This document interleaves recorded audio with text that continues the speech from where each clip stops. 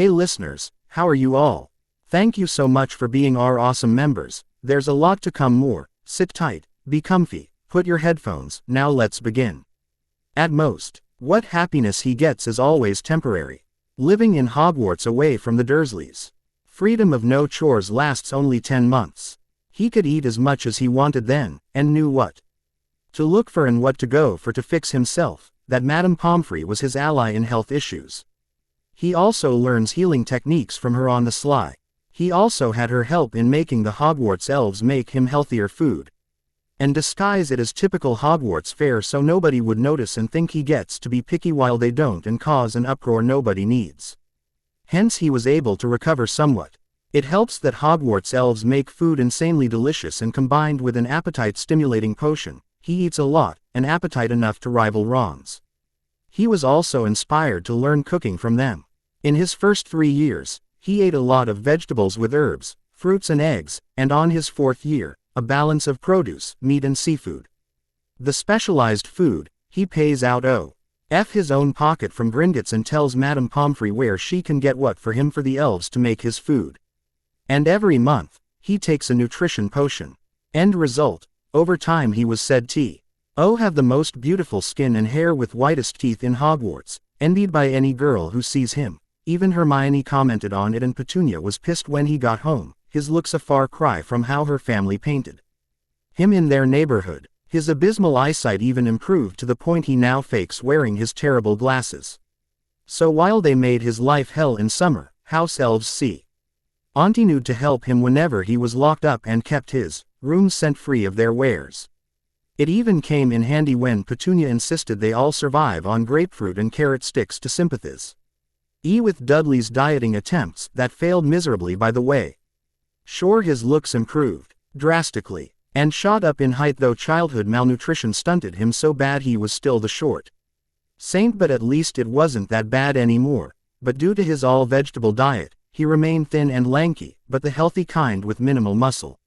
He even sneaks out to Muggle London with house elf help to shop for his own clothes and shoes in his preferred tastes, and when Hermione interrogates him, he simply says he gets himself measured, picks out what he wants in Muggle magazines, and has I read help get them for him, as going out is out of the question.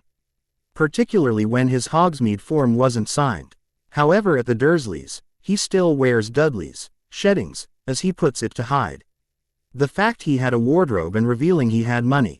He even got himself standard adolescent cleaning manicure and pedicure for boys he knows teenagers get, and he does so on the sly every Sunday, then a monthly futspa to keep his feet soft and corn callus free.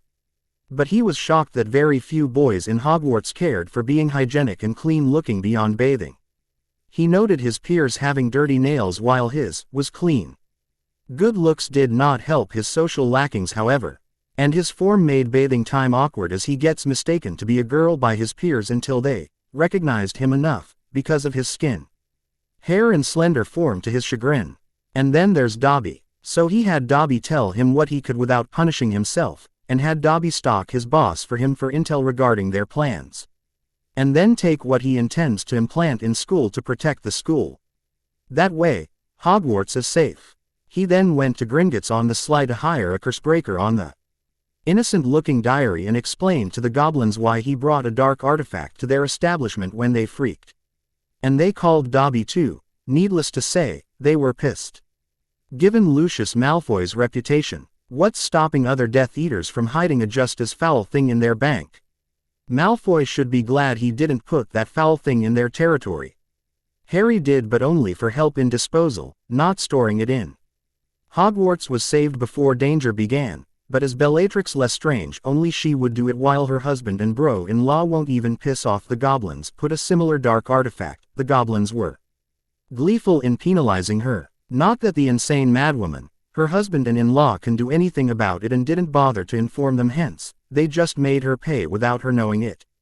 Though Bill Weasley would tell him that it took them quite a while to undo the dark curses on the Lestrange fortune for the billing and for their work, her family just got billed more. Well, life was better for Harry and Dobby. And then there's Sirius, that after the truth came out, he had bound Dobby to him, and ordering him to care for Sirius and Remus and following their orders too. But Sirius insisted he pay out of his own pocket for food and clothing needs. And Madame Pomfrey, after he tearfully cried on her at how angry he was at how things ended, helped supply the marauders too, and he learned how to swear a magical oath as his tale stunned her. That oath came in handy in 4th year, and studying rules and loopholes about the Tri-Wizard Tournament. As much as Dumbledore tried to tell him, no, due to feared risks, but he wondered, really, if it's oath risks he was worried about, considering what he puts up with in Hogwarts every year, when his oath was proven and credited. Whoever is Harry Potter, but that person's magic was deemed by the goblet as Harry laid it on thick with a shit-eating grin, better fess up. Or it's you who'll be penalized and not me, sucks to be you, dumbass. Potter, language, McGonagall sputtered, but the damage was done that a red-faced Moody lunged at him, and he fought back with spells and speedy dodging. Really? First year? Quirrellmort, that got the teachers choking while the moniker was lost on the guests and students. Second year? A narcissistic less incompetent. Much of the Hogwarts male populatio. N snorted as the teachers were between the same and trying to apprehend Moody, and the French were really wondering as they understood that one and raised eyebrows, and now a teacher who wants to kill me for not participating. It's clearly you who put my name in. And somehow having a frying pan within his robes elf supplied to his hand, he brained Moody with it hard in the face with the flat surface. It looked comical. Woo, the Weasley twins cheered him on. We salute you, Harry. You're the first ever person who brained a teacher with a frying pan. Way to go, dude. You're a legend. Pot, Chair the first ever to pan bash a teacher in the face. They chorused. Mr. S. Weasley's. McGonagall cried, nostrils flaring at their amusement. Reaction to the incident varied. To be fair, a teacher attacked a student who refused to do what he wanted, and justifiably, Potter has rights to defend himself at this unjust action. Victor Crumb pointed out, is this normal for teachers and students in Hogwarts? That was not a picture the faculty wanted painted of their image of Hogwarts. The Durmstrang and Beauxbaton students began whispering among themselves for this. Fred, George, Percy Weasley, their older brother who was Crouch Sr.'s assistant, sputtered out his scolding. You gotta admit, Percy, it's hilarious. He's still a faculty member. Percy cried, red-faced as the teachers rounded on the blacked-out professor. But why did he attack Harry? That's what we'll find out soon, said Professor Flitwick, tying up Moody, and they dragged him away. Phew, close call. Harry sighed in relief. Well, if he doesn't participate he'll be the squib and not me, so nya. He snarked. Harry, I can't believe you on one hand, but I can agree that you nearly played into the game, said Hermione. But where'd you learn to swear an oath though? Ron wondered. That, I caught up through a little bookwork. Nah, Madame Pomfrey taught him, not that he'd tell them that.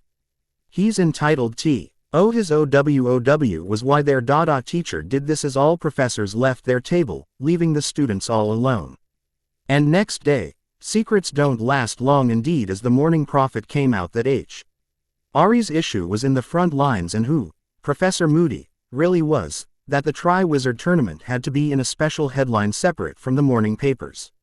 The real Moody even stated, Albus, we're friends for how many years? How can you not tell that bastard is not me? And went on praising Harry for constant vigilance. Never play into the hands of human trash, boy. You'll make a fine Auror yet. And maybe Aurors should be armed with skillets as a safety backup. In the paper, causing Harry to try to disappear in his seat in breakfast out of embarrassment as he got shit-eating grins from his peers.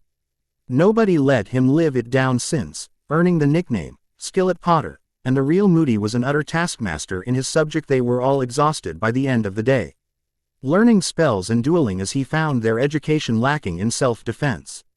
He asked the students what their Dada years were like, and needless to say, they were up to their gills in homework.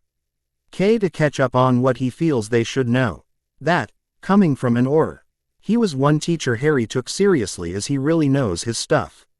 He comes to Moody for ideas in whipping his friend's U.P. for shape in a sneaky bid to bring in Muggle sports to school. Moody approved in capital letters and made Dada life even more hellish than it was, and his class is now in the Quidditch pitch tempora. Riley fixed to his liking as there's no Quidditch this year. And that year has double Dada. Those with poor performance get quite the detention and burning lungs to show for it. It alternates between physical work and firing range work. Only the physically fit guys survive his classes, Harry among them. It made Ron and Hermione so exhausted they had no time beyond resting and sleeping off their exhaustion, leaving Harry more time to do bookwork on stuff he asked Moody any magical child should know, as he was lacking, given his upbringing, and he studied many more books he could get his hands on good for battle, survival and convenience, and improving his cooking skills, and enjoying denying the Dursleys good food, as let's face it, Petunia isn't that good. She compensates with flavorings, but texture tends to be too much or too little, and a lot of suet or oil. It was good he gets fed scraps, as he felt he can't handle all that anyway. 5th year, Moody was still the teacher. Since he survived the Dada curse last year, he was teacher again, but for how long in Owls and Newts? But suddenly, he felt a tug on himself as he was covered in white smoke. Harry, damn it Hatsume, what have you done now? An exasperated man's voice exclaimed as Harry came to. I was gonna try to make a bazooka that can take me 10 years to the future, Tilda, a girl whined poutily. It sounded that way, since it made a mental image in his head. Go to the future, my ass. You summoned a kid from who knows where. And it broke. Ah, he's coming too. And Harry saw odd-looking people in odd outfits. Well, thankfully he was in his civvies. Hey kid, you okay? My idiot student summoned you with her machine by mistake, said the man with quite the headgear, but topless. Where are you from? I mean, what year? 1995. Holy shit Hatsume, the man wailed. This kid is from over a millennia ago. An era where humanity hasn't developed quirks yet. Harry's eyes bulged. Did he hear that right? He was summoned to the future by a machine. Not by magic. What are quirks? Harry croaked out as he got up. It's a room full of techno junk. We need to see the principal. The principal is a mouse thingy in a suit. Harry was in utter shock. Seriously, where is the principal? Oh ho, I get that a lot, young man, said the mouse jovially. And he's so cute. Principal, we got an incident in the support department, said the topless man in vexation. Hatsume tried to invent a 10-year bazooka out of inspiration from some ancient comic book she dug up, and instead of blasting herself to the future, she ends up taking this young man from his era, year 1995. And we have no idea how to send him back. The mouse did a double take. Oh dear, I'm Harry Potter, sir. From England, said Harry. What's going on? Why are people so different? And what's a quirk? Well, the man and girl he saw have unusual features. Bigger eyes, bunched up hair, larger hands, and other non-human features. Well, young Harry, said the principal, life evolves. So did humankind, he said. 600 years ago, it started with the luminescent baby born in KK City in China. And people after that baby are born with unique powers since. They are born with unique abilities, and even mutations that utilize their abilities, he said. They were the minority at first, called metahumans, but eventually normal humans have become the minority instead. At this current era, 80% of mankind are born with quirks. The remaining 20% oddballs are called quirkless. Oh, so you're the way you were because of it. In my case it's the other way around. I am really a mouse that gained sentience and humanity with abnormal level of intelligence. I'm a rare animal born with a quirk, said the principal.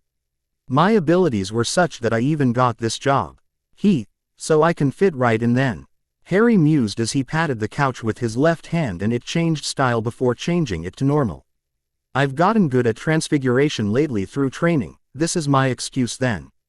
But how come I did what I did just now and it felt natural? Like, I no longer need a wand. Oh ho, lucky you fished out an ancient human with a quirk. Hatsume-kun, he'll fit in all right, the principal chimed. However, since you took him from his world, he is your responsibility until he gets used to our world. You imply that I can't go back, Harry stated flatly. Unfortunately so. Your situation is unique and a stroke of dumb luck and abnormality impossible to replicate. The principal shook his head. Anything you might miss? Well, just my pet owl and my godfather, Who's still on the run because he broke out of prison because he was framed for a crime he didn't commit, and the culprit on the run too. Harry sulked. They're the only things I'll miss. Oh my god Harry-kun, I'm so sorry. Hatsume choked out, utterly sorry for the situation. We probably got that guy worried by now. Well, it's not like I spent that much time with him other than telling me he cares. Government back home is corrupt and incompetent. We were just resigned that we can never be a family as my late parents hoped for if anything happened to them. Said Harry glumly. We could hardly communicate by mail in fear correspondence will get him caught again. My situation isn't that much different. As an orphan under stipends, I'm pretty much alone all my life. No way. That sucks kid. But sir, if anyone finds out about Harry, what do we say? The man asked the principal. Hide him in your department. Until we decide matters in an impromptu faculty meeting, the principal decided. And who will be Harry-kun's legal guardian until he gets a job to support himself? Hatsume-kun, your penalty for this is to be his teacher about our culture. And have him catch up in the curriculum, as education in ancient past is nothing compared to our era, he said. Harry-kun, how old are you? I'm 15. Birth date July 31st, 1980. Blood type, single quote ... What's that? Get him to Recovery Girl. The hospital wing. Recovery Girl is a small granny. Shouldn't that be Recovery Granny? Harry wondered. Oh hiya, it's not every day we get foreign guests. She sounds nice. It's a complicated situation, you'll find out in a meeting later, and as it is now, he only has the clothes on his back, said the man. We need Medica L records so we can forge his existence as Harry Potter is here to stay. He doesn't even know his blood type and he gotta catch up as he's miles behind. We'll be back for him aft. Very well, I'll take good care of the dearie. Recovery Girl nodded as the man and Hatsume left them. Names in this era are strange, too. Harry noted. Ohoho, Recovery Girl is my hero name, said Recovery Girl. Single quote. My real name is Chiyo Shuzenji in Western order, but in Japan, we say family name first before given name. Hero. I'll explain while we do many tests, okay. Harry thus learned about hero culture from the granny and more elaborative on what quirks were, and what the tests done to him were. He had no idea muggles are this advanced in machinery, he just hated the needles. But results sure are quick to get. My dearie, you're very healthy. Kids your age here should use you as an example to follow, as heroics are no joke. Recovery Girl harumphed. Your lab results are ideal. Any lab technician would put you on a pedestal forever. Please don't. Harry choked out, red-faced from embarrassment before his stomach growled.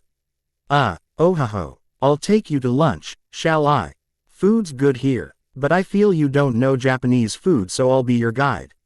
Lunch rush cafeteria later. It's still classes going on, so it's just us here, said Recovery Girl. But food should be done soon in time for later, as we still have 30 minutes to have this place all to ourselves. Oh, I've never eaten Japanese food before. Harry gulped down his drool in anticipation. This place serves nutritious, but quick cook meals since we have about 900 students in total in this school. Oh, only 900. Why? Harry choked out incredulously. This place is so classy, I was thinking there'd be lots of kids here. He exclaimed. And the facilities are big. Well, this school admits only the best talents, grades be damned except for those in general ed, said Recovery Girl. We have the hero courses that have 40 students in total. General education students we have 105 in total. Department of Support we have 40 in total, and Department of Management we have 115, a total of 300 per year. Level. Well, I got a text message that teaching you is basically Hatsume-kun's punishment for yanking you out of your time forever, said Recovery Girl. So I only told you about heroes and quirks. And while you'll be hiding in Power Loader's laboratory until meeting time, he could teach you something. By the way, you're from England, have you studied Japanese?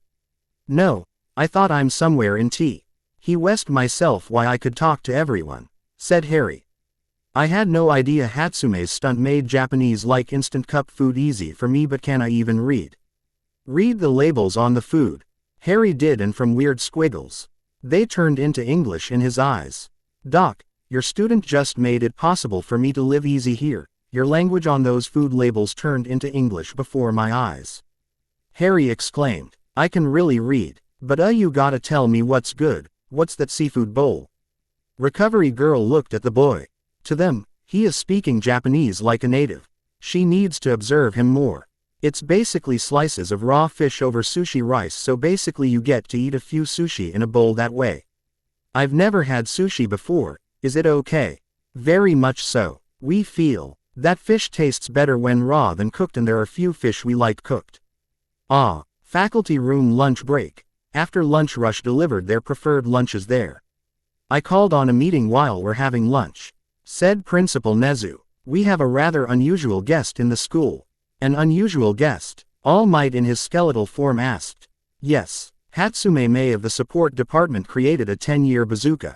Inspired out of some very old comic book from the past. It supposedly takes you to the future of 10 years from now if you're shot by it, but instead we have a guest from year 1995 from England. We basically have an ancient human among us, said Nezu. His name is Harry Potter, and while humans of the past have no quirk, coming here made him have a quirk. He touched my couch and changed how it looked. His appearance as a human is also much different as expected of an ancient. Where is he now? Eraserhead asked him. Hatsume-kun will bring him here while classes are ongoing so nobody sees him, said Nezu. And he'll need a legal guardian as he's only 15 years old. We cannot entrust him to anyone outside the heroics faculty. From Chio-chan's observations, Desp. ITE his lips moving differently because he believes he's speaking in English, what comes out of his mouth is Japanese. And his physiology is different. He has 2 toe joints yet he could have a quirk. He's eager to learn and seems to be a do-no-wrong kid, so he'll be out of depth here. An ancient human dragged to the future because of an invention gone wrong. Power loader deadpanned. The kid has a godfather fugitive at home, and the truth about his case came to light that he was innocent. But the culprit is on the run. Along with a corrupt, incompetent government, he considers himself an fan still, so he felt his situation hasn't changed a bit. Yes, apparently before he was born, there were terrorist attacks out of extremist ideals, said Nezu. His parents and godfather were Pollock-E officers doing damage control, but due to how dangerous they are, betrayals happen a lot. Harry told Chio-chan that they made a mistake in trusting the wrong person. A coward who sold his friends out to save his own skin. And framed the godfather. Harry was an orphan and ended up with maternal relatives who treated him like a slave with no human rights. He gets help from friends in regards to food, but freedom was out of the question. And then he wound up here. And from questioning while talking to Tsukauchi-kun, while what he says are facts, he didn't elaborate on it, but he never lied. So he's under counseling for verbal, emotional, psychological abuse and teaching him what his rights were, and he has no idea how to be an actual boy his age beyond physical looks and how to dress like one. As well as doing what was expected of him, so he does what people tell him to do as he really was raised to be ignorant. It's from observations. Sure, he's 15, but he has no idea how to be a 15-years-old boy, that as far as he was concerned, he would only truly care for a pet owl and a godfather he'll never see again. He may have friends, but had trouble relating to them, so he won't miss them much. That's a mess. Vlad King summed it all up. I'm afraid so. So who's willing to be a guardian and teaching him how to be a boy? And what to look out for if one of us takes him in? Ectoplasm asked him. Well, here are what not to do, and what to do for him should one of you volunteer, said Nezu, handing out papers. What he hates in people, his likes and dislikes. You got until sundown to decide since he can't stay in school for long. The teachers began reading the files while munching on their lunch.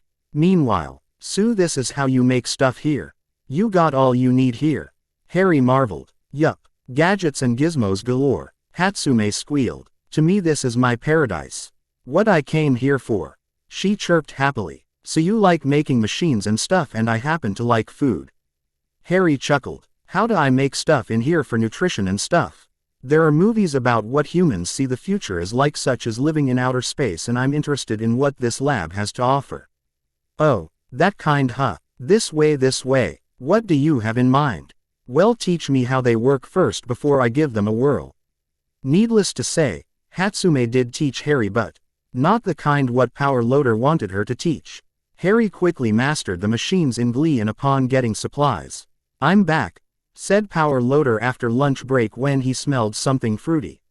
He followed the smell to see newly built gadgets for making multicolored crackers.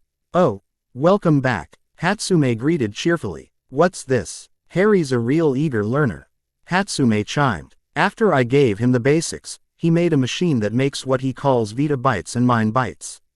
Try some. Their rice crackers load minerals the human body needs in one day and they're delicious. The Vita Bites are fruity in flavor while the Mind Bites taste like veggies and meat. No overdosing. Well, I'm still on Madame Pomfrey's dietary restriction. I figured this could keep any body happy and recover well from a hellish day at work, said Harry. I'm into food if May's into machines. Power Loader twitched. Well, let's try it out for approval. This LD be revolutionary and your way to earn money for your livelihood. But how did this come to be? Sensei, humans of my era, when they think year 2995 or more than that, humans back then think we colonized outer space since Earth got too crowded or resources depleted. Humans took to mining off asteroids or even built spaceships to explore new frontiers, and yet technology and humans evolved and we still stayed on Earth, including artificial food while still managing to fill nutritional requirements of the human body to stay healthy. Harry piped up. So I was thinking of making space food.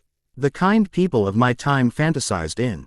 Oh ho, so that's where the inspiration came from. Not bad, kiddo. Power Loader approved. Growing children, as well as heroes and the military will benefit off of this, he said, taking a board of Vita Bites and Mind Bites. That really is a supplement, okay.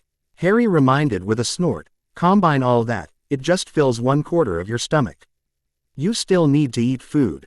And eat those once a day every night so the body heals as you sleep. Preferably an hour before bed. And requirements for children, adolescent and adults are all different. The ones I made today is for teenagers. Right. You try preparing packaging labels while we deal with the boxes. I don't know how to use computers. Harry stammered awkwardly. Leave that to me to design a cute appealing package label. Hatsume offered. I can make a design for kids, teens and adults. After that I'll teach you how. Thanks. I'm a total zero in art. Harry sighed in relief. And computer using. I just made my mini factory with your help regarding software. I gotta be independent somehow. Haha. Like a newborn chick. Ancient guy. I'm bringing your noggin to the present. Well, Power Loader supposed. Harry at least moved on from his losses. Then again, while he wanted a family, he barely had any time with his godfather. It wasn't that hard to let go anyway, even if the Ma-en was the first relative who gave a damn for him. But the kid wanted a family who would give a damn about him. He wanted a father and a mother who would give what he lacked, and they're not talking material or financial goods here. The kid had a literal gaping hole in him. He was innocent in the positive aspects of society and life. He was clueless, while very worldly about what's bad about people and life. Now, who will take him in? He's out as he's a workaholic. By sundown, has anyone decided who'll do it? Principal Nezu asked them. I'm out, said All Might, raising his hand. I'm willing but dangerous. People are after my head. I never married nor had children. Knowing this, I'm out too, said Ectoplasm. Due to my issues, he can't be with me. The other teachers also gave excuses, much to the principal and detective's exasperation that only All Might had a viable excuse. All that's left was Eraserhead. Yar, it's left to me, huh? Why do I always get the problem children? He moped. Problem children. Exploding boy. Reckless boy. And now we have a time-stuck senseless ancient boy. Eraserhead deadpanned. Give me a suicidal one and we're good to go, he said sarcastically. I'll take him in if only to give him sense. It's decided, said Tsukauchi. You'll be filling up forms of had delivered by a pal. Someone has to inform Harry. I brought him over, but we have an unexpected development. Recovery Girl called out. Come in. The door slid open to reveal Recovery Girl and Harry, who had a red and orange beautiful bird on his shoulder and he was carrying a trunk. Wow, what is that? Midnight squealed as the bird was gorgeous. Meet Fox, the immortal bird. Harry chuckled. He was hanging around in school as a friend and mascot. He's still alive today. He sensed me and decided he's here to stay. He even brought my trunk over, so I'm okay with clothes and shoes for now. Money might not be an issue for me soon since I invented something P.O. Loader says would be a market hit if it got approval. Oh wow, a real immortal bird. Guess I'm not the first animal with a quirk anymore if an ancient bird got before me. Principal Nezu exclaimed in glee. So I guess you got a friendly bird now too. I'm your legal guardian, Aizawa Shota. Hero name Eraserhead, said Eraserhead. Harry looked at the black-clad scraggly-haired perpetually bored man. I guess you'll live with me now, but kid, bachelors are messy as hell, so you're gonna help me clean up a bit.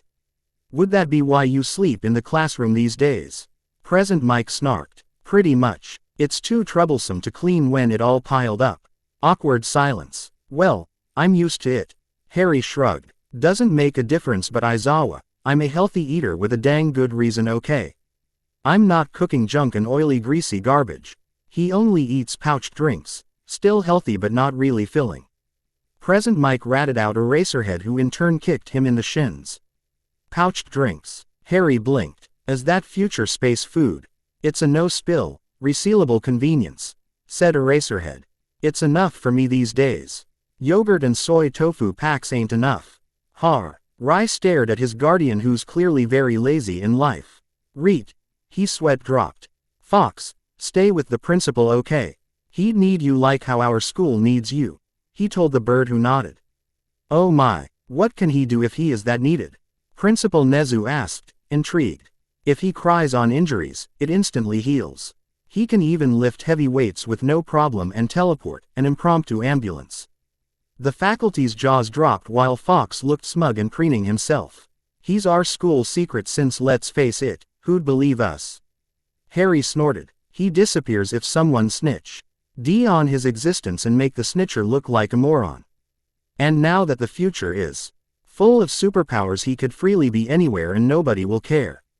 Just that, our school here is long gone and I'm the last student of that school alive now, so he sensed me as a last friend left. I see. I'll take good care of Fox as a colleague and ally, Harry.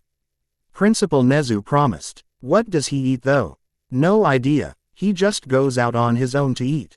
Oh, and once in a while he has a burning day when he looks really old and sick. He immolates, burns to ashes, and from that pile of ash he's reborn as a new chick. Watch out for that. That normally happens. Seriously. Present Mike squawked in disbelief.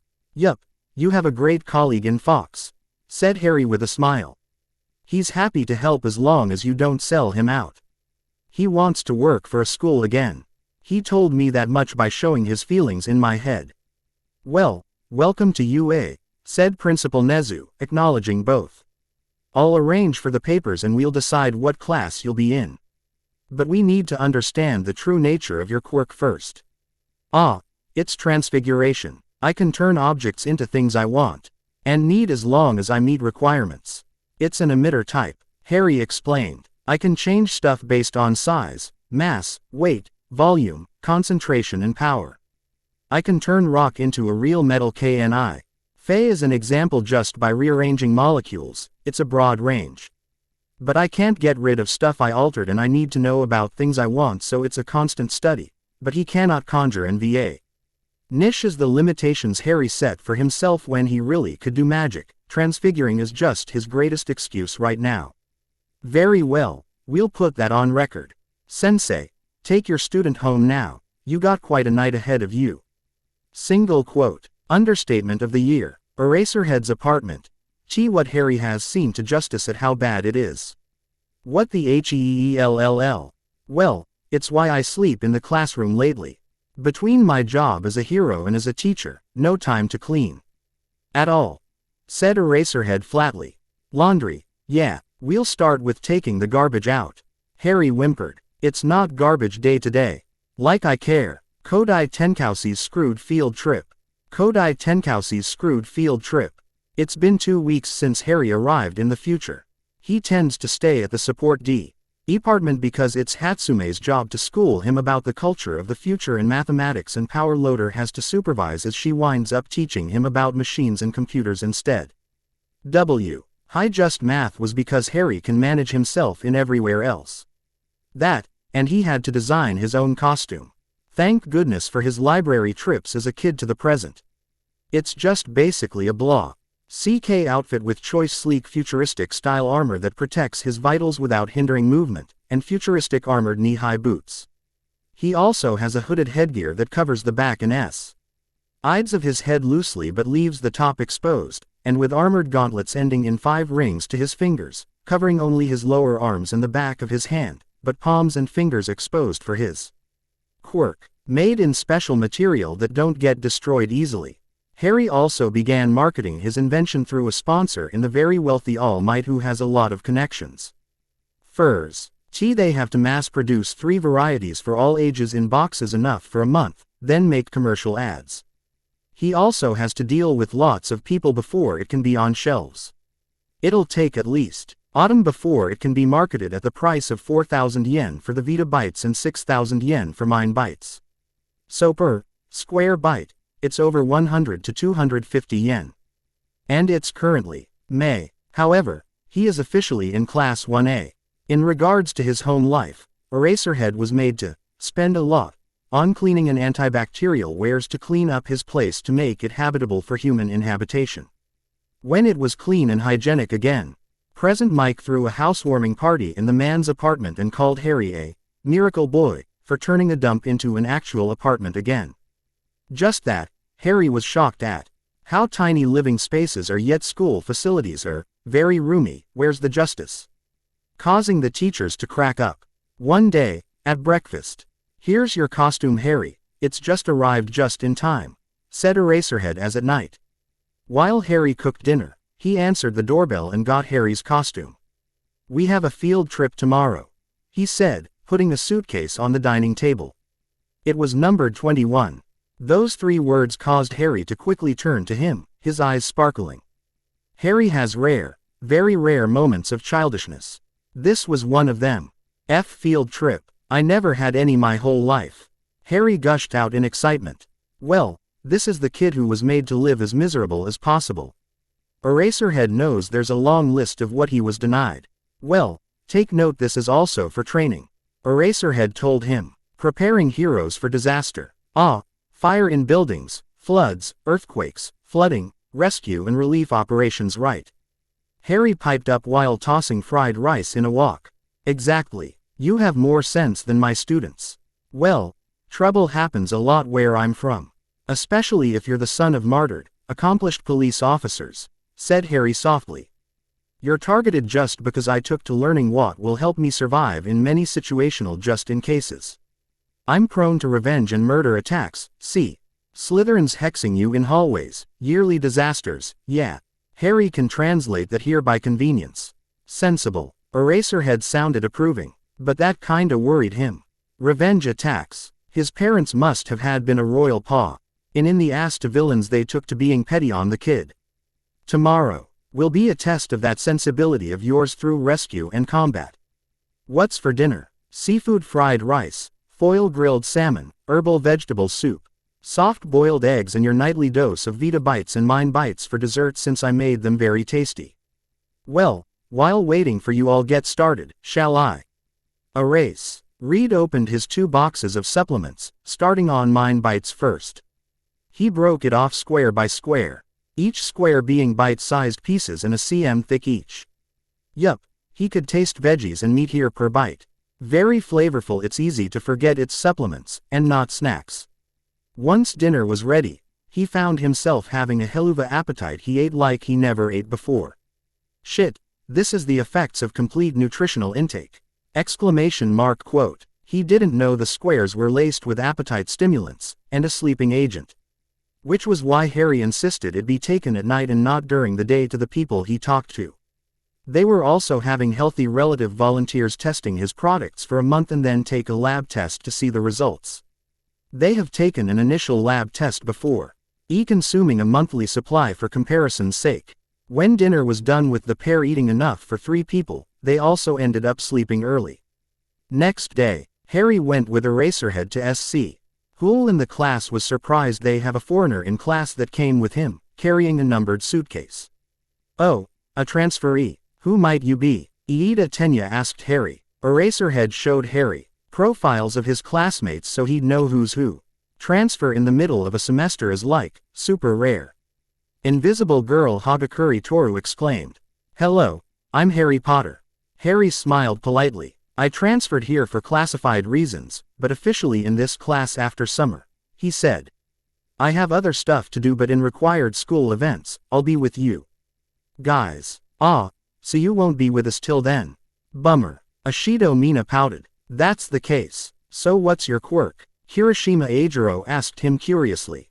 It's transfiguration. I can alter pre-existing things I touch by controlling molecular movement. It's limited to size, mass, volume, weight, my own imagination and power I applied into it. So, he touched his own clothes. His uniform changed in style and color to a classy uniform in black and yellow trimmings, before reverting back to a uniform. Oh wow, that has a lot of possible uses, so wide I can't even list it all down. Midoriya Izuku exclaimed, wide-eyed. He was All Might's quirk successor, but Eraserhead trusted him with that secret. Yeah, but it's a life of constant study and you have to be good in math and a very quick thinker, so I know what to make at the right time. Particularly while during battle it's a royal pain in the butt, said Harry sheepishly. I wish I had simpler, straight to the point quirks. Well, at least I'm not alone in that department, said Yaoyorozu Momo Riley. Well, considering what her quirk was, can't blame her. Introductions over. Eraserhead drawled. Potter, sit at the front beside Shoji. Harry did so. For today's basic hero training. This time, All Might, myself and one other will supervise. What are we doing exactly? Zero raised his hand. Eraserhead took out a card with the word rescue in caps, bold red in English. Preparing you for disaster relief such as fires to floods. It's rescue training. Rescue, huh? Sounds like another day. Kaminari Denki said Riley. Isn't it? Mina asked excitedly. Come on. This is what being a hero's about. I'm pumped. Hiroshima said eagerly. I'll be at home in the flood, Kiro, said Asui Suyu. I'm not done yet. Eraserhead glared at the talking students. At least, Harry thought. He let them finish talking, unlike a teacher he could name. Suddenly, an owl knocked into the window glass. Coda, shoo that bird. Eraserhead sighed, wondering how many interruptions he'll get today. Ah, it's okay. That one's for me, Harry cried, recognizing an owl carrier, with a howler. And it's smoking. He ran off to the window to let the bird in. But it's smoking. Why would anyone send you a smoking letter? Midoriya went to intercept the owl in fear of a letter bomb. It's just a quirk. The later I open it, the louder that letter's gonna be. The whole school will hear it. Harry wailed as he opened it, and he let go, because the envelope floated and opened by itself. And does the edges of the letter look like teeth? Harry Potter San Gokugenio. This is Kamakiri from the Japanese branch. Took us a while to track you down. The letter spoke in an authoritative manner. You vanished a millennia ago and we thought you were dead. Eraserhead knew the cat's out of the bag now. As his class, jaws dropped. Then all of a sudden, my ancestors' constantly updating systems regarding you came back to life, activated through a quirk warning system, said a man's rough voice. Harry's supposed quirk is now euphemism for magic. Your bank accounts became active again, thankfully, as your accounts literally collected dust and interest, because when your relatives died out, as the Potter family is related to various families, you inherited all they owned as they're all dead, so congratulations, you're the richest teenager in Britain. Dozens of eyes popped out. Please come to the bank at your soonest convenience to sort all this out, and they need your signatures, and an additional fee of 2 million yen to pay for cleaning everything up. Please respond as soon as possible with full detail of your current situation. The owl will await your reply. The envelope then blew a raspberry, and tore itself to shreds. Oh man, sorry sensei, I got a reply outside. Harry sputtered as he took the owl in his bag. Holy shit, what's going on? Mineta cried. Richest kid in Britain. Vanished a millennia ago. What did that letter mean by that? Tokiyami frowned. Eraserhead groaned. This is classified. The lot of you. His glare was out, full force. What you hear here does not leave this room. Or expulsion or being banned from becoming a hero is the least of your worries. Understood. Needless to say, the class was stunned speechless. They have an ancient human permanently stuck in their era because of an invention. And gained a quirk when ancient humans don't have any. And he's in their school for his safety. Later, when Eraserhead finally got to explain about their field trip. So, boy from the past, huh? Hiroshima mused as in the changing room. They all changed clothes into their costumes. I've come to terms with it, said Harry, putting on his shirt. I'm just looking forward to life here now. I mean, I imagined the future as humans leaving Earth due to overpopulation and depleted resources and living in other planets, since that's what movies imagined future humans to be like. The boys had an imagined image of such. But coming here, superpowers aside, we're still in Earth and living like normal. It's kind of a letdown, he chuckled. But it's exciting to have superpowers and not be persecuted for it. Well, sorry to disappoint, but Earth hadn't gotten to that point yet, said Iida jovially before pausing, and then frowning. Wait, persecuted? Harry explained away X-Men comics. Well, wow, good thing that didn't become reality. Midoriya squeaked. Yeah, I will not appreciate being hunted down simply for having a bird head, said Tokiyami coolly. They'll think you're in costume, said Shoji wryly. Me, I'll have to run for it. Me too, said Ojiro. Thank God for our era, said Kaminari in relief. Be glad that didn't happen here. I think I'll grow to like being cool. Harry beamed. It's is. Why to fantasize while reading comic books when you're a kid, wishing you have this and that power? Ironically, said comic book fantasies pulled you here to our time. Todoroki remarked. The support department is incredible. Incredible. More like scary. Mineta cried. I wouldn't want to be away from here.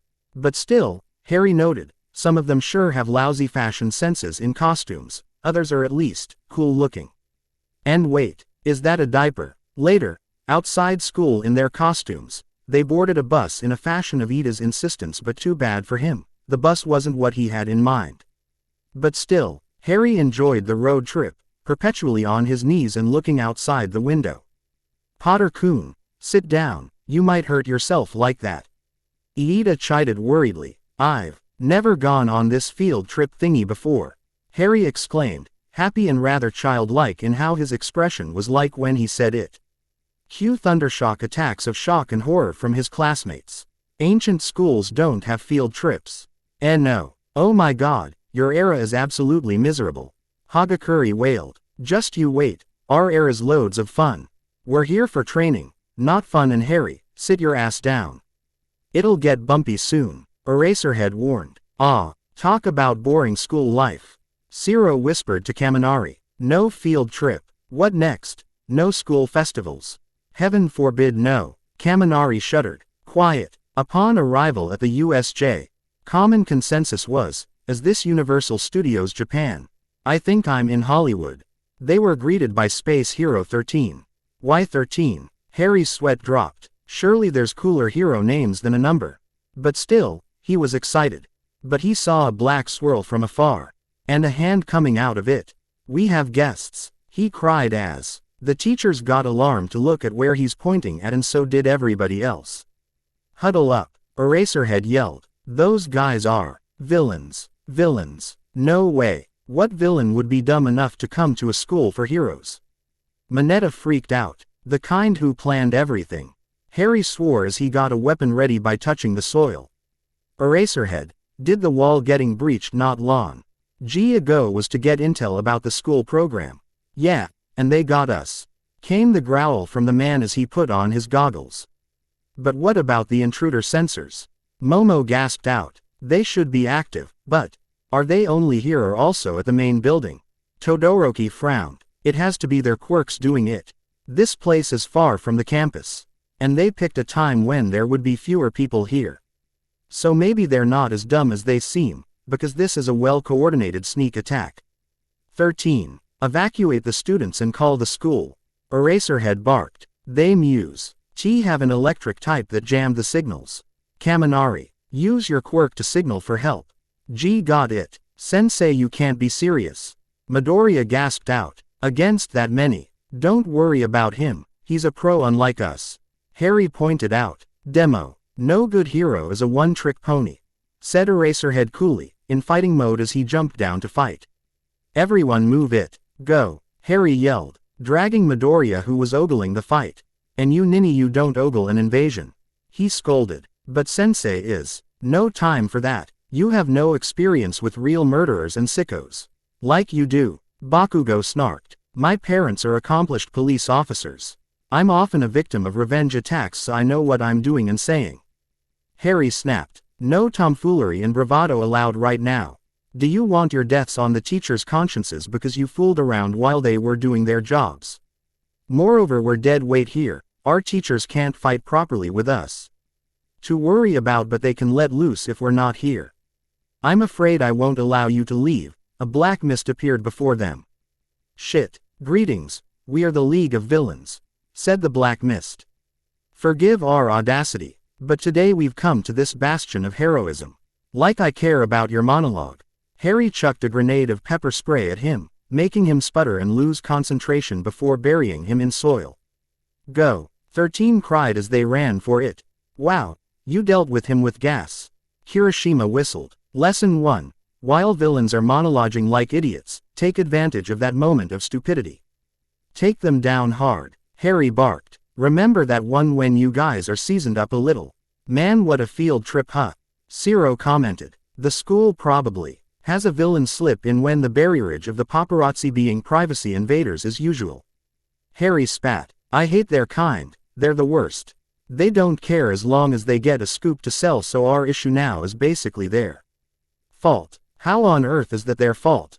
Midoriya asked, perplexed. Midoriya, not long ago our school was breached when nobody without a UA ID can get in here. Todoroki pointed out, with the paparazzi waiting outside because All Might is a teacher here, the villain must have offered them his so-called help to get into. Interview All Might. He or she wrecked the door, causing a ruckus. They were used as a diversion, enabling them to sneak in to get to our programs. That's what Potter means. He explained. And I agree, they'll do anything for an article. They get invasive. We're far enough to call for help now, said 13, Fox. He called out as Fox appeared before them and 13 handed him a letter. Take this to the principal quickly. It's urgent. And Fox was gone in a flash of fire. We could have done that earlier. Iida squeaked out, wide-eyed at the fiery but beautiful bird they saw just now. Fox is a colleague but a messenger. He can't defend himself from villains, so we had to be far before we can call him for help. 13 explained sheepishly. Now what do we do? Mina moaned. Well, Potter-kun, I'm putting you in charge, said 13. I have to help Eraserhead. And he ran off back to the facility. Got it, Potter-kun. Instructions. Iida asked Harry as the other students looked to him for orders. Bakugo, Todoroki, Kirishima, Kaminari. The 5 of us will be the ones in the front lines if things go crappy. Midoriya, Iida, Juro, Tokiyami, Sato, Shoji, Aoyama, Ashido, Ojiro. Your job is to protect our support staff who will back us up. Yaoyorozu, Shiro, Mineta, Hagakure, Uraraka, Asui. You will prepare support items, make traps and first aid relief. Playing dirty is a must. Kota, go see all some birds and have them spy on what's going on at USJ. We need to know what's going on in there. You're out best shot at intelligence. Begin immediately. Okay, well, we basically have nothing to do for now, said Juro while Kota let out a cry to summon nearby animals to him. Constant vigilance. Harry barked, making her go meep. That's what my dad's teacher would always tell me in live crap like this. That teleporter could appear any time, don't let your guard down. That would indeed be a good lesson. A black mist appeared above them. But, can you survive without your teacher's help? And he cloaked them all in mist. Whoa, they wound up taken back to USJ and separated. Harry ended up with Todoroki. So much for planning, huh? He said as they were surrounded with villains. Well, plans never last long anyway in cases like this, so let's go for ad-lib and rescue the non-combatants, said Harry. There's a reason I emphasized on their defenses. So let's be quick here. Todoroki agreed as he summoned his ice while Harry manipulated the ground they were on with his hands. Let's capture some and make them talk. Reet. Harry grinned viciously. Be as dirty as you can be, Todoroki. Gotcha. And they totally pawned the villains. This can't be. They're just kids. How? Well, we're just that good. Knew then. Harry grinned viciously as he effectively scarred Todoroki for life with his methods. Potter, you're scary, Todoroki commented as they ran for the plaza. I'm a target of revenge. Survival is more important than being nice while being under attack, said Harry. Were your parents that great of officers? Yeah, foiled more criminal operations in their very short stint, said Harry, sounding proud before looking sad. I just wish they didn't leave me alone. The implications were not lost on Todoroki on what Harry meant by that. By the time they arrived in the plaza, the teachers were having a hard time fighting the monster while the others attacked the black mist and the guy with many hands. They too did their part. Man, almost had Hiroshima grumbled since he was the one to attack the handy guy. That mist guy is nothing. I got him covered. Bakugo grinned ferally. Oh man, now we got an alien freak. Harry whistled as he went to his guardian who was close to Midoriya, Asui and Mineta. But to think they can claim to beat the symbol of peace, fools, said Todoroki coldly. Harry placed his hands on Eraserhead's battered face. Potter-kun, what will you do? Midoriya asked worriedly. Sensei's all beaten up. Harry scanned Eraserhead's body with his magic and with transfiguration. He healed the man as if nothing happened to the guy, but he was still unconscious. Wow, out cold though, said Harry before he looked at Mineta. Mineta, gimme a ball. Mineta threw one at Harry that became a spiky fruit, a durian that he peeled and it started to stink real bad, and held it Ender Eraserheads knows that the teachers and students pitied the man while looking blue. Ugh, seriously dude, Hiroshima went green from the stink. What is that? That stinks. Handy guy complained. What? Never seen a durian before. Harry snarked as Eraserhead twitched and woke up. Rather painless at that. I'm healed, but I'm not tired. He frowned before he saw the durian Harry was holding. It was clearly in place of smelling salts. Put that away, it damn stinks. It works. Harry tossed away the fruit at Bakugo who grinned maliciously and put it at his captive. Goo, ops, don't you move, Bakugo warned. If you move a muscle, I'm blowing you to kingdom come. Dude, that's not very heroic. Hiroshima sweat dropped. Oh, nice one young man. All Might grinned. Heal the others and leave the rest to us. Midoriya, Asui, Mineta make sure he gets to do his job safely. Oh okay, and they ran off. But your quirk is transfiguration. Midoriya blinked before gawking. It can't be. Everything to you is just molecules. He realized the possibility that transfiguration is good for healing too. Cells are no different, said Harry. Cells, molecules and atoms are my playthings with my quirk. I can even pull off miracle healing as long as you're not dead. That came in handy with Sensei this time, Kiro, said Asui in relief.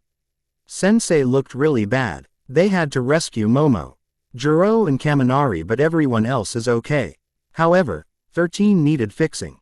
Later, the police came to round up the villains, but the mist guy and handy guy were gone. Statements were Ken, but thankfully nobody was worse for wear. But at the clinic, so you transfigured Aizawa into full health, is that correct? Recovery girl asked Harry. Yeah, but I had to touch him for a bit to know about his physiology, said Harry. If I don't know that, I can't heal. Since molecules are my playground, I can effectively use my quirk as an X-ray and CT scan before rebuilding his body after studying modern medical books. Rebuild my body? Huh. Eraserhead mused as the adults looked at All Might. Will my case be possible since I'm missing a few body parts? All Might asked him. It's possible to a limited degree as it'll take time as cells divide. I'll fix your digestive system first. Otherwise, if I rebuilt you while malnourished, I'll end up overexerting cellular division and shave off what life you have left.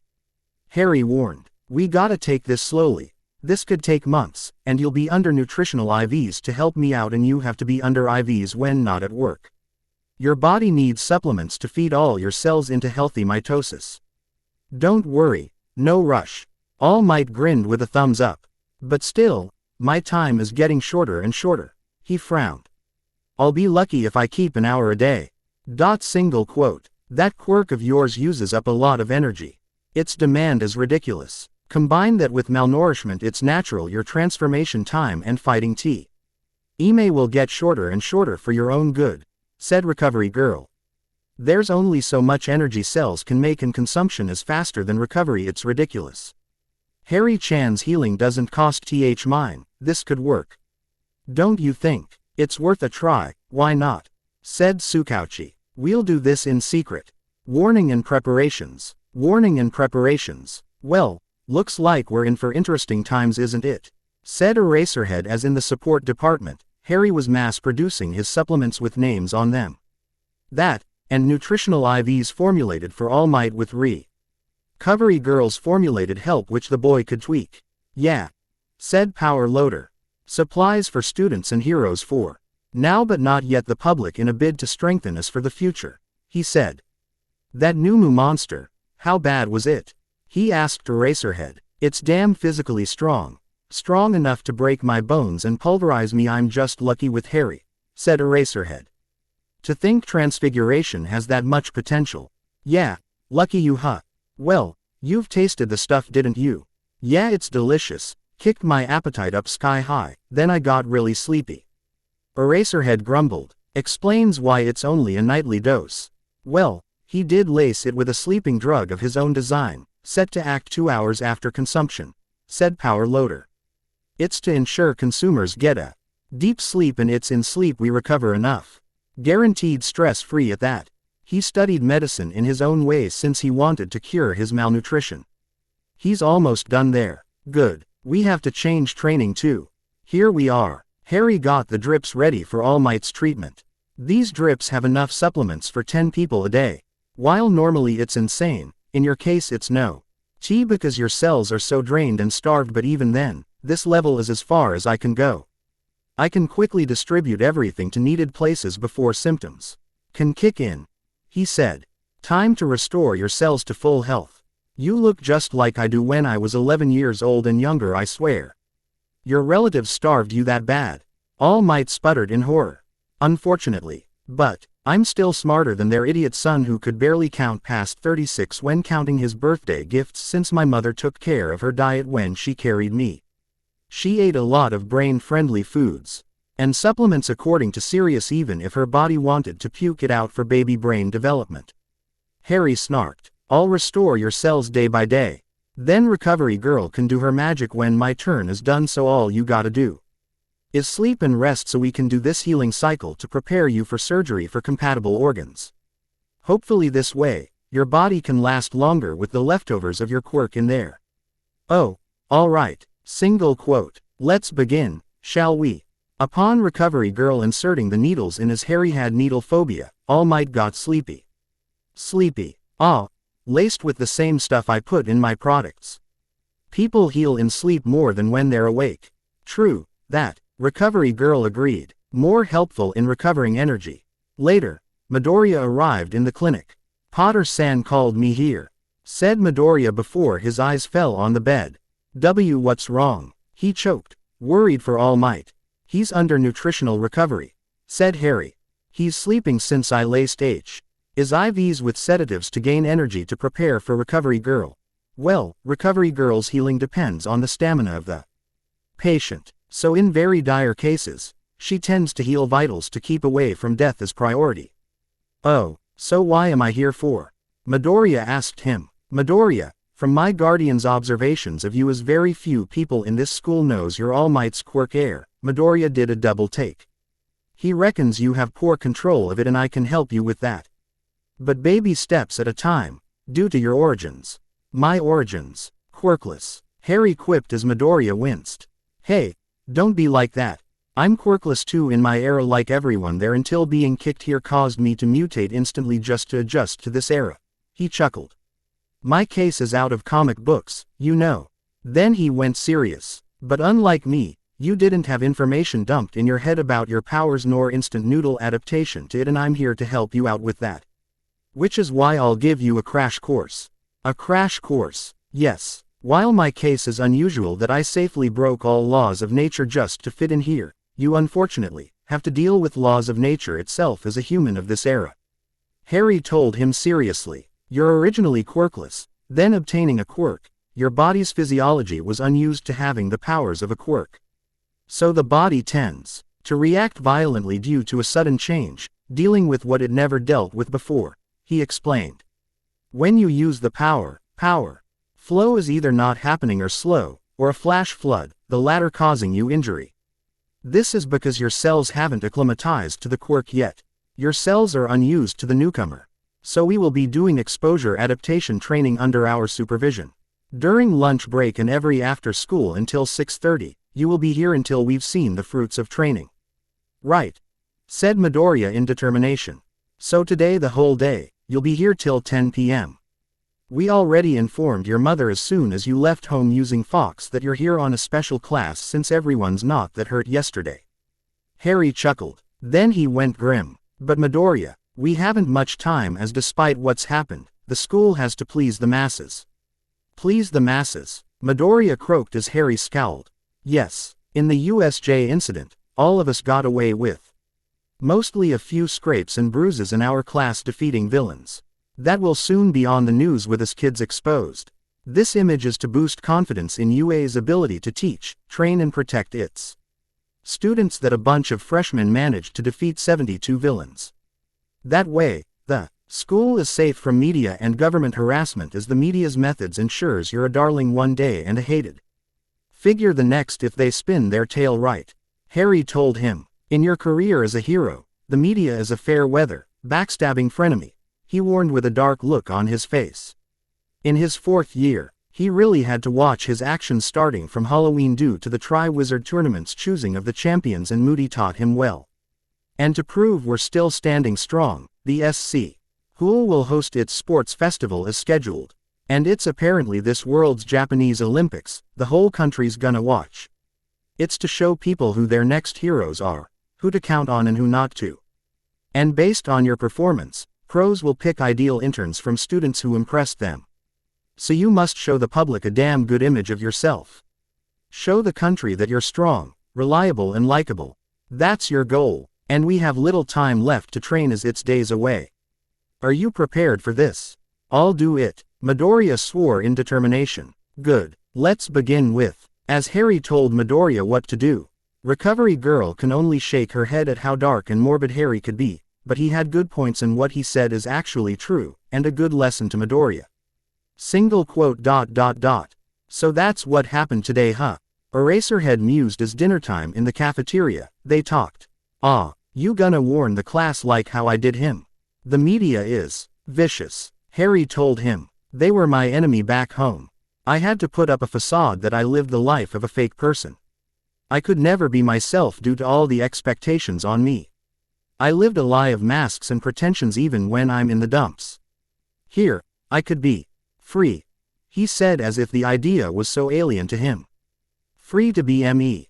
But I lied for so long to the public I don't even know who am I really, what I like and stuff. See.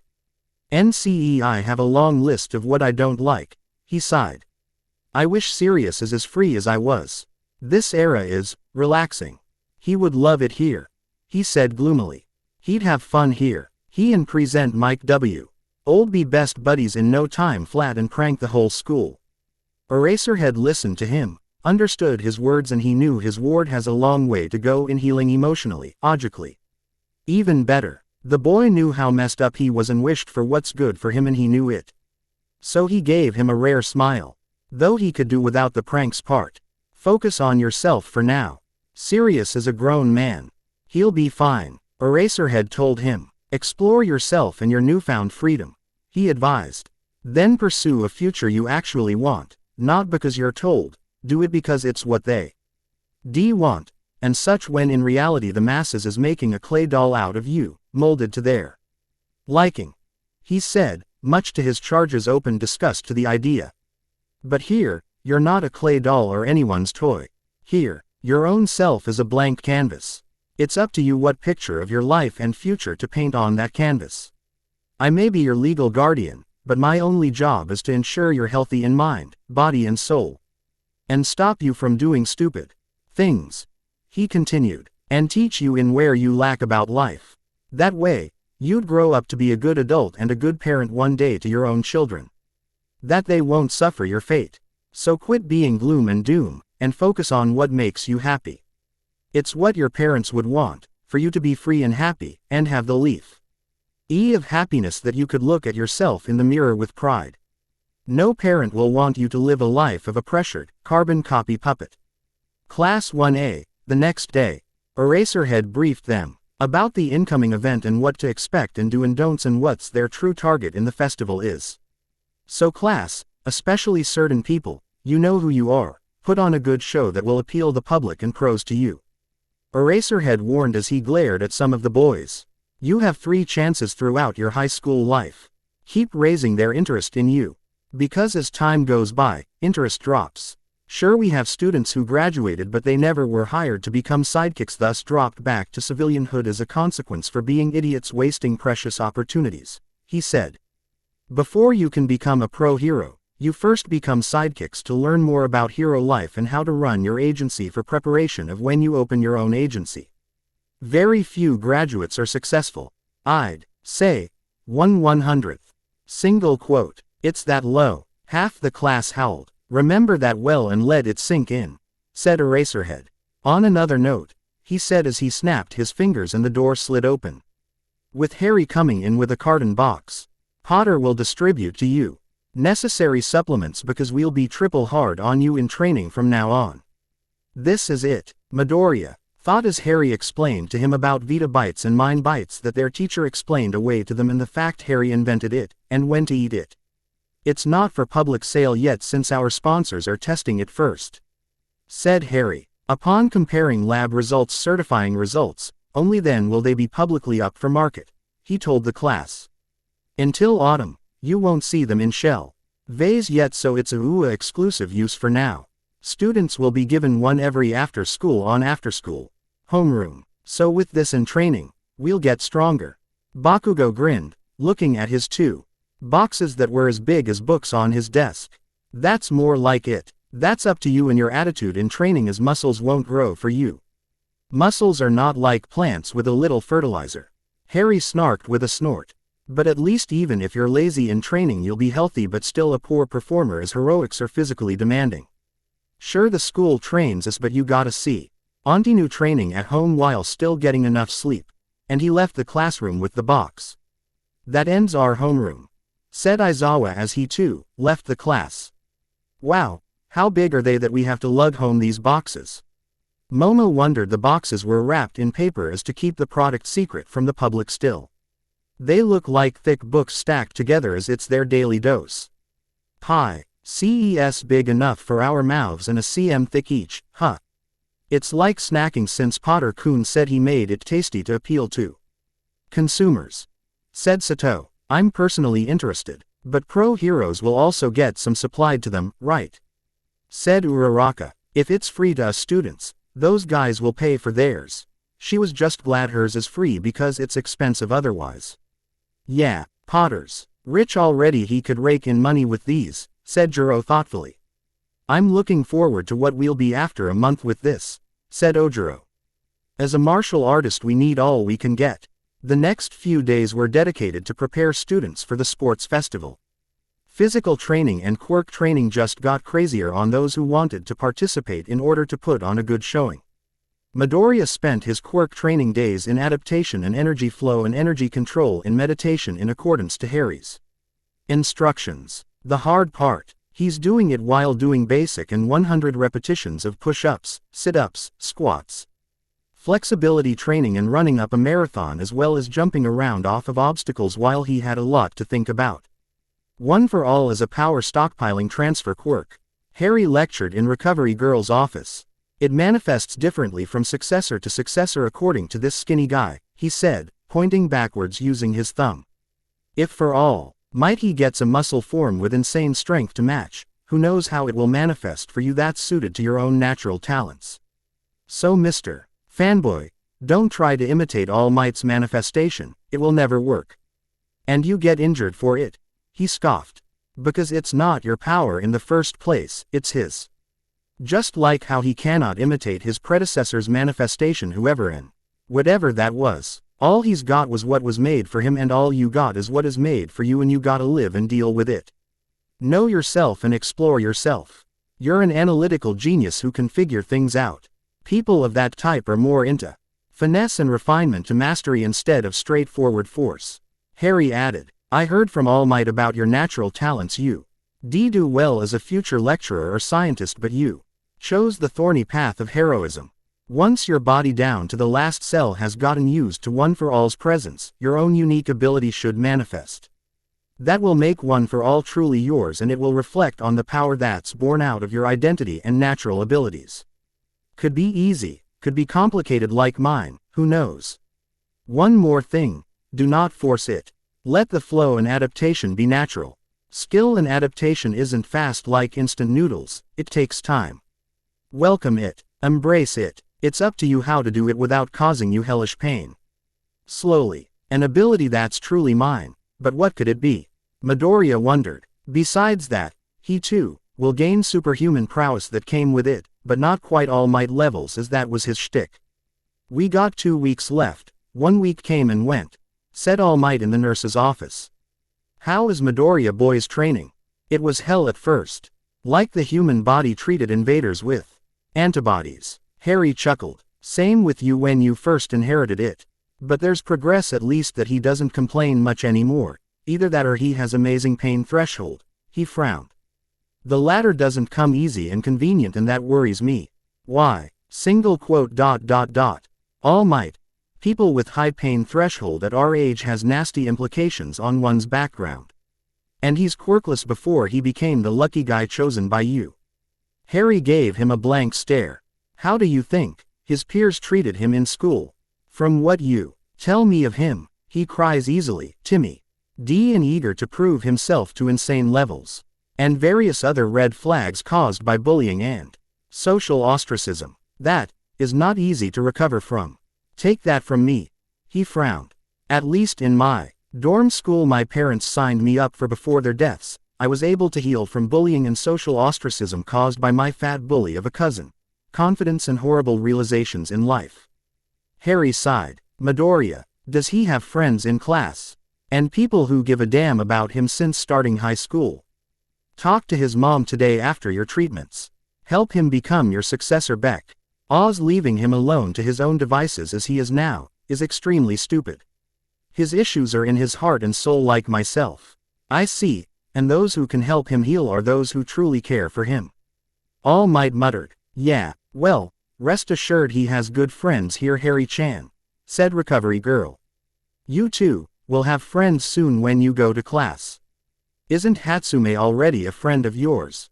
Well, I wish, but I worry for that one. She likes machines more than humans. That just teaching me is basically an unwanted obligation. Harry chuckled. She only has life when teaching me about computers and machines and is not one bit interested in other subjects. Power Loader had to whack her with a paper fan to get her to focus on my tutoring. Oh my indeed, how is she gonna run her future agency like that? Harry rolled his eyes. She'll be forever a subordinate as long as she gets to work, and she won't care. All Might is not looking forward to a home visit at sundown. But it's his duty to know and understand before Midoriya Izuku truly blossoms as his successor. Suddenly, he had the mother of all cramps and doubled over. Harry-kun. All Might freaked out as Harry was in fetal shape on the floor in pain. He's gotten a bad card upon ending up in our world. Recovery Girl shook her head. In his era, he was 100% male. Now, not anymore. Why? Despite his male appearance, he has a vagina right behind his scrotum and functional reproductive organs, though he can't produce milk since he lacked certain parts in his chest. So his menstrual cramps are literal hell for him.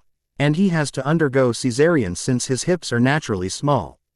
Too small for the natural way. Recovery Girl pitied the boy. Bad enough for us ladies as it is. Help him up the bed, the floor is cold. I'll get necessities ready. All right. He was horrified and shocked when I gave him a full physical on his first day here. He didn't even notice he mutated that way until I showed him his scans. And he'll have it hard.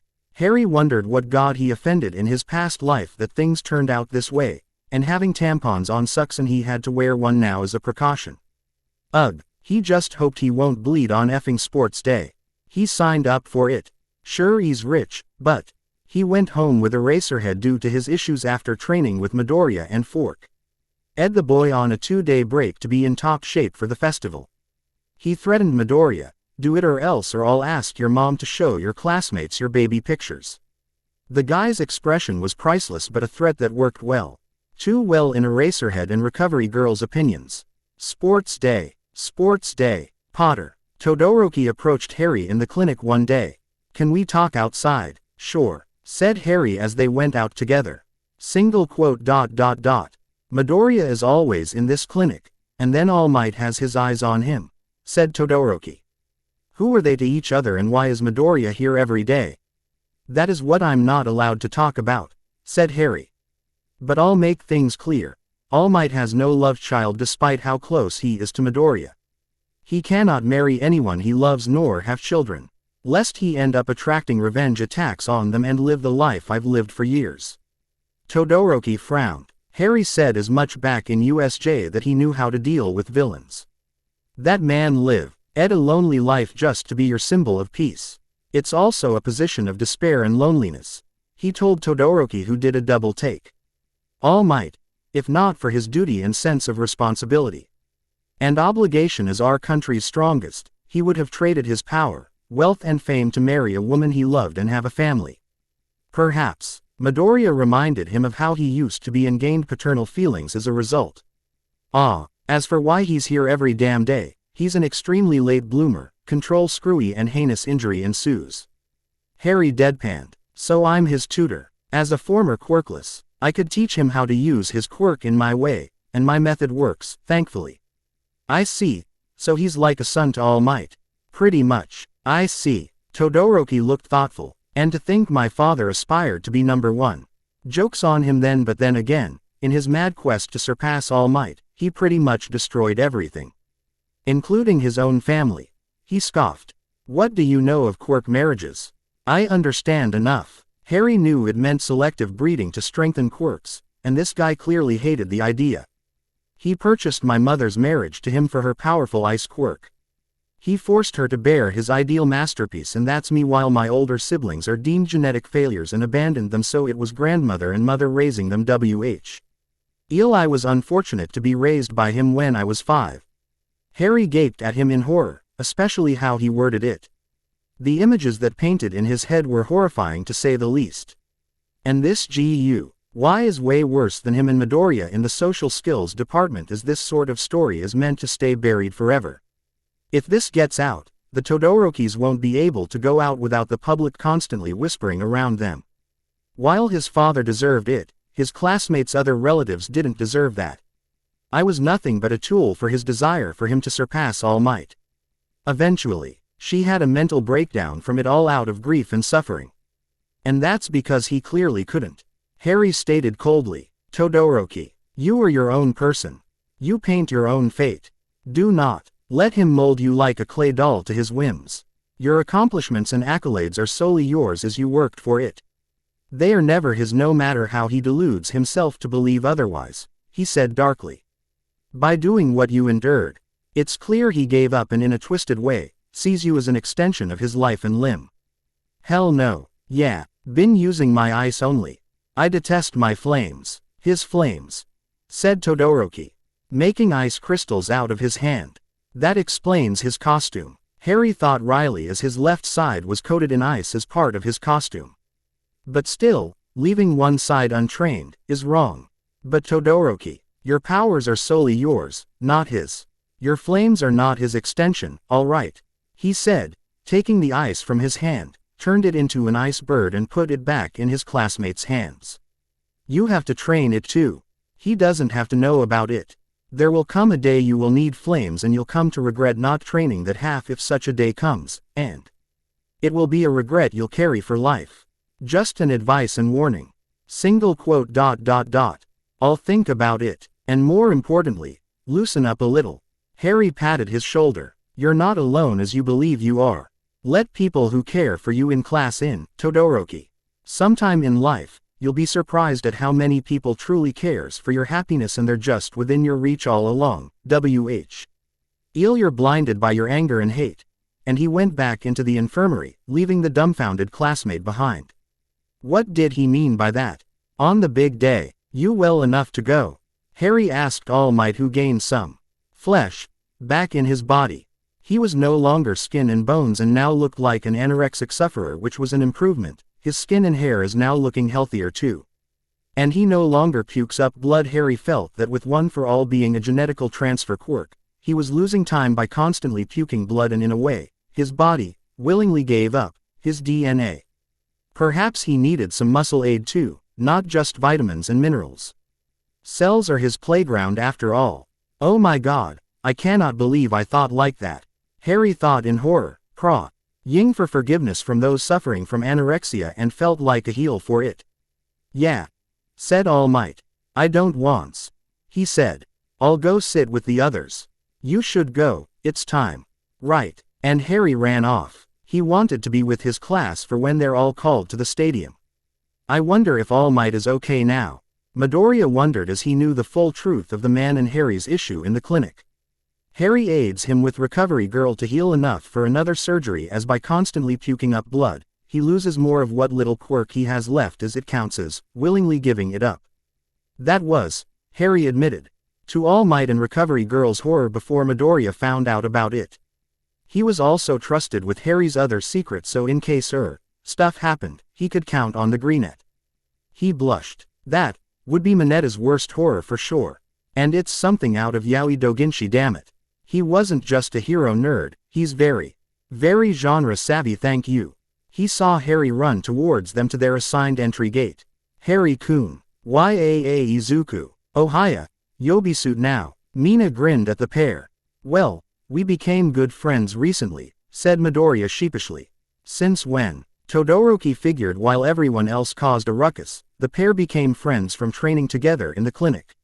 But he still can't get that conversation out of his head. That All Might saw how he used to be in Midoriya, and gravitated to him to have a son figure since he led a lonely life behind his jobs, wanting what he could never have. He used to dream to be number one, just kick his father off the curb, but if the price was great, if he married with kids one day, they would be victims of revenge attacks and other things, maybe he'll settle for less. It's family over his pride, unlike some he could name. But still, for the ancient boy and his classmate to be that close to the idol everyone admires, he felt a little jealous. He also wondered what kind of father All Might would be like, since Midoriya lights up excitedly when he's around. We'll come to the UA Sports Festival, the one time each year when our aspiring heroes compete in a ruthless grand battle. Present Mike announced as the crowd cheered wildly. First up, you know WHO I'm talking about. The miraculous rising stars. WHO brushed off a villain attack with their steely willpower. The freshmen of the hero course. The crowds cheered again as Class 1A came in as their cue to get in. Hooah! What a crowd!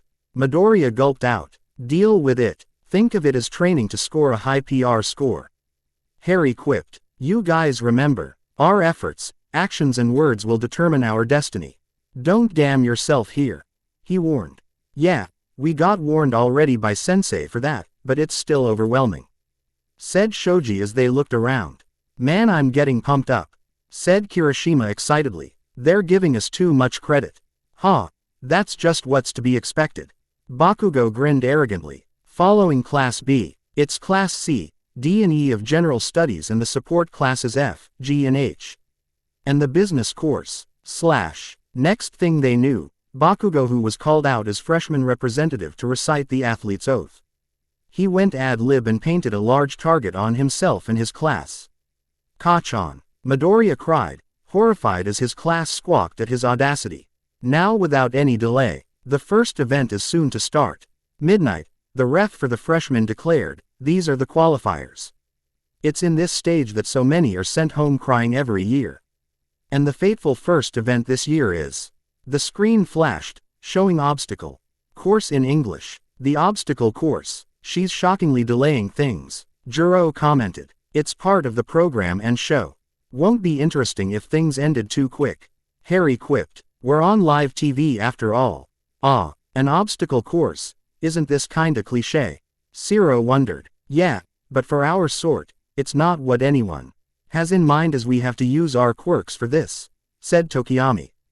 A so-called lame event shall be converted into the hell course. Yui. It's a race between all 11 classes. A 4 kilometers lap around the stadium. Our school preaches freedom in all things. Midnight cackled. So long as you don't go off course, everything is fair game. Racers. To your positions. Midnight barked bossily as Eve. Ryan braced themselves as the red light lit up, then the yellow, then the green. Start. Damn, the gate is too narrow, we're like packed sardines in here. Harry swore as he remembered Midnight saying, so many are sent home crying. This gate alone is a filter. As if as one, his classmates realized it too and escaped the sardine can called the starting point with their quirks, Todoroki having a full start with his ice. Too easy Todoroki. Bakugo yelled as the whole class jumped up. We won't let you have it all that easily. Everyone else yelled as they have their own ways to get out of the filter. Gee, you sure are ruthless. Todoroki didn't realize Harry was right beside him, riding a small wave of soil, sitting in style even. Since when? Going ahead is Todoroki and Potter both of Class 1A. After a chilly start, Potter is riding in style and class. Present Mike declared. Todoroki Shoto's quirk is half cold half hot, befitting his showy performance. And Potter Harry's quirk is transfiguration. Anything he touches is his toy. We're supposed to run. Todoroki deadpanned since Harry was comfortable where he was. How literal-minded are you? Harry laughed. We're free to do as we please as long as it won't get us disqualified. This school is a lot of fun. Your world must be boring. However, cue giant robots. Wah, every obstacle course needs obstacles. Starting the faux villains from the entrance exams. Todoroki, be frank with me, how much did they spend on all this? Harry howled as they stopped moving, but Harry was still linked to the soil via his hands. I can build a mansion and fancy garden with money spent on these things. Dunno, but let's get to it. Todoroki's tone took on a dark, menacing voice. Because dear old dad is watching. And he coated his arms in ice. Can't believe the others had this for their entrance exams. Talk about merciless. Harry's sweat dropped as they let out big moves. Todoroki froze some robots in front of him and Harry caused massive amount of soil to quickly form a gigantic tail with an axe tip, turning it into steel and sliced off his bots before they escaped while it rained metal. Next was the fall. Seriously, I can see Power Loader having his huge hands on this. Harry blinked. He made this. Yup, he can control Earth after all. Todoroki skated on the wires with his ice. Harry manifested giant soil wings. He turned into leather wings to fly with his wings looking like angel wings. The others have their own methods. Bakugo took to using his own hands as rocket boosters. Iida turned out to be talented at balancing. Asui being a frog has it good on the wires. Oh, we got a new leader. From Class 1A Potter Harry's in the lead. He can do just about anything. Present Mike cheered. He's certainly got style and class. And the back of Harry's uniform was torn because he needed skin contact for his quirk. Flying without a broom. This is so hot. Harry thought in childlike glee. He's so fast that Todoroki and Bakugo caught up to him. Like hell you'll get first place you old man. Bakugo roared at Harry as he pushed himself with his boosters. As if I'd let you. Todoroki swore as he propelled himself forward faster. I'm just the same age as you. Harry sputtered indignantly. Whatever, stay in your comfy seat old geezer. Bakugo was clearly referring to his background. Without outing his true nature. Clever, Harry thought, but it annoyed him. Oh ho, Bakugo and Todoroki are now neck to neck with Potter. And new here we are. The landmine field. Hey, this is a piece of cake. Bakugo scoffed. Says you, we got a few flyers here and Todoroki can just walk on it. Harry scoffed. I'll end up helping the others but it cannot be helped. Todoroki sighed as their classmates caught up eventually, but there was a dark horse. Baho used the landmines and the piece of metal he's got as a makeshift surfboard. Deku. Bakugo swore. Ooh, he's got balls. Harry whistled. amazed. Exploiting the environment is also tactical battle technique, he said as Midoriya landed safely by reducing impact by jumping off on time and did a forward flip. Not bad, but he hasn't used his quirk yet, Todoroki commented as they chased down Midoriya on foot as they're near the finish line. Well, he's still kinda rough, so he'll reserve. And GOOOOAL. We have our shocking dark horse in Midoriya Izuku UUU. Present mic chimed. Real clever use of the environment and resources available got him first place. Racers cross the finish line, so catch your breath for now. We'll go over the results later. The results. 1. Midoriya Izuku. 2. Potter Harry. 3. Todoroki Shoto. 4. Bakugo Katsuki. 5. Shiozaki Ibara. 6. Honanuki Juzo. 7. Iida Tenya. 8. Tokiyami Fumikage. 9. Hiroshima Eijiro. 10. Tetsu. 11. Ojiro Mashirao. 12. Awase Yosetsu.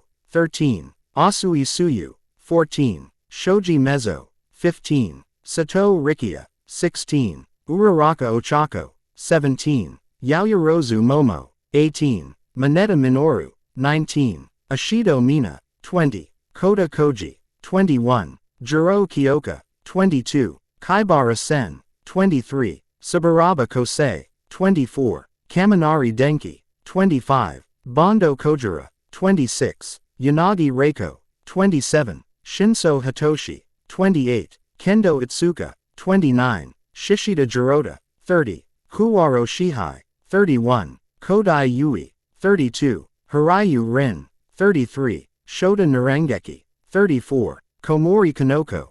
35. Kamakiri Togaru. 36. Mono Manito. 37. Tsunotori Pony. 38. Fukidashi Manga. 39. Tokage Setsuna. 40. Hagakure Toru. 41. Hatsume Mei. 42. Aoyama Yuga. All from the Hero Course, 1 Gen Ed, and 1 Support. The top 42 from this qualifying round will move on. Midnight announced with a clap of her hands. But for those who placed lower, don't worry, you got chances to show your stuff. And now the main selection really begins, she exclaimed giddily, the press corps shaking in their seats, so give it all you've got. The next event was cavalry battle, but one big problem. That made Harry realize he was glad he didn't finish first. In a way, your position is kinda cursed, don't you think? Harry laid it on thick to the pale-faced, horrified Greenette. I'm suddenly glad I wasn't first, said Todoroki. He could see how horrifying being in Midoriya's shoes is. Right, you guys are so mean, Midoriya whined. Eventually, he's glad he has friends. Uraraka, Hatsume and Tokiyami. Harry was in a team with shockingly, Class B girls, a position Mineta envied. And all hell broke loose as those who placed low had high stakes in the battle. His teammates were Kodai Yui, Yanagi Reiko and Setsuna Tokage. We figured you're our best shot at getting a comeback, said Setsuna. My quirk is Lizard Split. I can basically clone myself. My quirk is Poltergeist. I can telekinetically move things close to me, said Yanagi. My quirk is Size. Anything I touch grows in size any way I want, said Kodai. Thank you for having me, said Harry gratefully. Tokage-san, you be our rear guard. You're a one-man army by yourself. I be the front guard and Kodai-san the support by chucking rocks at the opposition and make it giant boulders, he said, giving Kodai small pebbles he has. Yanagi-san will be our rider for her ability. Subtle and sneaky is the way to go, and we'll attack those who have the most headbands while dodging everyone else, he said. So we already got a plan, it's effective, said Kodai. Being flashy just paints a big bullseye on us, I agree, said Yanagi. But Potter-san, you're flashy by yourself too. That's why I'm the front. Harry chuckled. Since I'm a war machine by myself. By the way, you girls prop up Yanagi-san and you can use me as comfort support. That way nobody falls and there will be no inappropriate touching on my part. He got himself in racer position and built up a platform with tank-like structure. Hop on. I'll wrap soil around your legs and turn it into rock, but you gotta carry Yanagi-san so we don't break one rule that will boot us out. Got it. We're not targeting Midoriya. Tokage wondered. He has the highest bounty. Midoriya has the most dangerous weapon, his own head. Harry told them. He's extremely analytical and logical. Most effective in pressure. He can effectively weaponize his teammates and get away effectively. We'll waste time pursuing him till time runs out, so let's gun for careless idiots instead. Kodai. When war begins, make us nice hiding places with our infinite arsenal, since I'll keep supplying you. He made a pedestal beside her containing rocks. Gotcha. And wheel. Stay away from anyone with Kaminari on it. Going near him is suicide. If Todoroki decided, he blasts everyone off. Our teams have formed and plans made. Present. Mike yelled. Let the cavalry battle begin. Alright, I'll make first blood, said Kodai, grabbing a handful of rocks and threw it up at the opposing teams, creating giant boulders. The hell, the fuck, you nearly killed us. Unagi created an obstacle meteor course. Everyone else managed to dodge on time, and Unagi's riding in style. Look at that. Nice one, Kodai. Now it'll be hard to see who sneaks up on who, and Potter-kun knows where everyone is. Tokage cheered. Got it on that, since this whole area is now my playground. Harry chuckled, as in his head, he can see who is where. And now we be quiet, as sneakiness is our toy. He applied fluffy cover on his wheels. Normally what he did cannot be replicated in reality, but as it's quirk made, or rather, magic made. Harry began to move. They were in hiding at first, and then Monoma. Unagi mused as Harry was creeping on Team Monoma. He's rich in headbands, so why not? Go. Unagi snatched the headbands on Monoma's neck stealthily, and they crept away. And the scoreboard showed their points and constantly updating. Team Midoriya, 10 million plus. Team Unagi, 1350. Team Tetsu, 1125. Team Todoroki, 615. Team Kendo, 520. Team Rin, 125. Everyone else, 0. Yay, we cashed out. Tokage squealed when they're far enough. And nobody's the wiser. That's the point, right? Said Kodai. With this, we're in second place. How about Midoriya? Todoroki's monopolized him by making an ice wall, said Harry. For now let's settle with what we got. Being greedy is bad. As they say, trying to catch two hares at once, you end up with none. We're second place at least, said Unagi. No doubt people will hunt for us next, she said, wearing their booty on her neck. Let's get us out of here. Right. Oh no you don't. Bakugo roared as he somehow found them. Oh shit. Not really. Harry grinned as he conjured two tank nozzles. Oh yeah, we're not exactly defenseless, said Kirishima, activating his quirk. Man, I envy him. He's got cute girls on his team. Zero pouted. Zero. Ashido grumbled. This is war between us now, said Harry as the fight is brutal. Harry vs Team Bakugo. Girls, defend our headbands. Leave this to me. Okay, you can take all of us on. That's rich even from you. Bakugo grinned. I don't make claims without any backup, Dynamo. Oh look at that. It's now an all-out war between two teams, with the prize being 1350 points. What? It was then Monoma realized they were being stolen from, since his team knows how many they got and nobody's gunning after them. Somebody stole from us. They looked at the scoreboard. Unagi, look for her. Ironically, the other teams are gunning for Harry's team now, since Todoroki made sure he gets Midoriya to his own team. It really became war, with Harry now having to defend the girls while he fights damn near everybody. This is ridiculous, don't you think? Tokage gasped out as Harry covered them all well, as if they're inside a very shallow cave. Because Harry is fighting, they're getting rocky. Hence the cover necessity, so Unagi doesn't fall off and cause them to lose. So much for Midoriya hogging all the attention. Unagi sulked. Darn it, Todoroki. Harry swore. I'm getting you back for this. Well, plans don't always last long anyway, said Kodai. It'll be difficult to get those headbands, it's constantly regenerating. Ashido cried as Bakugo got an idea. I can't get them to sync either, they can resist my only option. Really? I hate you now, Todoroki. Harry sulked as he went all out, and he was starting to get tired fighting so many at once. He was sweating heavily at this point. Harry, the cave is getting wobbly.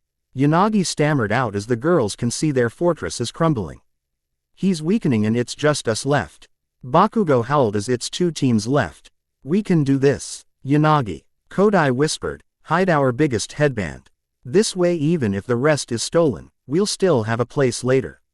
Those who scored 0 won't proceed to the next round. Just be quick in wearing it later. Potter-san is weakening, he fought 6 teams at once while shielding us, said Tokage. It's way too much and insane, we gotta do our part. Target Potter. Without him that fortress will crumble like dust. He decided. Well, because Harry got tired, Team Bakugo got Yanagi's headbands and the girls made it look like they got none. You okay Harry? Tokage asked him. Yup. Good job girls. Bakugo doesn't know he's short 300. He. Harry grinned tiredly. He's too blind and that's in our favor. Time's up. Present Mike declared. In first place, Team Todoroki. Second place, Team Bakugo. Third place, Team Tetsu. No, Team Shinso. Fourth place, Team Midoriya. These 4 teams will proceed to the main event. We didn't make it. Tokage pouted. Well, that's okay girls, said Harry. Luck's just not with us today. It was a well-made plan too. Yanagi pouted. Our bad luck came with Bakugo. Well. School life continuation. School life continuation. You did well, Harry-chan. Recovery girl praised as the girls brought in a very pale, very blue-looking Harry. You don't look too good. Try fighting 6 teams at once. Harry deadpanned as he pretty much crawled on bed after his teammates helped him out. You gonna be okay?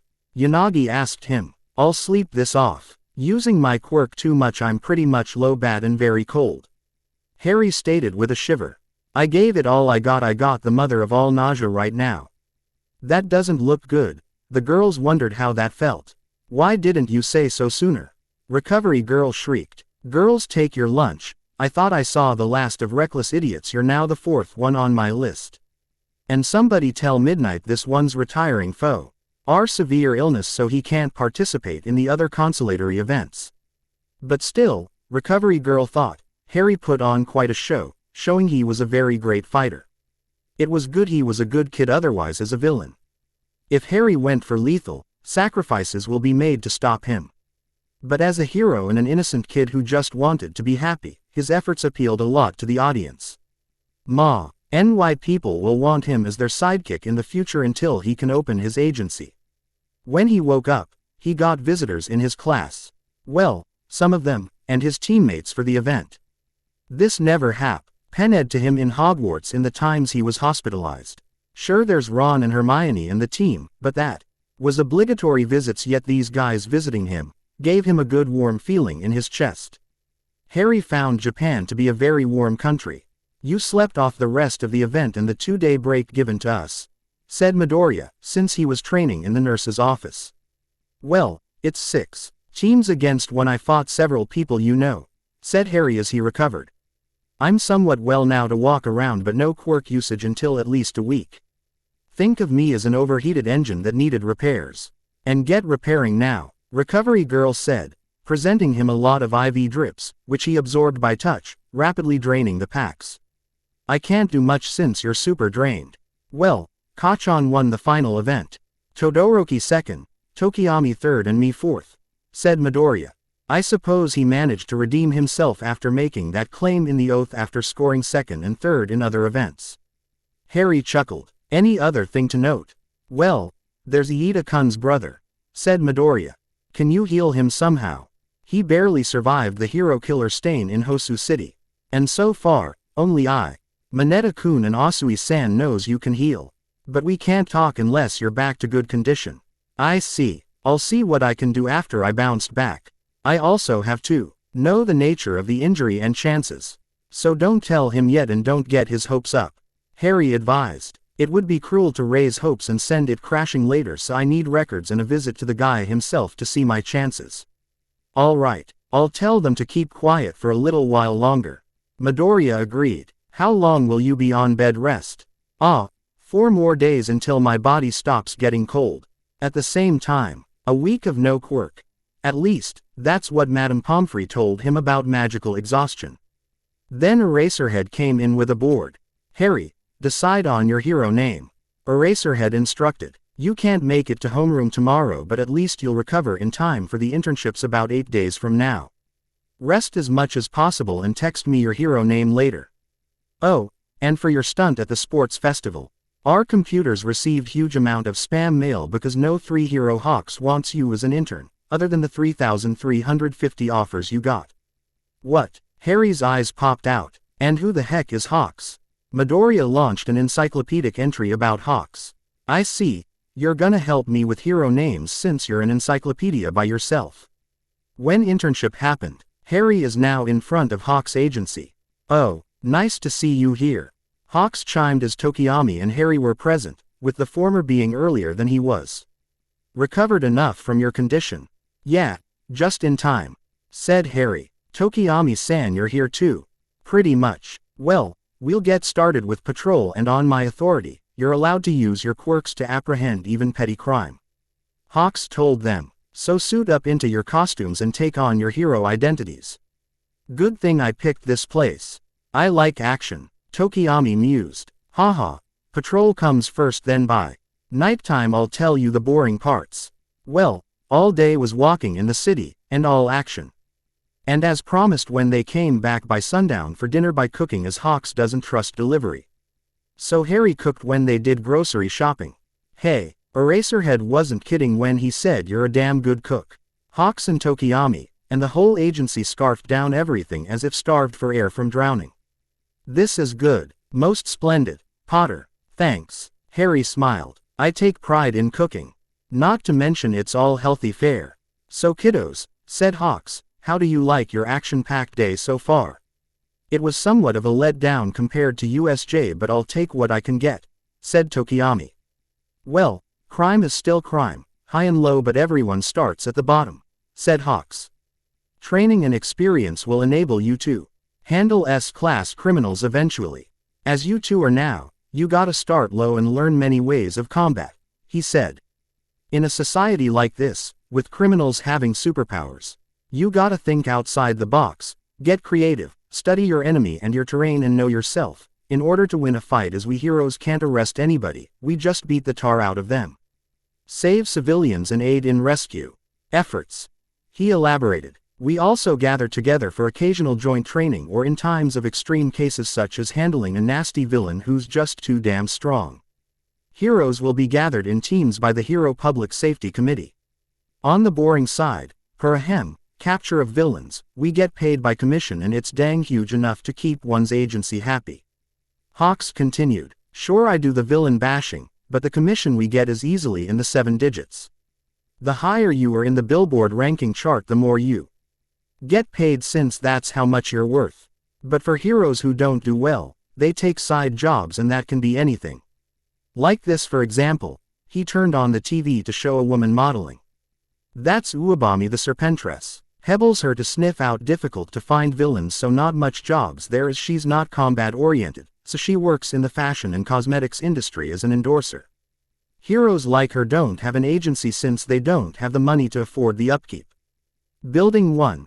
Employees to pay for. The bills, maintenance, that stuff's costly. We'll alternate action and doing office work. Any questions? Hawks, our class is worried about one of us, said Harry.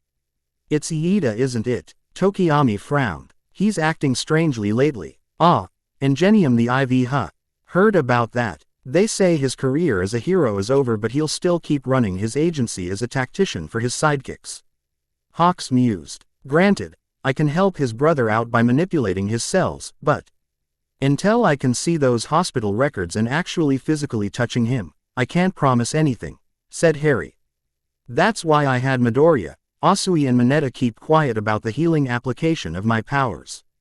They saw me heal Eraserhead back at USJ. Iida doesn't know yet, and moreover, he went to Hosu where Stain was last seen. URK. That would be bad, suicidal, and stupid. Hawks winced. No matter the quirk, nobody survives Stain. It requires a team to put him down, he said with a frown. And we don't know why. Those who know are in coma or dead. You can only hope for the best. Kids were too far away. Focus on your internships for now while I keep track of things. Yes, sir. Tokiyami and Harry nodded. So pop your supplements and sleep early. Tomorrow you'll curse office work. Hawks grinned, rubbing his hands gleefully. He. How bad can it be? Tokiyami blinked, perplexed. Beats us. Oh, an alchemist. Wake up early to cook, okay? Hawks added. Alarm your alarm clock. On that week, third day alone, they got news, and Harry received records from Hawks. He read them all and took down notes. Tokiyami and Hawks watched him at work, stunned. That his medical knowledge was so much he was taking notes and calculations that may as well be alien language to them. They can only stare, wide-eyed. Are you sure you shouldn't be a hero doctor instead? Hawks croaked out. That mumbo-jumbo is alien language to me. Single quote ... I need someone with an electric quirk. Harry told Hawks. Ingenium, the IV is paralyzed waist down. Most likely signals from the brain no longer reach his legs. Surgery saved his life, but in turn cutting his legs off from bioelectricity that makes our nerves respond in order for us to move our bodies. Doctors clearly had no choice and no time to be picky to fully fix him. I'll see to it, said Hawks thoughtfully. Hopefully this works, cuz it's bad getting hopes up, you know. I think I should learn medicine too, because you can't always be around either. This is food for thought. Tokiyami mused. Get ready, you two, we're heading for Hosu. Stain got caught by your classmates. How the hell did they manage that when even pros can't? Hawks wondered, amazed. It's a Deku, Shoto and Tenya. Hosu. Hours later in Hosu General Hospital. Good thing it's late at night. Those guys are sleeping by now, said Tokiyami as they're in hospital.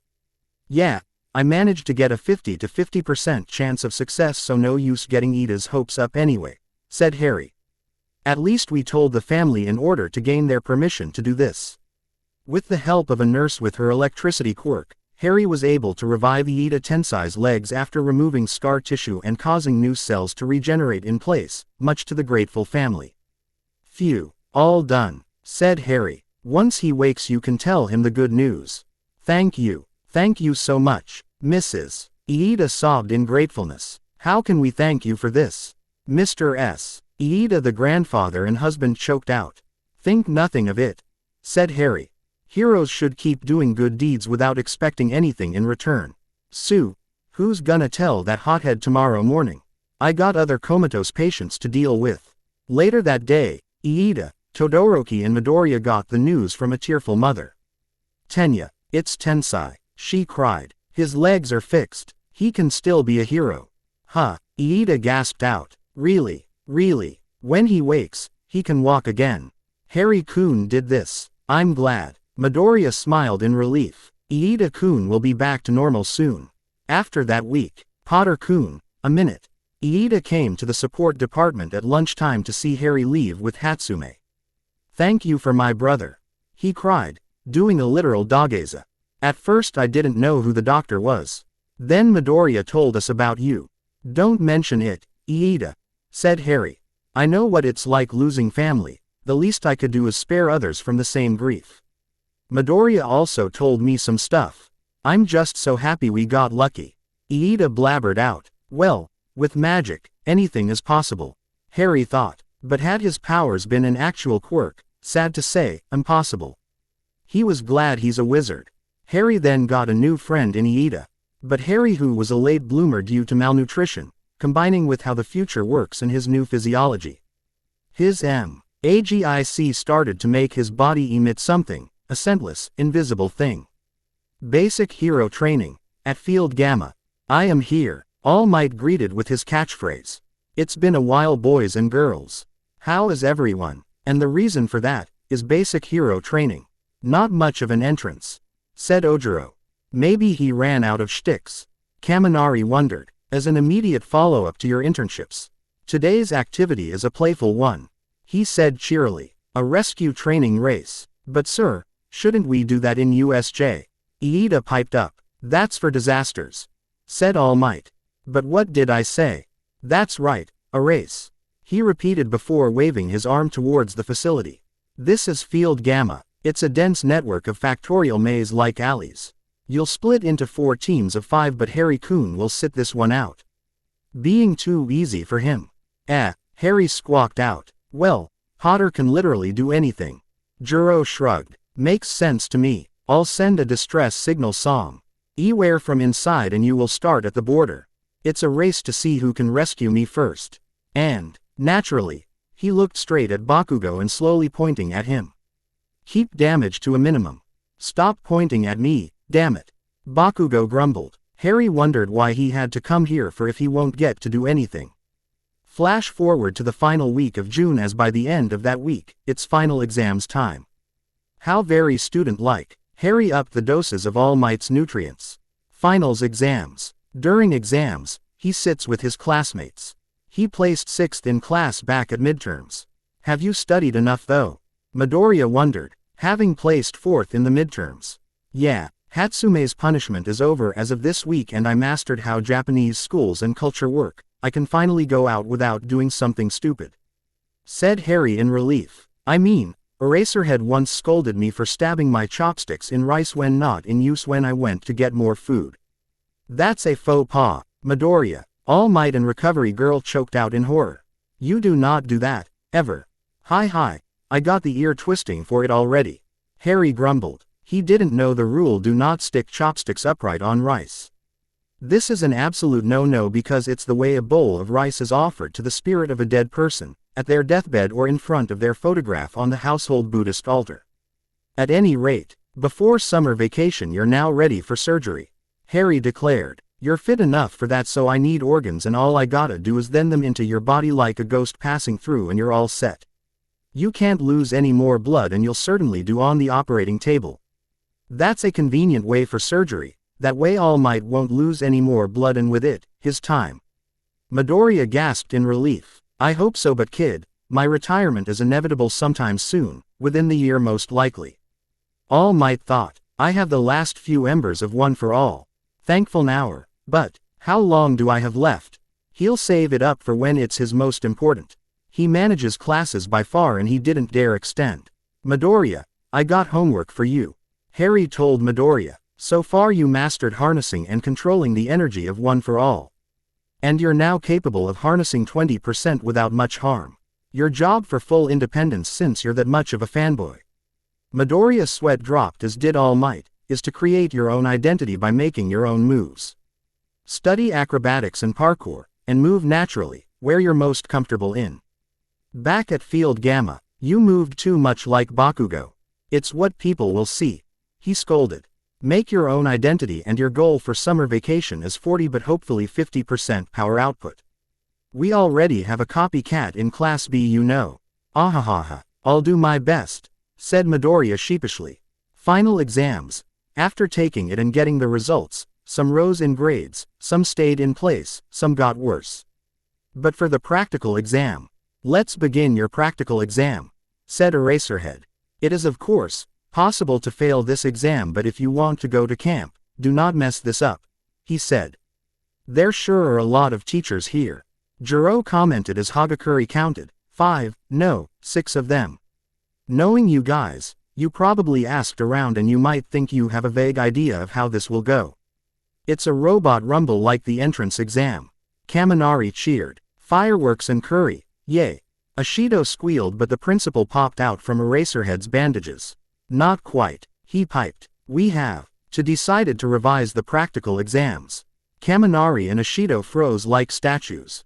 Revise. Yaoyorosu croaked out. Well, you see, from now on we'll focus on battles against flesh and blood opponents, said the principal seriously. Clenching his paws. It is very crucial that our teaching simulates practical experience as closely as possible. As such, you will be pairing up and fight one of the teachers you see here.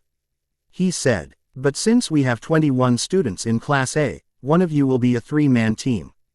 Against a teacher. Uraraka gasped out. Who'll be in a 3-man team though? Yaoyorozu wondered aloud. I'll get to that, said Eraserhead. Your pairings and teacher are already decided, he said. Battle moves, grades, friendships, quirks, all these factors and more were considered, so without further ado. First, Todoroki is with Yaoyorozu. Against Me. He grinned, stunning the pair. Next, Midoriya is with Harry and Bakugo. Wah! Bakugo stared at who he was with. Kacchan and Harry-kun. I sense a big but in here. Harry twitched. With good reason. Said Eraserhead as All Might showed up, having sneakily taken on muscle form at the back. Your opponent will be me, said All Might to their freak out. You'll have to work together to win, so come at me, you three. 10 stages have been prepared, said Eraserhead. All exams will begin simultaneously. The test guidelines will be explained by your respective opponents, he said. None of the areas are outside the school grounds, so let's not waste any more time. Kaminari and Ashido, your opponent is the principal. Aoyama and Uraraka vs 13. Kota and Jiro vs Present Mike. Tokiyami and Asui vs Ectoplasm. Mineta and Siro vs Midnight. Hagakuri and Shoji vs Snipe. Sato and Kirishima vs Smentos. Ojiro and Iida vs Power Loader.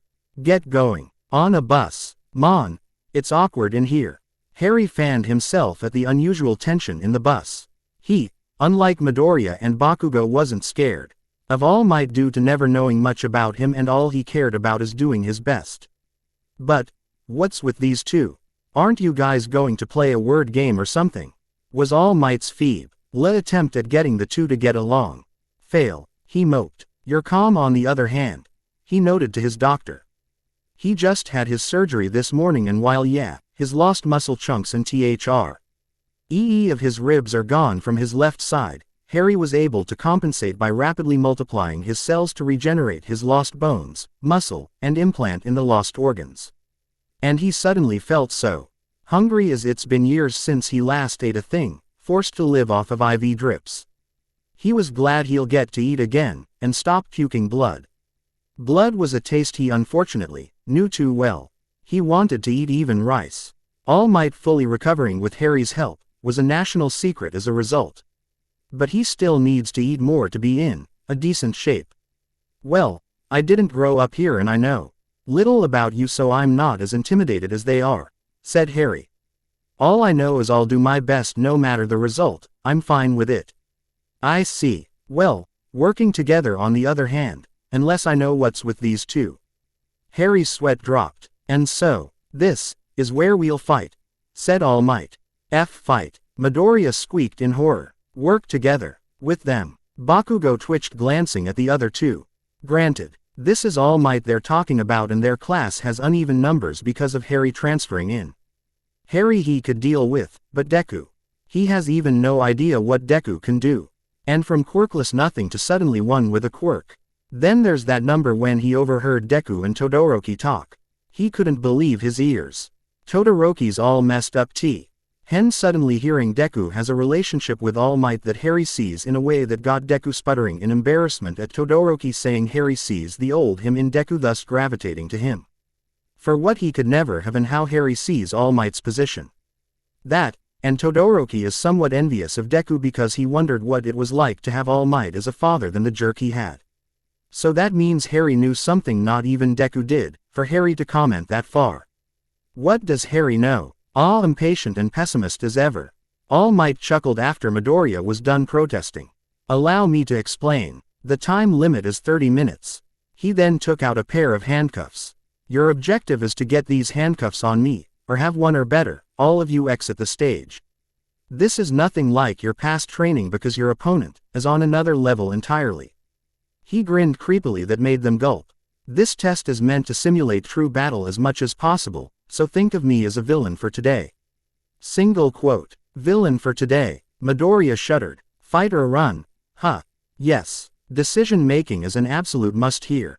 All Might put his hands on his hips. Boo it. He playfully bent sideways. Given circumstances and rules, you think running is the only option. That's why. He reached for behind him and took out a cuff. We have these ultra compact weights. This handicap weighs me down a whole 50% of my body weight. Hey, why can't we have that during training too? Harry cried unhappily. We could use those during physical training. Ha ha ha, it's just recently made. All Might chuckled. Harry was so old school as a result of what he reads in past comic books, but there's a rationale to it. You can train anywhere without spending money on a gym. You see, before your exams the support department had their own exam, to design the best weights, and that girl Hatsume's design was the best," he said, putting some on. "Shoot, it's heavier than I thought. Trying to bring this down to our level. That's insulting," Bakugo growled. If he went all out, we'd have a vacation in hospital other than flunking the exam." Harry pointed out. "I don't want to spend my summer in hospital." He harumphed an arm, folding. "But even then, yeah, he's restrained, but this is a pro we're talking about here. He can still kick our butts. So we either get lucky with cuffing him or run like hell to the gate. It's just logical." "You sound like Eraserhead now." Midoriya chuckled sheepishly. "He's my legal guardian after all." Harry shrugged. "So when we get in position, let's formulate a plan. I'm a trick and trap guy while you two are very straightforward. You guys do all-out assault while I make his life hard, and while you cuff him and we win." "Sounds fine with me." Bakugo cracked his knuckles. "That's cold." Midoriya looked at Harry as if he's got another head. "I'm just being logical." Harry shrugged. "However, for that plan to work, you two must team up," he said. "You know each other because I sure as hell don't, just like how you guys don't know me much in terms of strengths and weaknesses.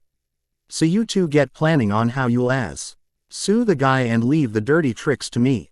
Bakugo twitched. "Can't we just run though?" Midoriya croaked out. "This is All Might. We know that. However, there's a lot at stake here." Harry told Midoriya. "What will we gain from this exam? Privileges we don't know we'll get if we pass. Moreover, if you run all the time, who will trust you?" he asked. "In all situations, we never get to pick who we'll end up with. All we can do is fight and protect. Those are our main jobs. Protect and rescue civilians first, avoid a hostage situation, then kick the crap out of villains in that order," he said. "Midoriya, Bakugo, you put All Might in too high a pedestal," he said, his eyes thinning from his frowning expression. "For his reputation and power, first reaction is freak out like earlier. That fear overtook you both. Then what did you train for?" he scolded. "Give it all you got, don't hold back. Hesitating will cost us trust from our superiors." "Trust?" Midoriya croaked out. "Man, you're a nag." Bakugo grunted. "We're gonna beat his ass. You better not get in the way, Deku. Kachan. Harry-kun." Midoriya gulped. Alright, so we better plan our assault then." Bakugo begrew. Jingli worked with Midoriya if only because Harry made good points, and he was reliable unlike this blubbering idiot. But he'll get answers one way or another somehow. Prelude to camp. Fighting All Might, Harry thought it was tough to catch him, for the two to assault him to give him the needed opening. Despite being weighed down, he's still too damn fast and pulverizing them all, especially him. So that's one for all. That's heinously illegal. Harry swore with a grin. But he ain't top hero for nothing. As long as he touches soil, he can do anything. He can make all traps from holes to bear traps and other painful inconveniences his mind can come up with, but he's too fast. He has to catch All Might's legs somehow, as it's the crucial part of the plan. He was mostly chasing him around, but honestly, he preferred a basilisk to this guy. But still, he's used to beatings. He's not proud of it, but it's an asset that came in handy now. Never thought they would become useful now, he thought as he thought of his whimsical beatings by his relatives. Welp, here goes nothing. Plus ultra, was it? He snarled as he turned soil into steel and controlled it as soft alloy at first. And used it as a distraction to tie him up with. Now, eat this. Bakugo yelled as he was at front and Midoriya at the back. Oh ho, steel ropes and all-out attack, was it? All Might grinned. He was also eager to taste Midoriya's improvement with his quirk. Kinda flashy, but hey, it works. But can it even harm him? He took the hits, not noticing Harry's sneak attack. Beep. Team Bakugo, Midoriya and Potter, wins. An automated machine declared. When? All Might sputtered as he realized it. The steel ropes. And Harry's quirk. You realized it, didja? Bakugo grinned with a wince. Transfiguration sure came in handy. I can manipulate cells and molecules, remember? Harry chuckled. I didn't call myself alchemist for nothing. Man, my insides are all beat up. Midoriya groaned. arms around his stomach, standing pigeon-toed. I'm just glad it's all over, and all three collapsed. Good job, kids. All Might grinned, proud that they got him as he freed himself from the steel by simply flexing. So the steel ropes and flashy attacks are a distraction all along. Harry can really sneak in the cuffs in his ropes by taking them apart by molecule and blend them in the ropes. And at the right moment, reassemble them back for use. Not bad. He picked up the boys and took them to the recovery station. After the exams, some of whom had to heal through recovery girl. They were too tired to move. And we'll be here how long? Was the misery of the three-man team in school. Until you recover your stamina, boys. Ho ho ho. Recovery girl chuckled. Once you recover your energy, you can go home. You passed both exams, so you can rest easy. Can't say the same for others though, she said, leaving them alone for her own holiday. Harry-kun. Midoriya looked to see Harry fast asleep. He's out cold. Just what is this old guy anyway? He's too much of a gamebreaker.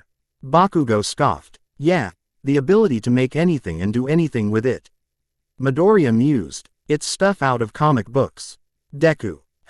What exactly is your relationship with this guy and All Might? Bakugo demanded. Harry-kun.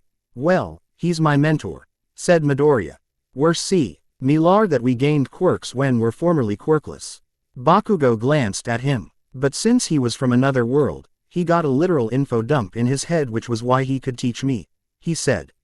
He knows what it's like as a result. As for All Might, it's something I need clearance to talk about, he said. It's too sensitive and there's ears everywhere. That's possible with quirks, said Midoriya fretfully. And we fear a traitor in school. A traitor? Bakugo frowned. The villains know our movements. Somebody led them to information, hence the USJ incident. That was what Harry-kun was suspecting. Midoriya shook. The question is, who? The school's on guard. The teachers are trying to root out who because we're at risk. And the summer camp is possibly compromised too, so plans are changing. If they know where we're going, it's official, said Midoriya grimly. Bakugo knew he won't talk about their ties to All Might, so Midoriya talked about something else. But even then, an enemy in school selling them out. Bring it on. So Harry, said Eraserhead as both were home. How was All Might? Hell in human form. Harry griped. He's ridiculous. Who? Well, we passed somehow, said Harry. And other than treatments as usual, what on earth do I do in my spare time other than train? Have fun, for instance. What's that? By that, Harry meant what do muggles do for fun other than read comic books and Quidditch that he's known in the magical world. His funds are all well secured that he can do whatever he wanted. He also paid All Might back in full too, and for summer camp. He had to make a batch that wasn't laced with sedatives. Eraserhead sighed. Really? Spend time with your classmates, he said. They'll take you out for fun. My time when I was you. Our age and your time with your peers are different. But before that, do shopping tomorrow for camp. I'll give you the list tomorrow. Okay. Oh boy. Harry doesn't know how to be an ordinary boy beyond school, fighting and surviving. Joy. Next morning after breakfast, Harry didn't go to school, opting for shopping. Upon reading numerous magazines, he goes for what he likes after withdrawing a large amount from Gringotts after having Fox take him there and back, exploring the city's boutiques. And since they'll leave soon, it's pointless to buy much groceries beyond what you'll eat till you go. So he bought clothes for the training camp, and since it's summer, he bought a yukata for himself too. Harry-kun, you gotta have a yukata in summer, particularly for fun events where it's a must you have one. Midoriya would tell him, the clueless dud. So Harry went to choose two. As a rich boy, he has to wear such clothes, but really, he didn't want to look like a young master that base a call. Why paints a target on his back for hostage for ransom money? So he bought casual stuff, top brands. He had heard Best Jeanist is popular. Well, his clothes are indeed his cup of tea. During shopping, he had to deal with people who recognize him. He had to do PR. Being nationwide famous and the fact he protected his teammates until his limits apples. He didn't last long in the festival, but he was praised a lot for giving a good show and chivalry. Salesladies even helped him out shopping. Convenient. However, the scentless emission from his body, made girls and women think he's not their boyf. Riend material no matter how good looking, nice and polite he was. To them, he seems off, in a good way. Like he was one of them. For boys who became his fans on the other hand, found themselves questioning themselves. That a lot of shopping Harry. Eraserhead raised an eyebrow as Harry brought home a steel ring lined up with shopping bags. Since it was for mundane utility and not vigilantism, it's okay. Well, I couldn't decide what I want, both look so good so, why not? You need to learn financial management and purchase sacrifices so you won't overspend. Eraserhead pinched his nose in vexation. Harry's rich but that's no excuse to overspend. We'll only be there for a week. The salesladies were way too nice to me, I couldn't say no. You're under lessons from me again. On the day of the trip, Harry brought his trunk. Not a suitcase and not a duffel bag. A trunk. He bought a new one in Japan's shopping alleys and it screamed, classy.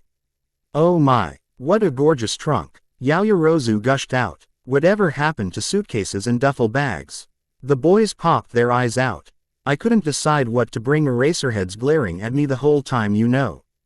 Har. Why moaned as Eraserhead glared at him again. See. Well, to be fair, Mamayao brought a lot too, said Ashido, pointing at Yaoyorozu's large stroller case. We have 2 rich kids in class now. Class A, thought Riley. Hey, Zero commented to the boys. What is it? Shoji asked him. Doesn't Potter seem different to you these days? He asked. Different? How? Mineta asked. Go near him and take a good look and you'll kinda feel it. I can't put it to words. This got his peers having literal question marks. Midoriya on the other hand, inwardly winced. They're feeling it, he thought. Some of his classmates may swing the other way if Harry's concerned. Even he might as well, since he has nothing bad to say and see about him. He had been kind, patient and understanding towards him.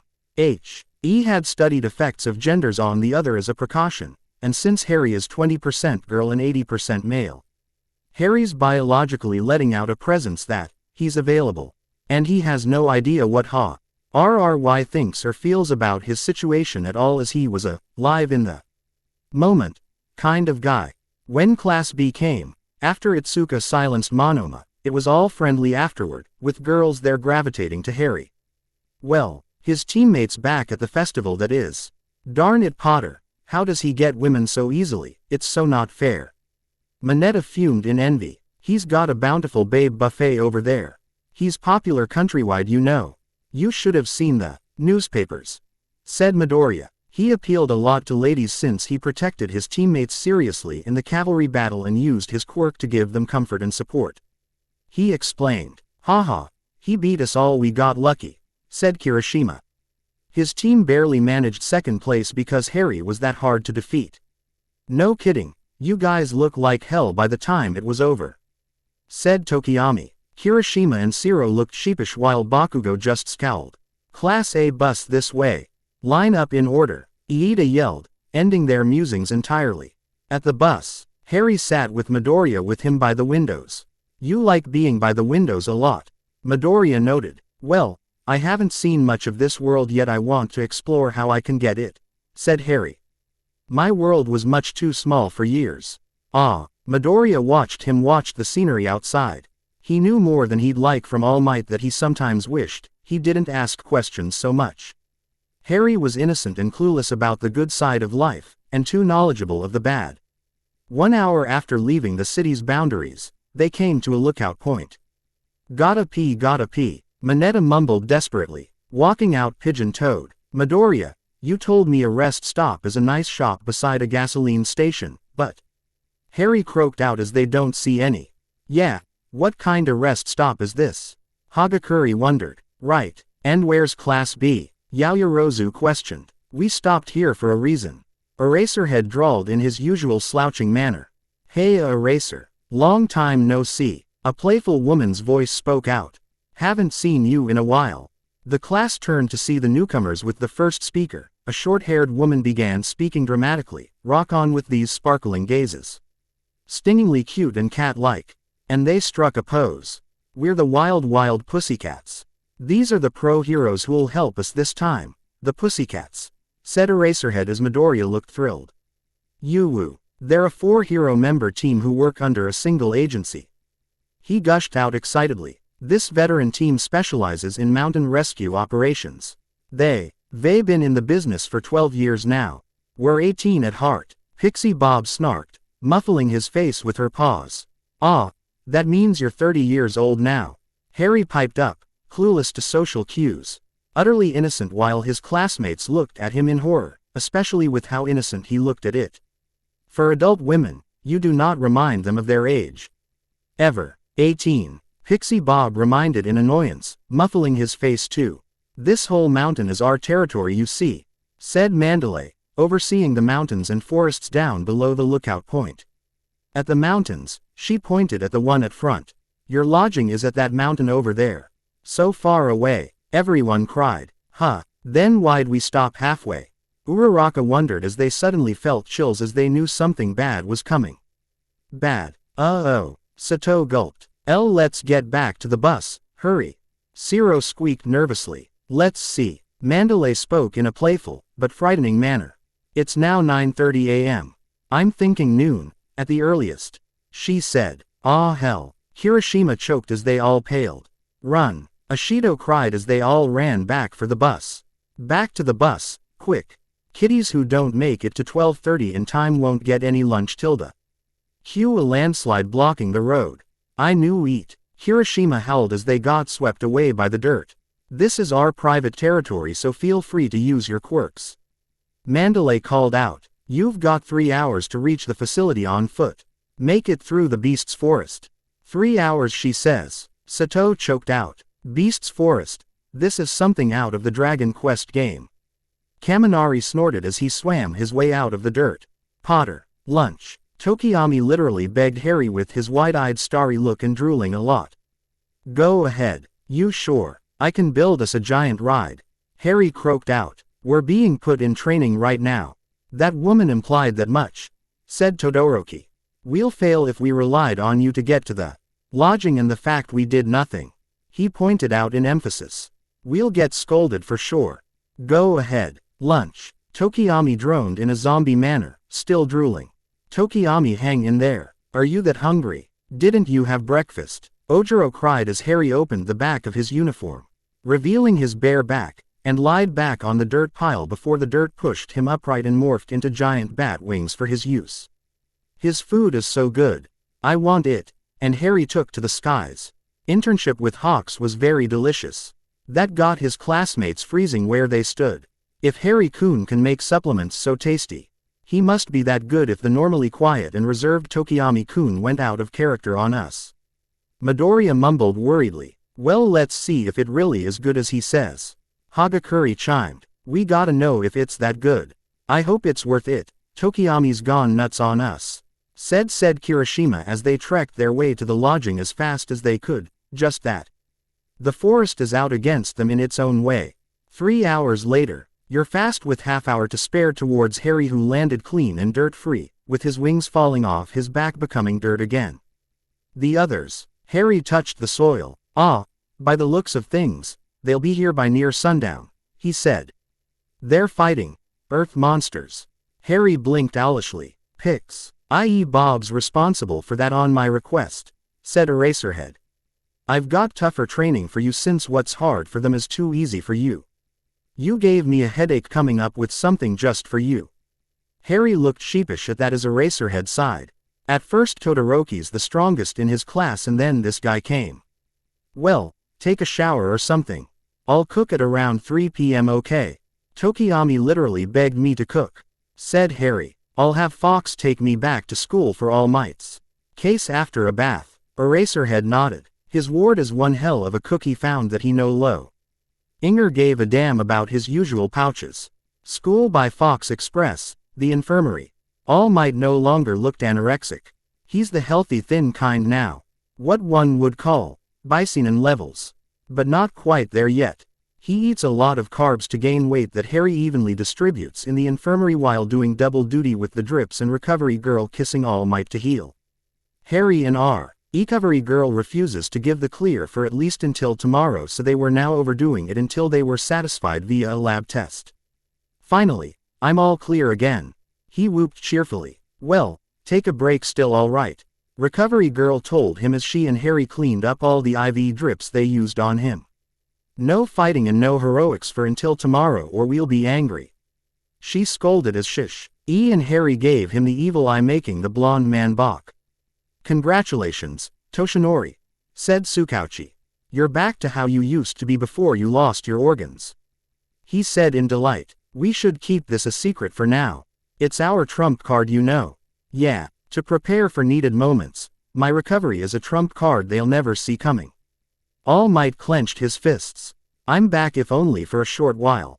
I have little bits of One for All left.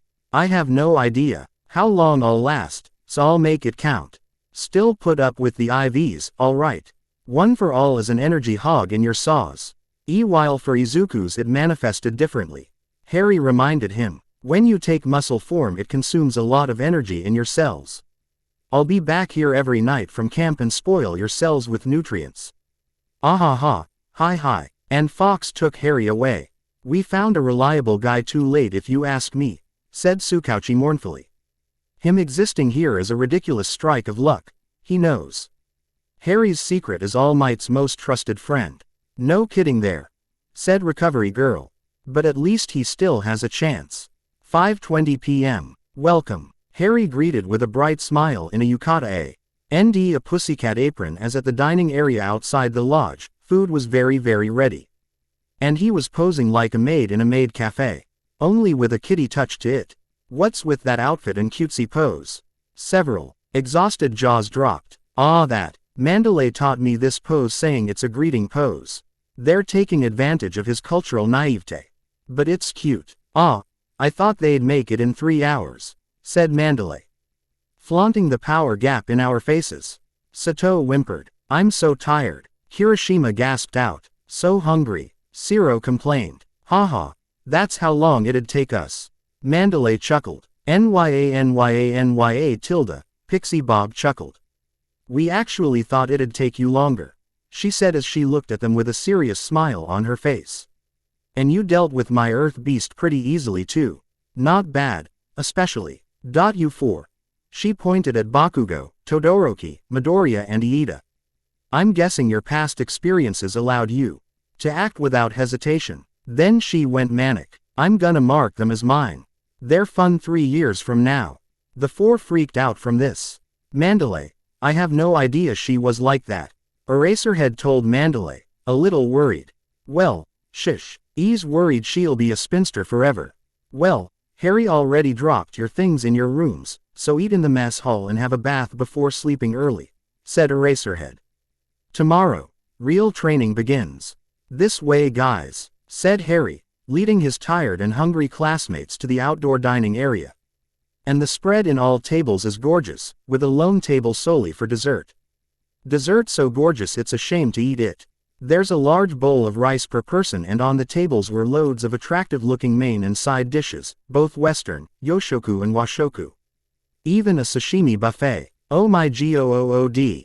Everyone yelled, wide-eyed eyes popping out of their sockets. Potter, be my cook at home. Yaoyorozu gushed out, starry-eyed. It looks so good. Man, for a kitty to outdo us in cooking, I'm stumped. Pixie Bob pouted as the adults watched from the inside as all hell broke loose. Well, he's a health-obsessed kid, said Eraserhead. All his food is cooked with virgin olive oil if he ever wanted to fry something. Otherwise there'd be no oil at all. That oil's expensive but healthy. Mandalay winced. But the budget makes it impossible to afford that every day, you know. Well, he's rich. Oh my god. So good. It's worth it. Tokiyami sighed in tearful bliss. Even the rice is so delicious, just like lunch rushes. Kaminari howled as they scarfed down the rice.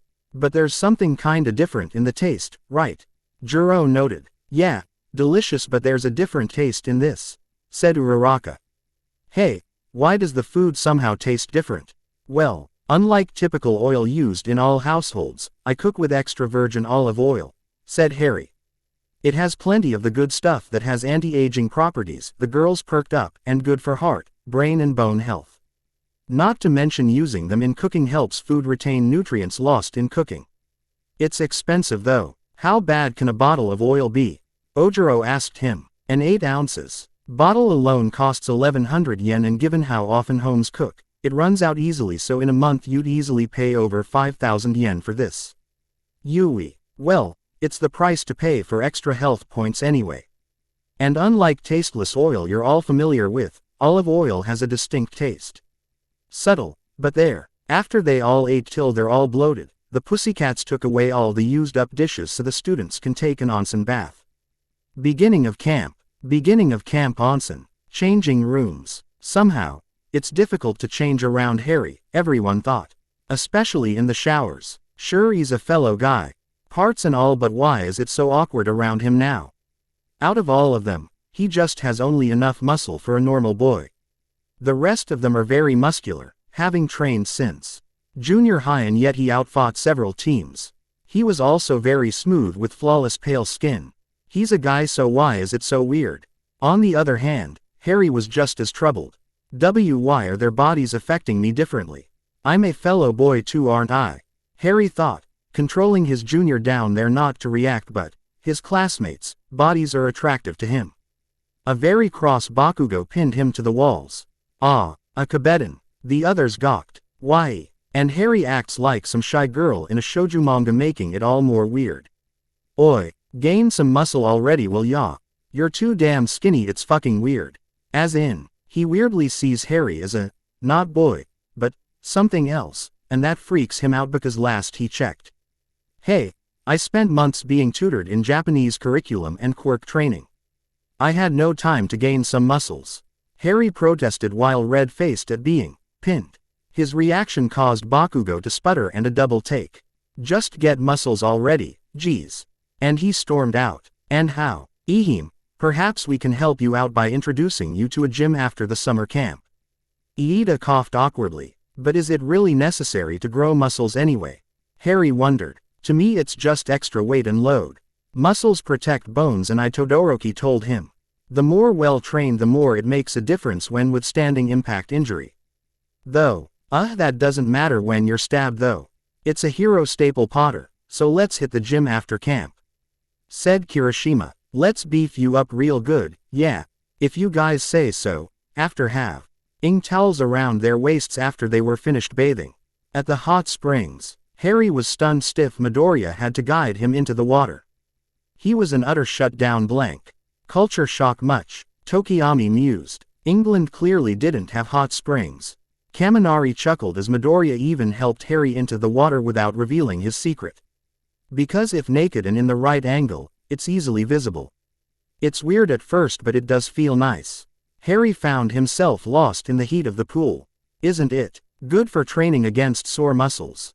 Those teachers aren't kidding around this morning, said Midoriya, sinking into the bath water. Well, who knows what they have for us tomorrow? Let's relax while we still can. Harry chuckled while restraining Mineta because He was going towards the walls. He was ordered to restrain him. Damn it, Potter, let go of me. This is a one and Lee Gurk. Harry shut him up by giving him a water ball gag while tying him to the pool with concrete of the springs. Speak for yourself, you got here by flying. Bakugo grumbled. His arms still throbbed from using his explosions just to get by. Fufu. I did, but I got the mother of all back. Aches as I don't have wing muscles yet. I forced my back to exert in order to fly. I had to strap hot bottles on myself while cooking, you know. Talk about first world problems. Zero snorted as Y played with the pool water by forming shapes, making a seal playing with a ball of water like any seal would. That's so cool. Kaminari gawked out. You said molecules are your playground, right? And atoms. And cells. Harry grinned. They're all my toys. But it's a life of constant studying. Aizawa-sensei made me read science books for hours at home. I'd say this camp is more for you guys than me. With him as my legal guardian, I never got a break to catch up with everyone. At school and at home, What's it like living with sensei though? Ojiro asked him. Harry recalled his first memory of Aizawa's apartment. And a section of his hair turned into a big, red throbbing angry vein. That's a very obvious sign he's annoyed, they thought, before his hair turned back to normal. When I first moved in, Harry twitched. There was a good reason you see him sleeping in sleeping bags in class. Until I came here, his apartment was more like a storage room for so much garbage bags, it's a sea of trash. He shook with a dark, angry smile on his face. He got incredulous looks for this. We had to haul everything out and clean his place top to bottom. It's a health biohazard after cleaning. We applied antibacterial stuff everywhere, washed everything with antibacterial soaps, replaced all needed replacing. He was such a workaholic he had no time to clean or do the laundry that when everything's clean the teachers threw us a housewarming party. It took us days to clean his apartment. Well, it's more like my apartment now. He's such a workaholic if not teaching and grading papers. He patrols at night since he hates the media's guts. I wound up using his room and he's being his caterpillar self when he's back from work and sleeps. If he actually had a free time, he puts me in situational analysis situations. Tough stuff for heroes because he wants me to create a problem-solving ability that ensures while criminal is caught, there are little injury, no casualty and no property damage as much as realistically possible, and that's without taking my quirk into account. He had me play many hero roles in my papers back home. He said he'll have you guys do it too after camp, and to get a high grade. Those 4 criterias must be met. After all, heroes are paid by commission, but instead of getting paid if you cause so much damage, your earnings will go to pay damaged property and someone's hospital bills instead. Oh wow, yeah, he put MT Lady as an example. She's so in the red she took to teaming up with Kamui Woods and Edgeshot lately to start earning since graduating. That's food for thought, said Kirishima. We can't go nuts just to look cool while doing our jobs. Speaking of going nuts, said Shoji, looking at Todoroki. Todoroki, your dad Zhu T fried a street in Hosu back when Stain was around. Todoroki twitched. He doesn't care cuz he's rich. He does avoid human casualty though. That was one of my exams too. Harry's sweat dropped. How? To be a logical and rational endeavor because the man himself never will be one. Todoroki gave him a flat look. Endeavor, logical and rational. Dream on, said Todoroki. After the springs, dressing up was an awkward affair yet again. Dressing into yukatas for sleep tonight. Next day, was brutal. 4:45 wake up, get dressed and have breakfast, and after making Bakugo throw a computer ball to see if he improved, which was 4 points up. Torture camp started. For Harry, it's to learn how to transfigure things without having to touch them with his bare skin, because there will come a time if he's mummified while in captivity. Granted, he can do this with a wand, but it's kinda mediocre compared to skin contact effect to his chagrin. At this rate, he really will surpass old McGonagall in transfiguration. Bakugo plunges his hands into boiling water to expand his sweat glands and creating explosions repeatedly to increase the scale of his attacks. Todoroki uses fire and ice alternatively to Mach-E the water temperature uniform to train him to regulate his temperature while using his quirks, along with improving his fire quirk skill considering he neglected it out of spite. Zero keeps dispensing tape to increase his tape capacity. Speed in dispensing and shooting. Kirishima and Ojiro with their quirks constantly turned on while Ojiro's smacking him around to improve both the strength and durability of their quirks.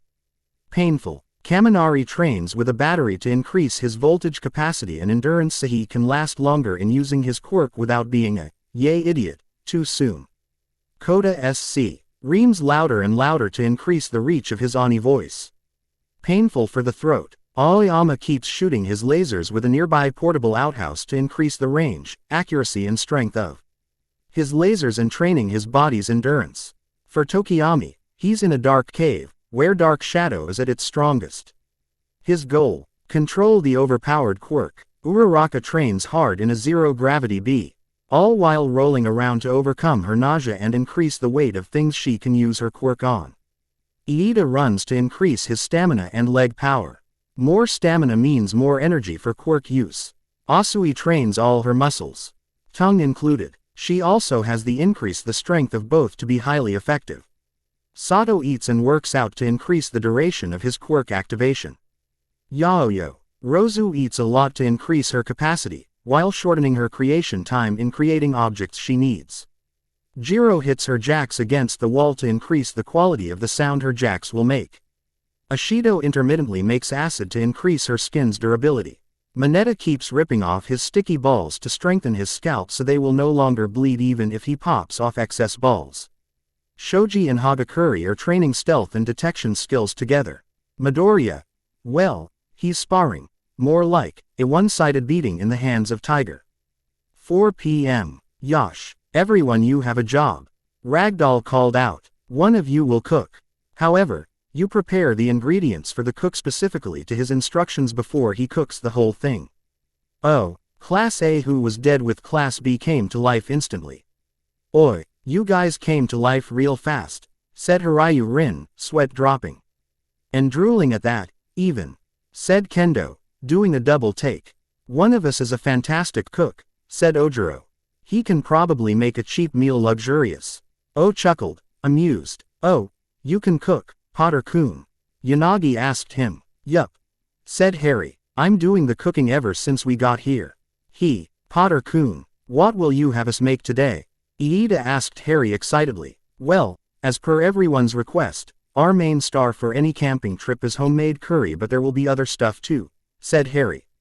I'll divide everyone into teams, okay, he said as with a stomp on the ground, 5 earthen walls rose to become blackboards containing written instructions in how he wants things done. For each recipe regarding meat and vegetables, with the note, make how much you can actually eat so nothing's wasted. As well as who's who in the group. 1 to the meat section, 3 to the Vegeta, Bless section and 1 to the spice and logistics station. They're also responsible for washing and cooking rice. Meat. Chopping up meat to bite-sized pieces as well as chopping up bones to specifications. Why are we chopping up bones for? Monoma asked, baffled. Bones contain nutrients and extra flavor. By boiling them in water it all comes out, see. Mix the bone broth with meaty dishes for extra savoriness. I want it natural, not those too salty crap sold in groceries. Harry scoffed. Too much MSG and almost no natural flavors or benefits. So the muscular guys chop the bones for me before you start on the meat, okay? I gotta boil it first.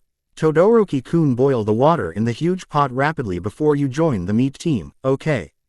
It's so you guys can dump the bones in when you're done with the bones. Sure. The pots are thus aptly labeled for beef curry and chicken soup. Are we seriously going to eat roosters' mohawks and chicken feet for this, Harry-kun? Kaminari croaked out as Harry was in the meat team as well. But the physically weaker guys were dealing with chicken bones.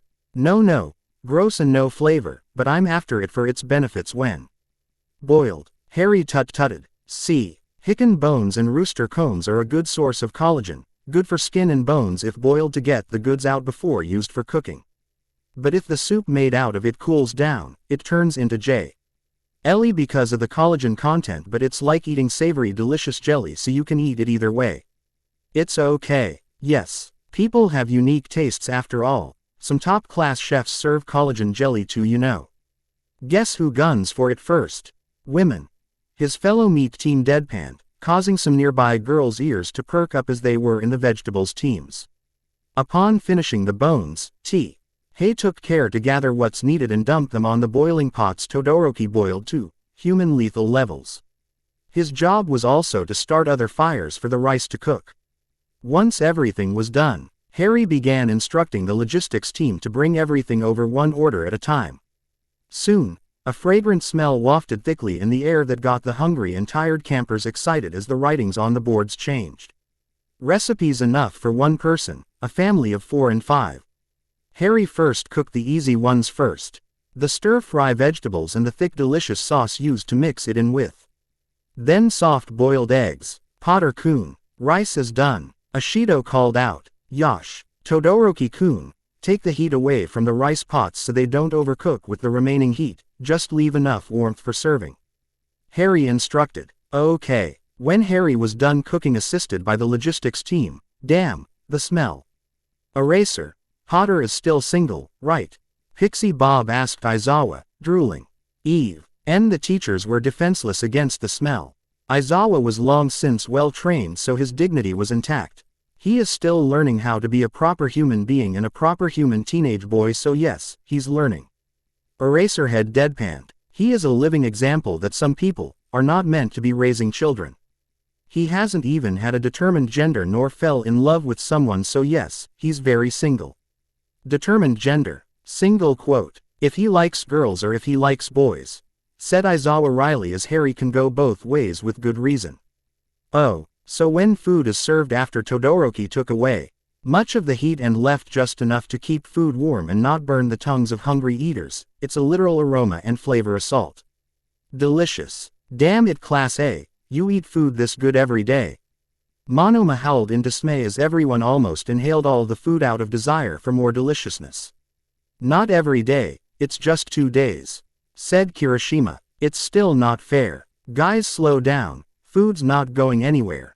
Harry choked out futilely. Nobody's listening. Yar yar. To be fair, when he had all freedom within reason under Aizawa's roof, when he ate his best skill level, he was just as stoned as they are.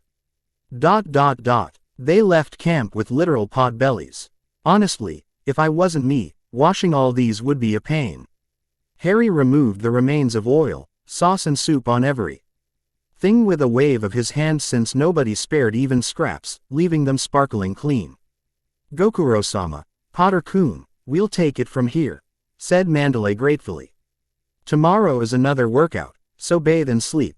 Hi Tilda, for students who are in the red in grades, less sleep for you. Vlad King called out, much to the dismay of Shiro, Monoma, Kirishima, Sato, Kaminari and Ishido.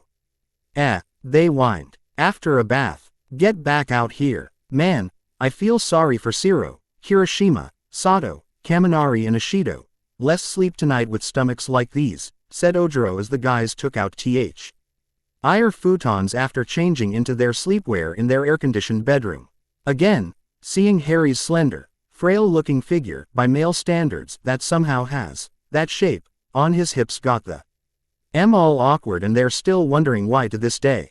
It does not help that his sleepwear is a loose white shirt, and short bike shorts after a nice bath. It can't be helped.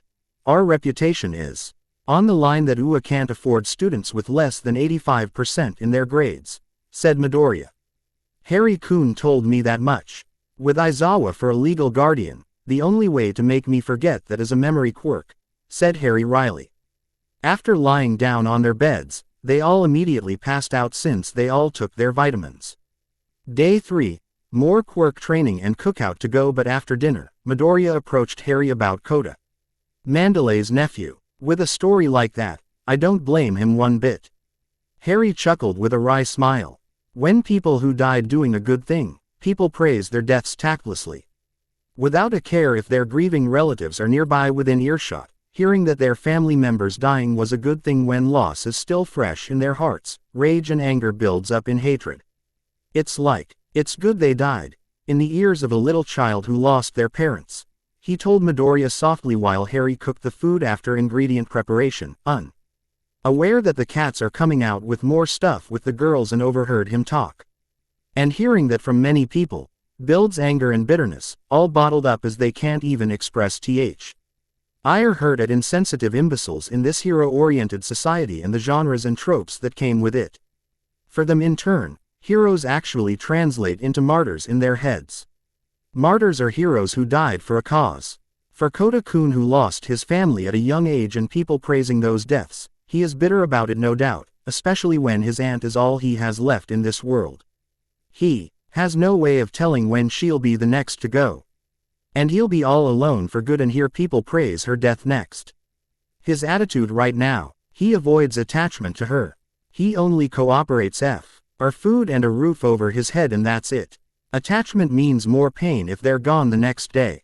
Basically, Mandalay-san is a scab over a wound, and no telling when that very scab will be yanked off to make the wound fresh and hurt anew. Losing his one last family will make him hate society and hate heroes even more until he falls on a slippery slope due to that festering hatred. So your idealistic words just pisses him, finished as Midoriya fell into gloom.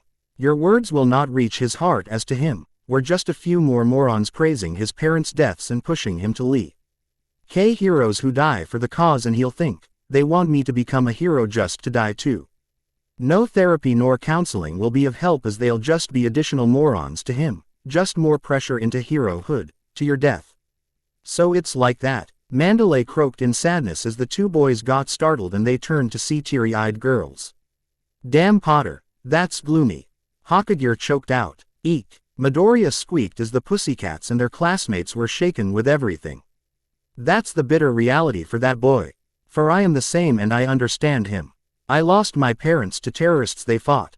Harry sighed. But unlike Kota-kun who has a nice aunt who tries her best to fill that gaping hole he has, my surviving relatives are monsters who should never become parents made my life hell. I am a failure as a human being because of them and Aizawa's busy fixing me up. I admit, he's doing a good job in that, though. But, what can I do for Kota-kun?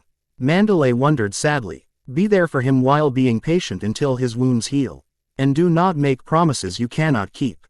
Harry said bluntly. Because with a job like yours, living long is a promise you can't keep. The real tests for juvenile heroes. And to my readers who keeps PMing me about a lil issue. I'm used to thinking and talking. The first fanfictions I've read were in this manner and Hat was when I started in the late 90s in my old accounts, and then I learned to adjust in reading when people started writing, thinking, and talking. I just went with the flow. Well, to each tastes their own, I thought. The real tests for juvenile heroes. Aizawa, Kon-sensei. Harry approached Aizawa and Vlad King after dinner. What is it? There may be no test of courage and remedial studies tonight, said Harry with a stoic expression. He was barefoot and Aizawa knew. He knew Harry found enemies. What do you mean NYA? Pixie Bob asked him with a frown. We really may have a potential traitor in UR. The school's been hacked or someone snuck in again to get our schedules. Silence fell in the camp as it dawned on them what Harry was implying. Villains are here, everyone yelled. They'll be here soon, in 20 minutes tops. His declaration sent chills down their spines. 10 people, and he created lifelike soil statues of who's coming before putting on his shoes. That's them, huh? Bakugo grinned, smacking his palm and fist together. They're dead. Hold your horses, Buster. Harry was quick to douse his desire to fight. While we have numbers into account, skill, LS and abilities unknown don't rush in headfirst. Harry barked. Let them show their cards first because no thanks to the sports festival, they know what we can do. We lost our element of surprise unlike back in USJ. Kota-kun's not here. Midoriya cried as he looked around and didn't see the boy. He's by that cliff again for sure. Oh no. Take me there, Midoriya-kun. I don't know where that is. Mandalay cried in horror and panic that she forgot what she can do with her quirk. Being alone is not an option. Tiger, go with them. Aizawa instructed as two of the cats led by Midoriya ran off. The rest, stay close. We'll confront them here. Harry, turn off the lights and the fires. They'll be in for a surprise whether they like it or not. Harry touched the ground to influence the house into switching lights off automatically, but gave a nightlight to Tokiyami as a precaution lest Dark Shadow goes berserk. This is scary. Why is it that when we have training activities, they always come? Mineta whimpered unhappily. Some of them has a face mask. Either it's to conceal their identities or they have poison quirks, but ironically they're not immune to their own poison. Todoroki theorized. By air if they have gas masks. Yaoyorozu. Make gas masks and goggles with night vision in case the gas irritates eyes too. Aizawa barked as Yaoyorozu began spamming out the requested items. You guys get picking. Yes. The students and teachers quickly gathered around Yaoyorozu who produced the required items by popping them out of her arms and legs. Surround the lodge in teams of 3. Us teachers will be at front. Vlad King cried. And keep quiet. If they think they have the element of surprise, they got another thing coming. And no matter what happens, do not move and make a sound till we say so. And they came. They're all here, which makes it convenient, said the scarred one. They can barely see each other in the dark, so no one can tell that their quarries are all masked. They came all right. Looks like I'll be getting dry-eyed tonight. Aizawa swore. We'll be needing that. Too bad for you, said Vlad King wryly as the masked one started spreading smoke as blue fires appeared, showing all their faces. Not that they knew that, but they're all masked. The masked one gasped out. This is just basic common sense, said Aizawa wryly. Take them down. I'd love to see you try. The scarred one, Dobby grinned with a manic glee on his face. Insanity ensued that the teachers took on the more dangerous ones while the students. They have difficulty in taking one down alone after the poisoner who was the easiest to defeat and capture while Harry stuck by Ragdoll who has a non-fighting quirk. He was basically her bodyguard. However, Harry had to bury themselves down under and doing underground support. What the heck, NYA? Ragdoll cried as they're under the ground. Someone shot something at us, said Harry as he was doing underground defense. And frankly I don't wanna know. I can only search presences who make contact with the ground, I can't detect anywhere else. And that's what I'm for. Ragdoll grinned. They won't get away from me, NYA. We got 2 more intruders who appeared out of the blue. Harry took his radio. Aizawa, 2 more arrivals by teleport. Harry cried. It's probably that same black mist bastard back in USJ. Aizawa yelled. Watch out for more newcomers. Slash. Above ground. Where'd Potter-kun and Ragdoll go? Asui wondered aloud. He's her bodyguard so they're well defended. I just saw them hide not long ago, said Kondo. Underground wonderful. Buried in advance. The lizard one grinned, taking out his multi-bladed sword. An earthen hand came out to flip him the middle finger as all lights in the house turned on for better visibility. Wow, and said hand smacked him. Ah, nehehehe. Nobody gets away from us, nobody. Ragdoll giggled as safe underground, they have a source of air too from elsewhere. The house above them is their safest there.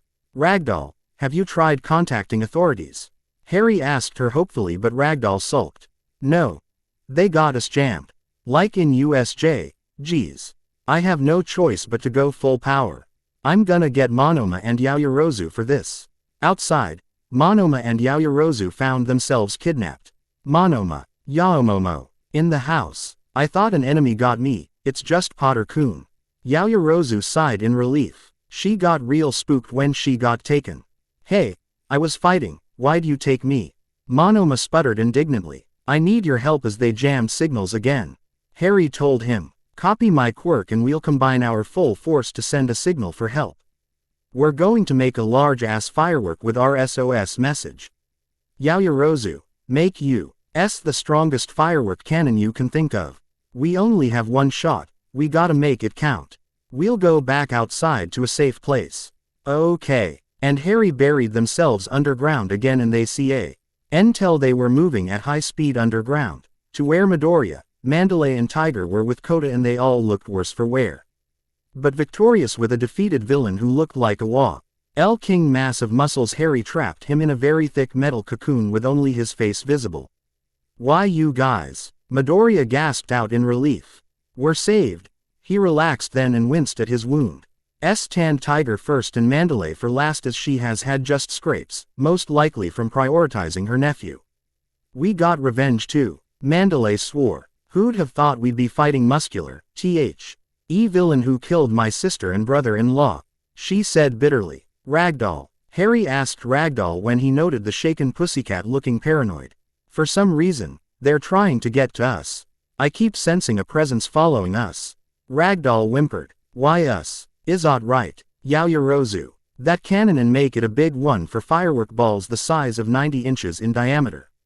Yaoyorozu I am. Again the strongest cannon she could make for a firework that large, forcing her to take off her shirt that the males looked away from her. Monoma, you know what my quirk is, copy me and under my guidance.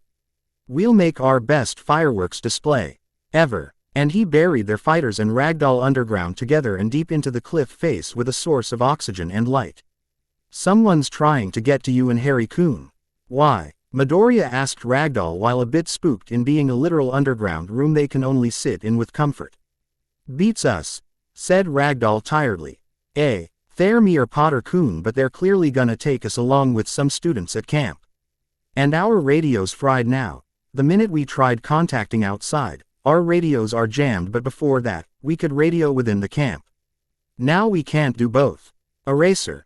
Vlad. Watch out for the students at camp. The villains are targeting specific unknown individuals but we confirmed Ragdoll and possibly Potter as a target for kidnapping.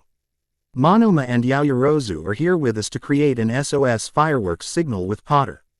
Do not be alone. was what rang in the heads of teachers and students. We barely survived muscular before they got to us. Well, shit, they swore. You heard the lady. No foolishness, you hear? Vlad yelled. Oh ho, makes me wonder what you know now, but can you actually put that to use? Magna mocked them playfully, much to their chagrins. A 90-diameter firework, really? Monoma heaved and huffed as he and Harry loaded the large ball onto the cannon Yaoyorozu made. Really? No signals. This is our best damn shot, said Harry. Let her rip. Harry ordered Yaoyorozu, who operated the cannon, and they covered their ears from the loud boom. And in the night sky thousands of miles up, enough for a city to see from far away, was this. Villain attack in Wild Pussycat Lodge in the mountains. Send reinforcements immediately. Villain muscular and unknown poisoner taken down. More entities unknown. In very large format in bright white. It was so big the nearby city would not miss that. Is that really visible? Monoma asked Harry hopefully. It should be. There. Is a reason we worked to make a bomb that big, said Harry.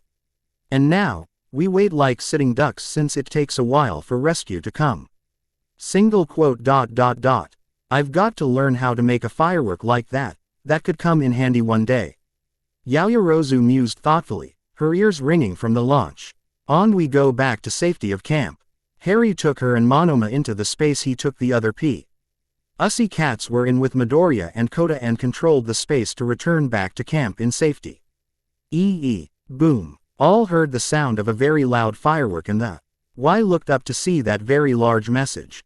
TCH. Dobby scowled. Where'd they get that kind of firework? Yosh, we got an SOS out, said Vlad. Keep at it and be vigilant. Who, can you even last that long, big guy? Himiko mocked as she got behind him and stabbed him fatally in the chest.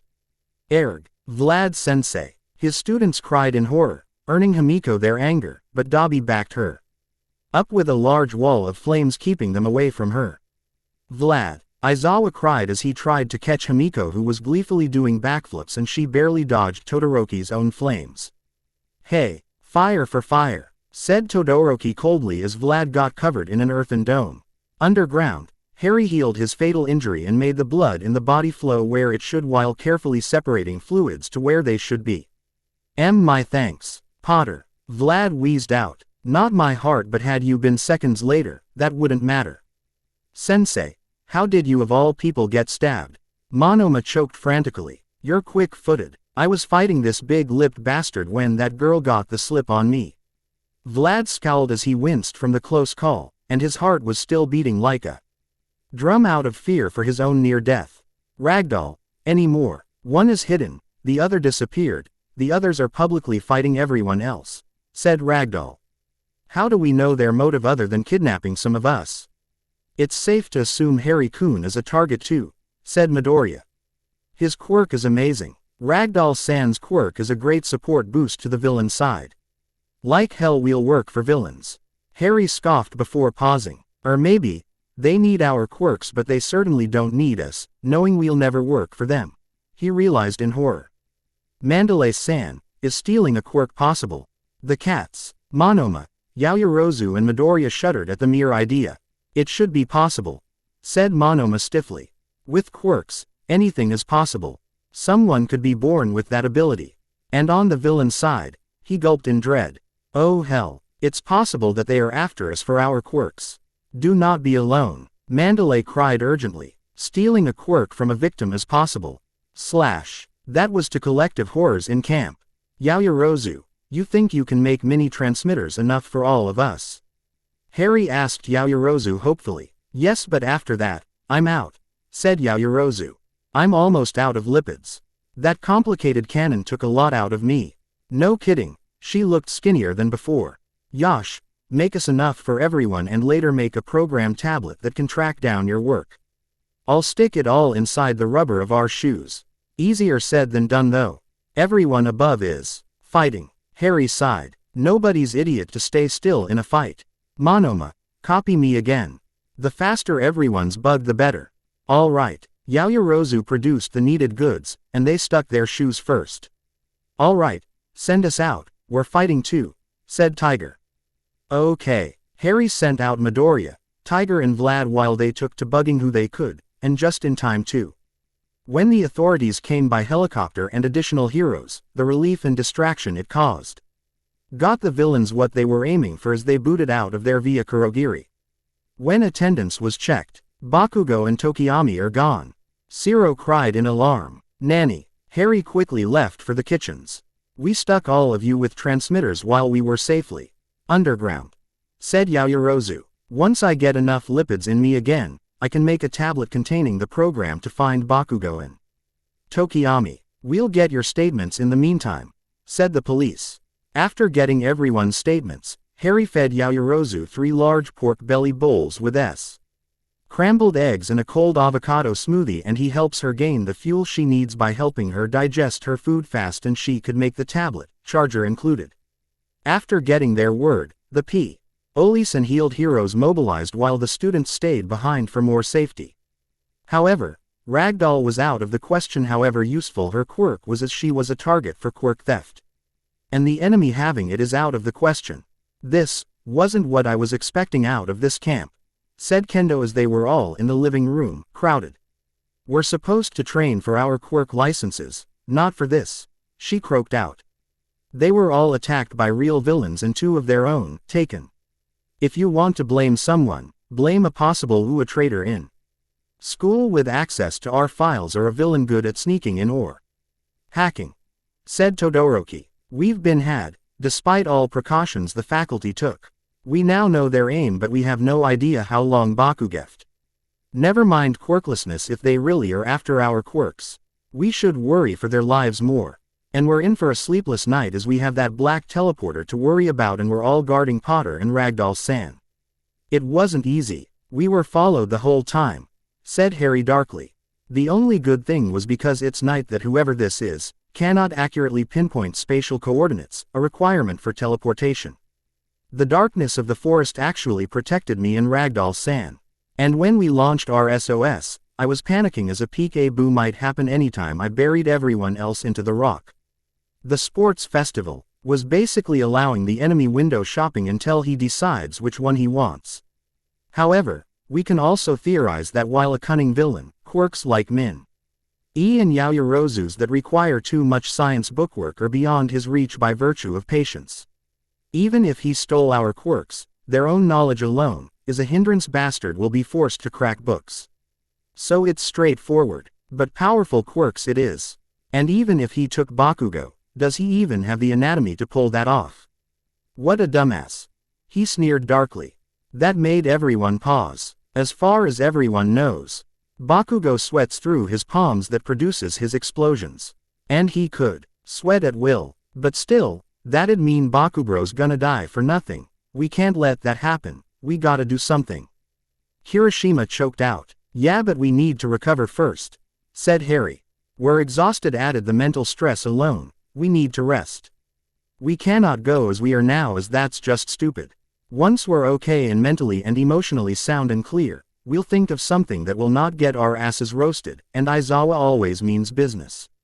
Prepared for that, so those WITH enough balls to risk the wrath of the authorities and a possible expulsion from UA as long as we get our own back. Come and see me after at least 5 hours of rest and recovery by eating. Yaoyorozu, keep an eye on our tablet copy and keep that thing fully charged while I focus on Midoriya's arms. I'm halfway done fixing him, I just gave him field first aid earlier. Where are they now? Midoriya asked Yaoyorozu worriedly. Being a quirkless is the worst thing to happen to anyone, short of death, considering how much grief he suffered being one before All Might chose him as his successor. Why? Harry had his arms in his hands while he looked quite green and horrified. They're in Kamino Ward, Yokohama City in Kanagawa Prefecture, in some small building, but my tablet doesn't say where. On legal establishments are recorded on jiggle maps, not residences or abandoned buildings, said Yaoyorozu. And they haven't moved at all. Potter-kun, you look quite ill, Iida said worriedly as Harry looked ill. I'm fine, just a little queasy from overusing my quirk, came the tad too quick retort. Hey, don't overdo it or you'll be in hospital for a week again, and at our situation now, we can't afford that. Midoriya squeaked worriedly. Harry lied because the truth, was much grimmer that he focused on fixing Midoriya's arms.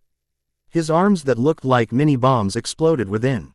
Queasy from the horrifying sight aside, Harry's mind was racing. His new friends wanted a rescue, but rescuing covertly is unrealistic.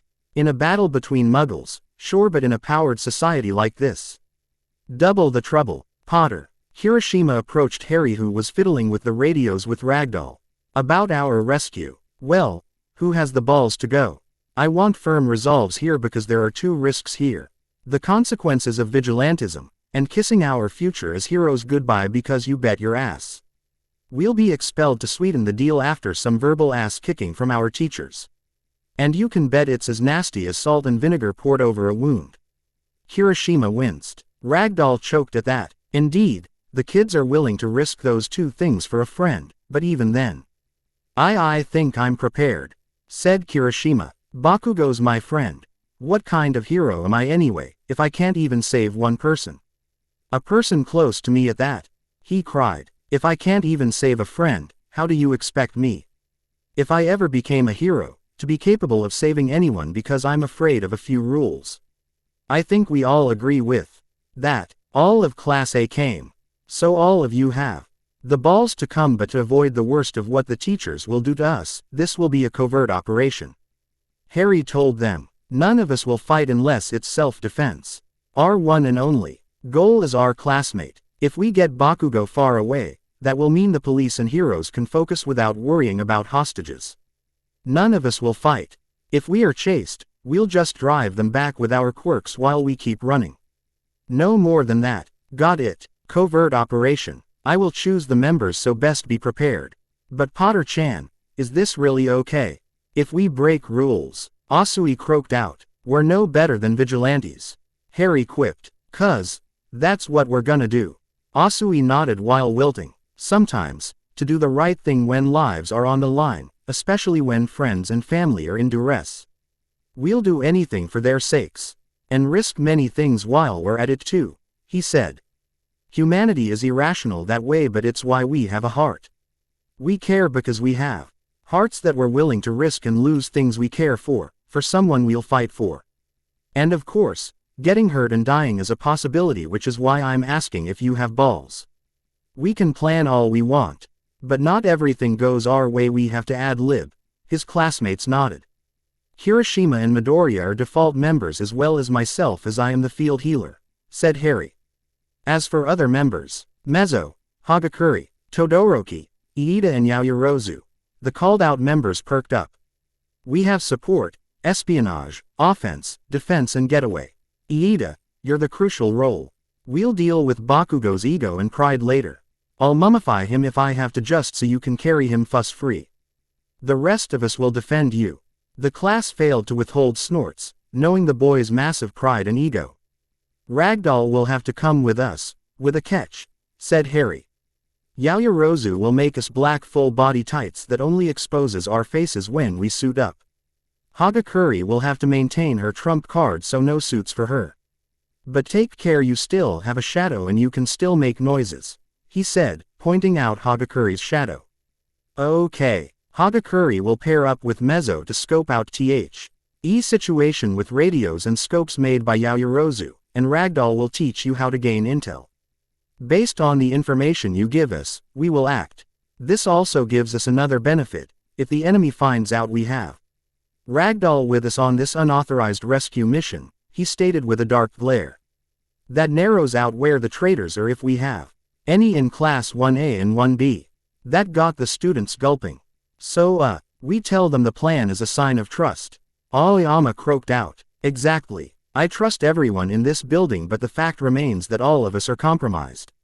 That one of us is an enemy insider while pretending to be close to us, said Harry stiffly.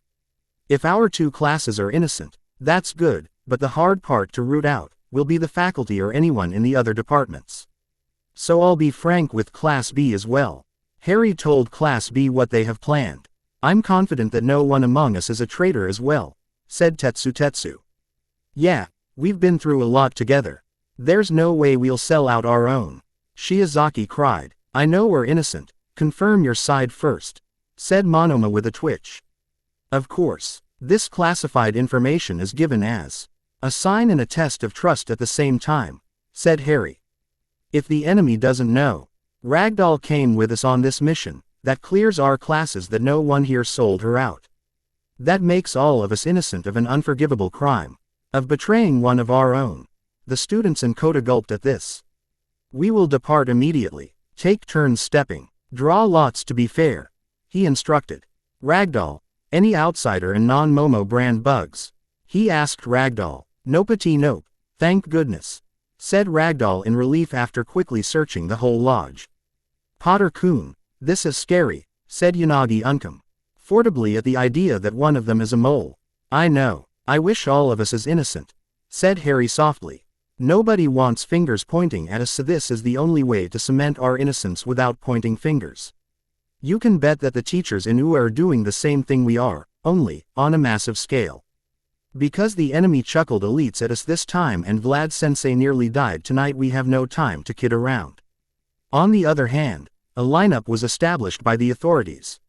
All Might, Endeavor, Best Jeanist, Edgeshot, Tiger, Arbor Woods, Gran Torino, MT.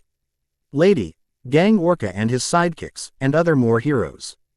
Covert Operation and Aftermath. Covert Operation and Aftermath. In the meantime, in the car.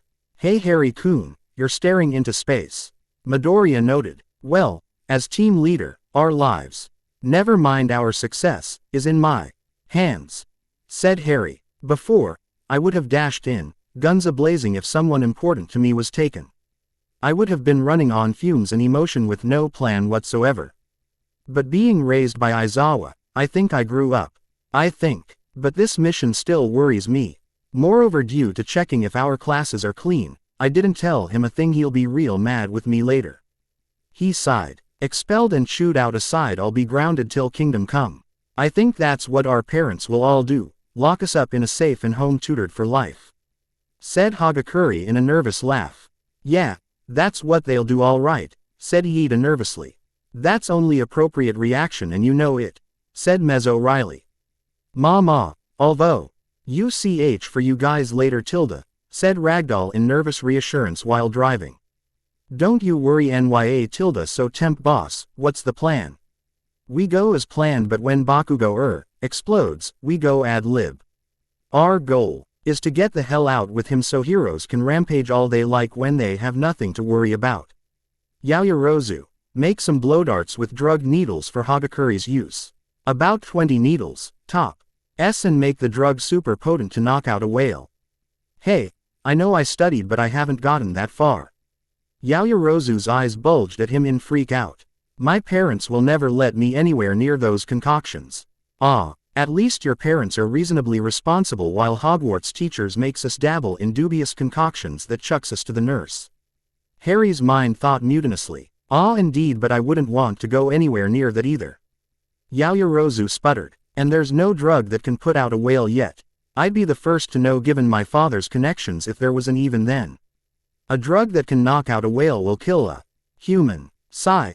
I guess I got a separate fiction from reality. Where I'm from, the future is all about space travel and things humans can only dream of. He earned deadpan stares. Maybe in year 10,000 Potter. Maybe, Mezzo said wryly. And we're long dead by then before we can enjoy living in space colonies and stuff. Doll parked their car in a public parking lot and they took a bullet train to go to Kanagawa Prefecture. Well, this is it NYA, no turning back now, said Ragdoll as their appearances were altered, courtesy of Harry. He claims it's his quirk when this time, he used his magic. He was no longer in the underage radar as in records, he was dead a millennium ago. Yeah, they'll know it's us because of our quirks but changed hair and faces sounds good, said Iida. Upon arrival, their scouting team scouted out the place with Yaoyorozu. They got a grim reality later. A Nomu factory. Iida, Harry, Midoriya, Hiroshima and Todoroki choked. Pale-faced. One was bad enough and now there's a factory of them. Why yeah, I snuck in to confirm the brains we saw from our scoping place, they really all are Nomu. Hagakure cried in fear. If they're awakened, I'll kill them first, said Harry angrily. Offense team, bodyguard Ragdoll now. I'll destroy the Nomu. How? They'll notice you for sure, Midoriya protested. In alchemy and magic books in fiction of old, alchemy has 3 steps. The second step is deconstruction. The students knew what that can do. I can do this stealthily. Prioritize Ragdoll. Now. They quickly left and Harry snuck in. By the time his classmates left, he was almost done, and something crashed onto the roof. So this is the Nomu factory. Best Jeanist mused and they saw him. Who are you? He asked, quickly binding Harry with his strings. Oi oi, I just destroyed the Nomu to make our lives easier. Tiger choked at this. Potter-kun, why are you here? You're supposed to be back at the lodge. Tiger sputtered out. Best Jeanist let him go, he's a student. Best Jeanist let him go and Harry took off his head cover from his spandex suit and shades to confirm his identity.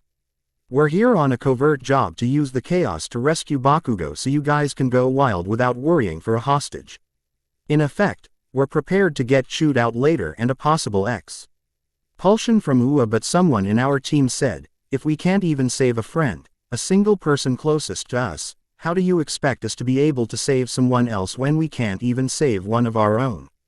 You're prepared, you and your team, Best Jeanist mused, approving of Harry's resolve and acknowledging of what is to come. Yes, we're on standby until we get our chance, and run like hell. And Harry sank back into the ground.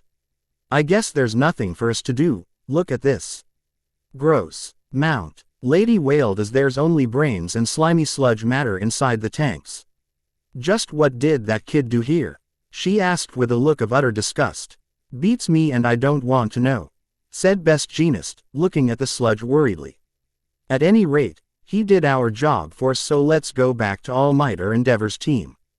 The team was pale-faced. Why, you got back just in time. Ragdoll whimpered as the others were cowering away as Harry got back. What happened? Harry frowned, wondering why his team is a wreck of fear. Quivering on their knees and crouched down to make themselves smaller. Be careful, but look. Hagakure squeaked. Seconds after you left, the warehouse was goners. And the heroes that just went in are all injured and some guy in a suit came out. Report on the situation. The heroes came barging in after pretending to be pizza service, said Mezzo weakly. Arbor Woods got everybody, until black sludge started appearing all over the place and Nomu came out, causing the place to be thrown in confusion, and Bakugo's transported to the wreckage just now with the villains. It's now or never, said Harry. Prepare for one hell of an extraction. Yaoyorozu, make Hokage and Ragdoll a light machine gun loaded with BB bullets with spare magazines. They will ride on Mezzo's back. Given capacity limits, you'll have to run with them and arm yourself as well. Mezzo tank team and Yaoyorozu will cover Ida's escape after I mummify Bakugo. As for us, we throw OU, our brand of chaos, in a protective formation.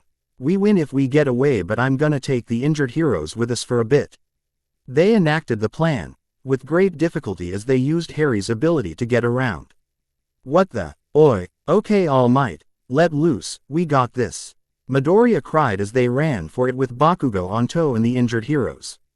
Hey, let me out, Bakugo protested as he got into a metal cocoon courtesy of Harry, who bound him to Ida, backpack style. I can fight too. Our priority is getting away because what we did is super illegal. Hagakure cried. We cannot fight or we'll get in worser trouble. I want a light sentence, thank you.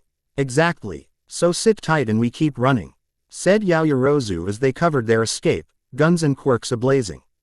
Those kids are getting away. Shigaraki swore angrily as the kids got their new pawn after them. No you don't. All Might growled, villains, prepared to fight all of them and all for one.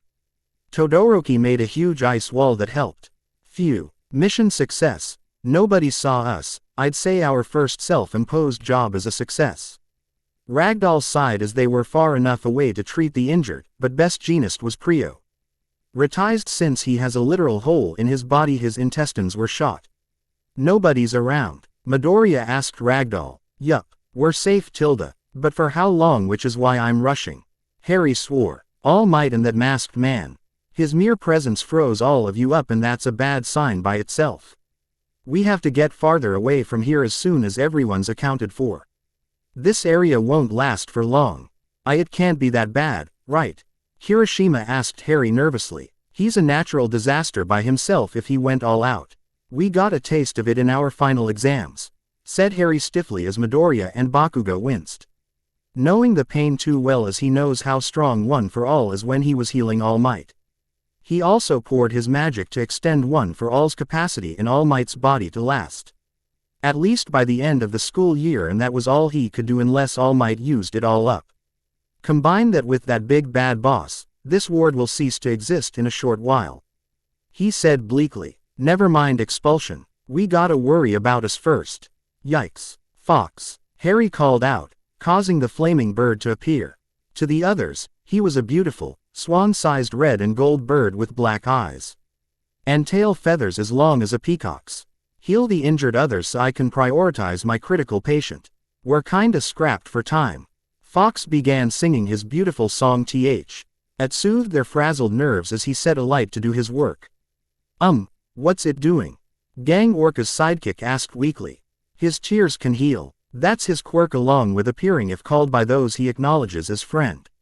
He won't answer to anyone else who hasn't gotten his approval, said Harry. Let him do his job. Soon, Fox assisted Harry in healing Best Jeanist. My thanks, said Best Jeanist as he got up, but shaky. You children get out of here if what your friend says is right. Leave the rest to us, but can we borrow that bird of yours? Fox, I ask of you to assist, okay? Harry told Fox. For tonight, follow the requests of the pro-heroes in healing the casualties. Fox nodded as he looked at each hero in the eye before vanishing in a burst of flames. Hey, he's gone. Mount. Lady complained. He looked at you so he knows your presences, said Harry. You can then call him, but only for tonight. He judges those he wants to call friend. Only friends can truly call him. For now it's barely past 10 people he actually likes, and most of them in UA, he said. If he gave you a golden feather after a period of scrutiny, that means he likes you. Very well, we'll take what we can get. We'll get your statements later, said Gang Orca as the heroes left and the students left with Ragdoll back for the lodge. Sure enough, the police knows that Bakugo was rescued. Ed with a handful of students who came covertly and willing to risk consequences to save their own, and upon acquiring their objective, fled for safety than stick around. Pussycat Lodge, hours later. You guys made it back. They got quite the welcome. Do we have to worry about kidnappings? Those who stayed behind clearly haven't gotten much sleep. Not anymore. The teleporters are co by the heroes and are carted off. We can relax now, NYA, said Ragdoll, much to their relief. Everyone go to bed, NYA, because tomorrow, everyone else will be back. The kids gulped. Everyone else would mean their angry teachers. Yeah, and indeed, the next day, their teachers, the other cats, and the police are there to know who the students who came last night, other than Harry, Todoroki, Hagakure, Midoriya and Mezzo, whose identities All Might verified despite being in black suits and he can't miss a floating machine gun, and the others thus outed themselves as well. Aizawa twitch. Ed as he glowered at the students who were nervous, but openly defying, while Harry was full deviant force with no sign of fear at all. We heard from Best Jeanist that you're fully prepared for the an expulsion to get one of your own back and run like hell, as you put it. All matters considered, as all of you got out unharmed with objective in hand instead of being idiots like most students hero courses would do in your situation. For now, you're forgiven. For now. If not for All Might's retirement, I'd have expelled all 2 classes, he said sternly. Harry, as leader of this ragtag team of misfits, what do you say, as you didn't even tell me? I expected better from you. I take full responsibility as leader, said Harry with no hesitation in a cool voice. I have prepared them. ND made sure they know the objective and the consequences. We made sure there's no dicking around either. We completed our objective harmlessly, and the team showed great maturity in this covert mission. Moreover, we have a bonus objective, clearing classes A and B, that we have no traitors among us who sold out vital UA information. The teachers and police stiffened at his declaration. Ragdoll, being with us to increase mission success despite being a target would mean if the traitor is among us, the teleporter would be tracking us down. Yet none came, so that leaves UA itself, and that's an even bigger garden to look for a single weed in or multiple, who knows. I cannot told you because by logical reason you'll tell everyone, including our secret mole. With a logic like that, Aizawa sighed. Very well. There was chaos in school as well about this mole issue of ours, said Aizawa with the teachers grimacing as if in pain. Fingers began pointing but no other way to prove our innocence as well. At least our hero students are clear, that's what matters. Leave the main problem to us, you damn troublesome brats, and for this conspiracy that everyone is in on.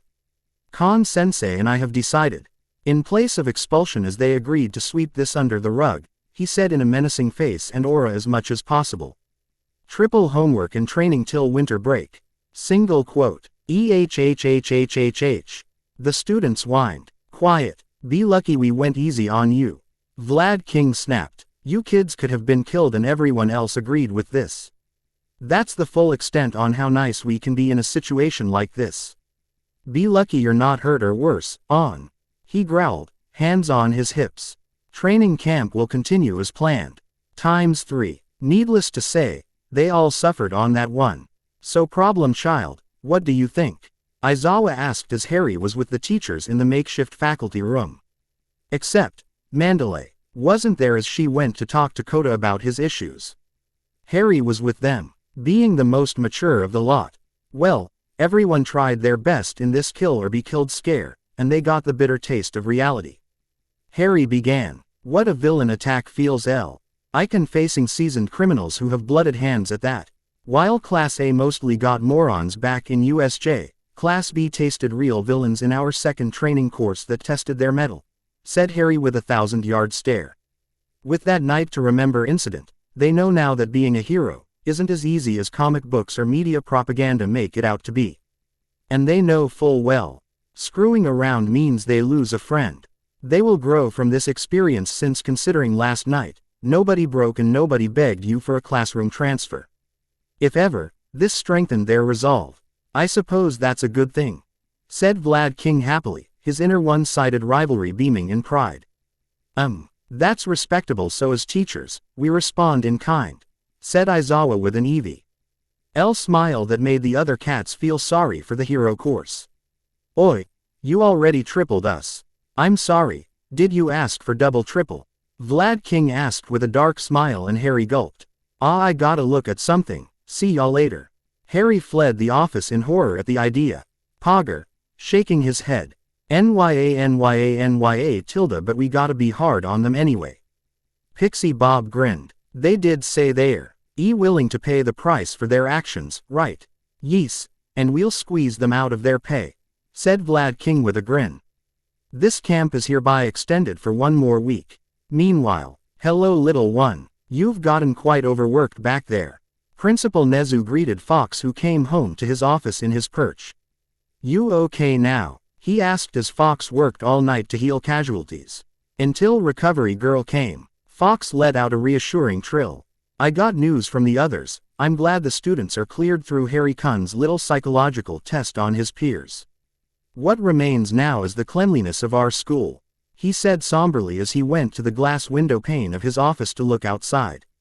With All Might's retirement and the world in chaos right now, we need to nurture our seeds, so that they may blossom into our next flowers of hope. But with All Might down for good and the criticism we get right now, we must protect our seeds, no matter the cost. They are the future and right now, we're holding the fort for them to grow. And he had 2 dorm proposal pamphlets on hand. Hospital, you're now a normal human again aren't you? Harry asked All Might as he paid the man a visit. Armed with enough IV drips for 12 people. Yes, while I took away the mastermind, he too has a successor, said All Might glumly. And as my successor, Midoriya Boy is destined to face him. The karma wrought by the 2 brother quirks of All for One, the selfish quirk that steals for himself, and One for All, the generational stockpiling quirk that counters it, he said. Quoting the 3 Musketeers now. Harry snorted in bemusement. It's your turn now. I gave him the basics for dummies but it's truly you who knows that quirk. And he told me that when you pointed at the cameras saying, it's your turn, while the idiot masses thought you'll be coming for the next villains, he knew better. That it's truly his turn. My shirt was wet with snot and tears, take responsibility. Harry chuckled. He cries too much if you ask me. Result of society abuse towards those like him. So it's your job to make a man out of him," said Harry. "And my job to fix you isn't over yet either. Have you gotten surgery?" "Yeah, not long ago, but I'm still super beat up. That recovery girl only healed my surgical wounds. I leave the rest to you." "Of course. I can no longer do anything now," All Might said glumly, frustrated with himself. "But at least I fixed a loose end somehow," he sighed. Midoriya boy who can barely handle 20% without busting his arms cannot even fight all for one. I who achieved 100% potential can only be the one to match him due to our brother quirks. Even if you're quirkless now, the fact remains that you are a skilled fighter. You'll just have to acquire new skills and master weapons and gadgets. The oldest heroes in my era uses those very things, while mastering acrobatics, gymnastics, parkour, martial arts, and tools for the job. Make no mistake, villains will gun for you to exploit your new situation," Harry warned. "Your body and your will to make it your weapon is all you have now. My job is to restore your body and that's it. Your job is to hone it well." "All right." All Might decided that he can still be of use to society and perhaps inspire the quirkless. "I wonder if Tsukauchi can recommend me to something," he mused. "Not to mention I have to face the press about my official retirement," he said. "Can you give this same treatment to Midoriya boy as well?" he asked Harry. "Because when you deem him in the clear, I will get serious, because this bitter fate has been inherited by his successor, Shigaraki Tamura, and my successor, Midoriya boy," he said. "He busts his arms a lot too, yet strangely does better in his legs." Very well. By the end of summer, All Might now sembled a normal human somehow. Combined with surgery and Harry's power, he's at the peak of health with reinforced, dense bones. Without his muscle form to conceal his identity, he was actually a Bison. He was a man in his mid-50s yet because of Harry fixing him with lots of nutrients and collagen needed to utterly restore his body. He did not look 56. At all. In fact, he looked like he was in his 30s. But stress, wrinkle and eye bag free with glowing skin and his blonde hair very vibrant and healthy. "Holy cow, what the heck happened to you?" Tsukauchi gawked at him when he and Gran Torino visited him on his release day with his personal doctors and nurses who can only gape at him in shock. "Ahahaha, a young friend happened to me." All Might laughed. "It's so I can do things the old-fashioned way." "Old-fashioned way?" "Yes, you think you can recommend me to a few workshops I have in mind." Interlude. The future. Interlude. The future. On his first few days in this world, Harry observed his new world. The era of the future. Those who wrote X-Men would have a field day seeing so many mutants. Bloody hell, most of them look like aliens. And everyone's just, meh, that's normal, it's a quirk. So what? The normal humans here have rounder faces, larger eyes yet the sizes of pupils and irises remain the same as his own.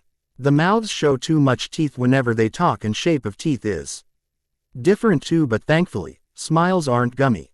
The bodies are also stockier and bigger that compared to them. He was quite the frail waif, even if he bulked up. His features are very unique yet at the same time, not out of place in this world as everyone is unique. But still, as an ancient human, he has to be careful. Ua is protecting him. At first they paid for his fees and forged his records. Then came Gringotts so he was able to pay them back for the trouble as he hated being a charity case. And these guys, unlike Hogwarts, gave a damn to their students. He was in shock, culture shock, that he grew to like this world. He just wished he had Moony, Padfoot and Hedwig with him. Because it's not fair that while he's living his ideal life here, Hedwig's fate is ambiguous, and Moony and Padfoot in poverty and hard times. That guilt was in his head that he owned, or went counseling under Aizawa for that to overcome his guilt and his own personal demons as an abuse victim.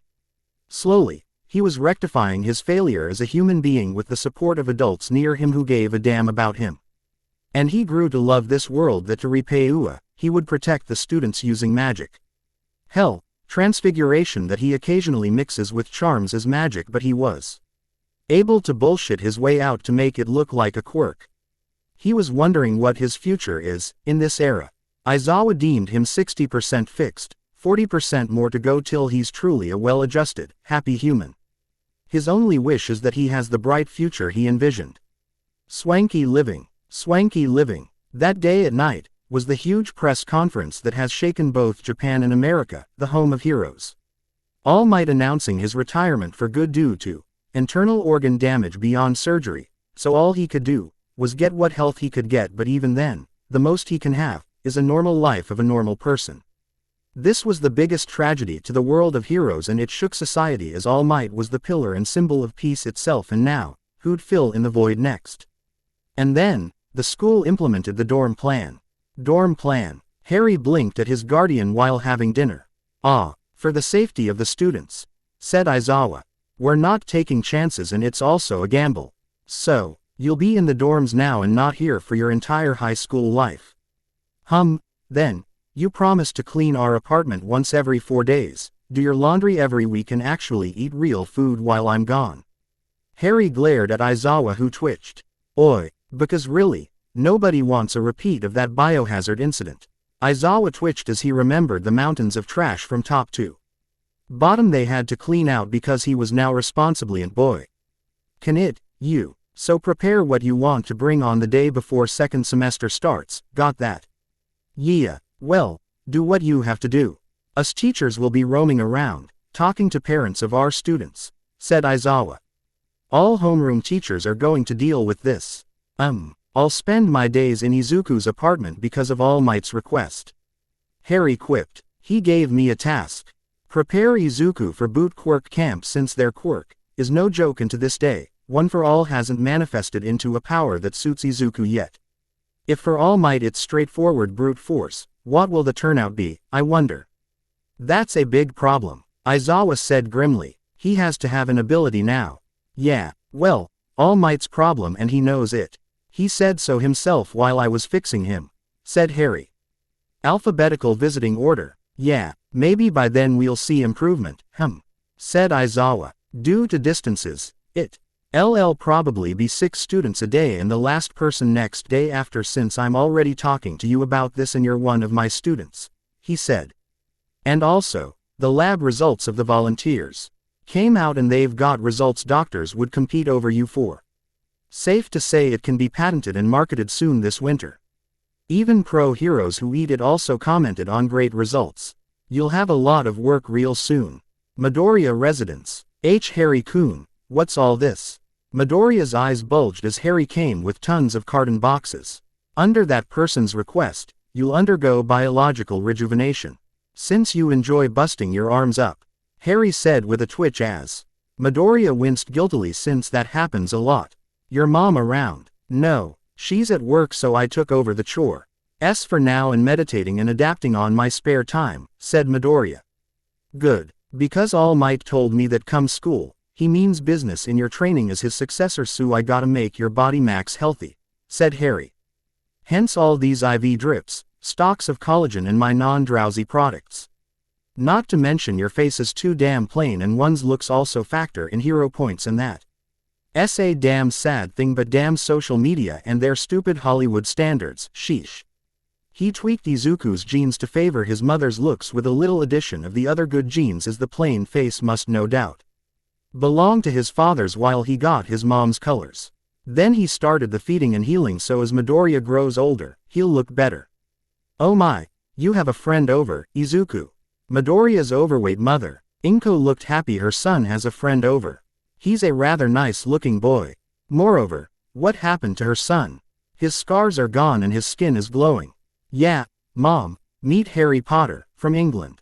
Midoriya introduced Harry to Inko and Harry politely bowed in respect.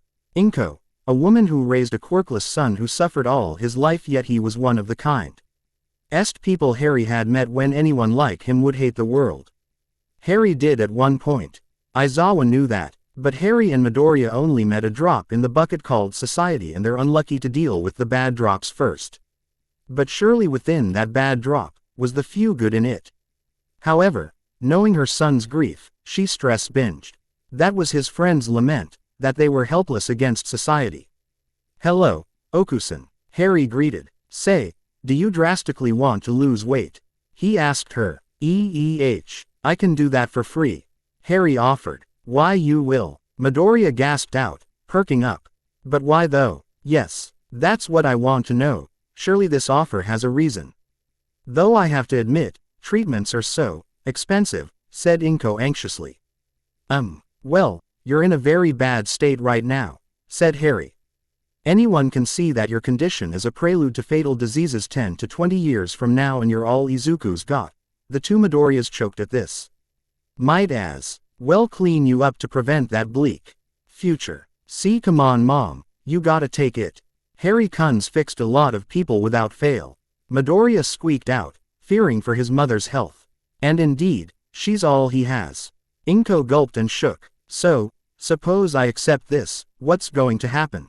Inko gasped out. Well, I will make everything come out of your skin's pores without hurting your body. You'll produce a lot of oils from your fat, as well as stinky toxins. But in the case of your intestines, I'll make it nice and smooth so it comes out easy in the toilet. Inko and her son looked squeamish at the implications.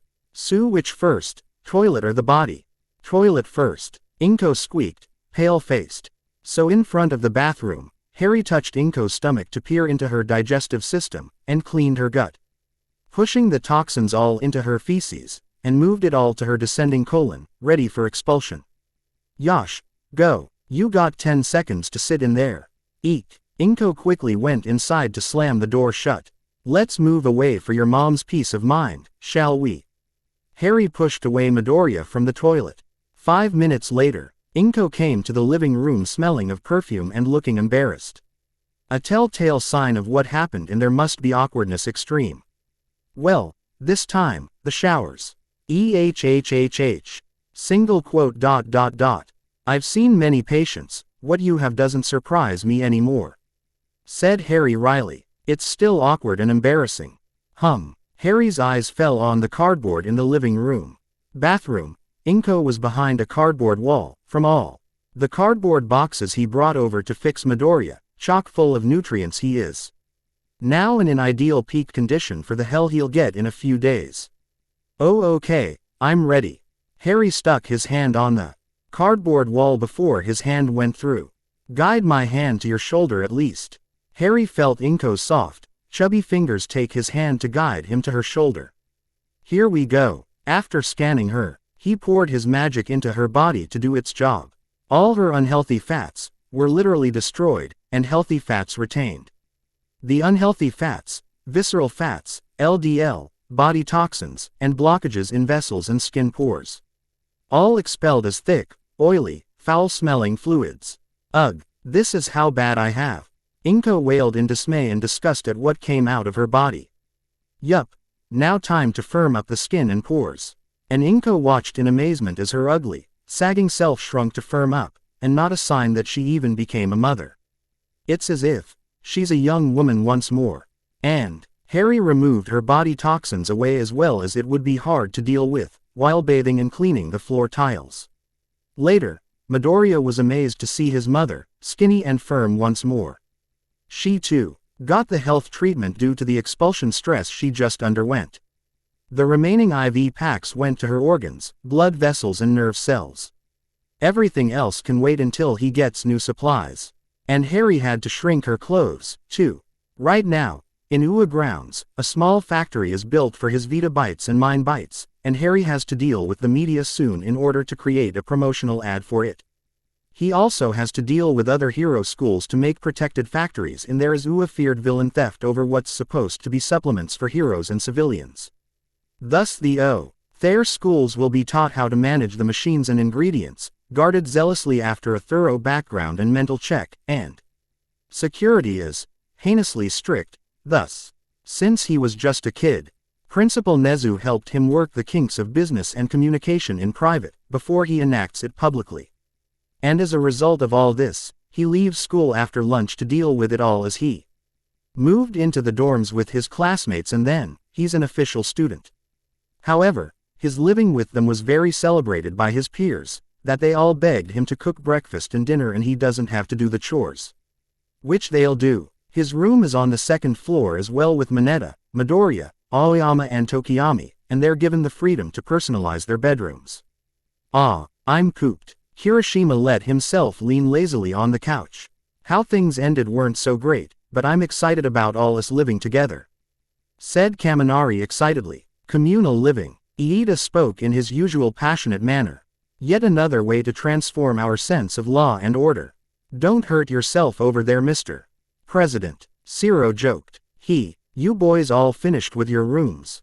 Ashido asked them. Hey, it's the girls. Kaminari perked up. Yeah, we just started. Relaxing. You see, we were all talking. Ashido started peppily. And we've got an idea. An idea? Harry asked. What about? A peek into each other's room. Ashido's declaration got the boys freezing. Let's start with Potter-kun's room. Harry went blank. This is dumb, I'm going to bed, said Bakugo as he left them to go to sleep, tired from the move and stomachful from dinner. Only Kirishima heard him though. Harry's room. The floor cannot be seen due to the dark red carpet, as well as the standard room furniture provided by the school, as Harry replaced it all with his own furniture, though the computer was the only thing unchanged, as he was still studying. Other than that, everything was befitting that of a very rich Bokuma, with class in colors cool to the eyes even if he had reds in his room. They were all amazed with Harry's room. Everything in it costs a fortune, including that bookcase full of university-level science and cookbooks, and references to materials for everyday use.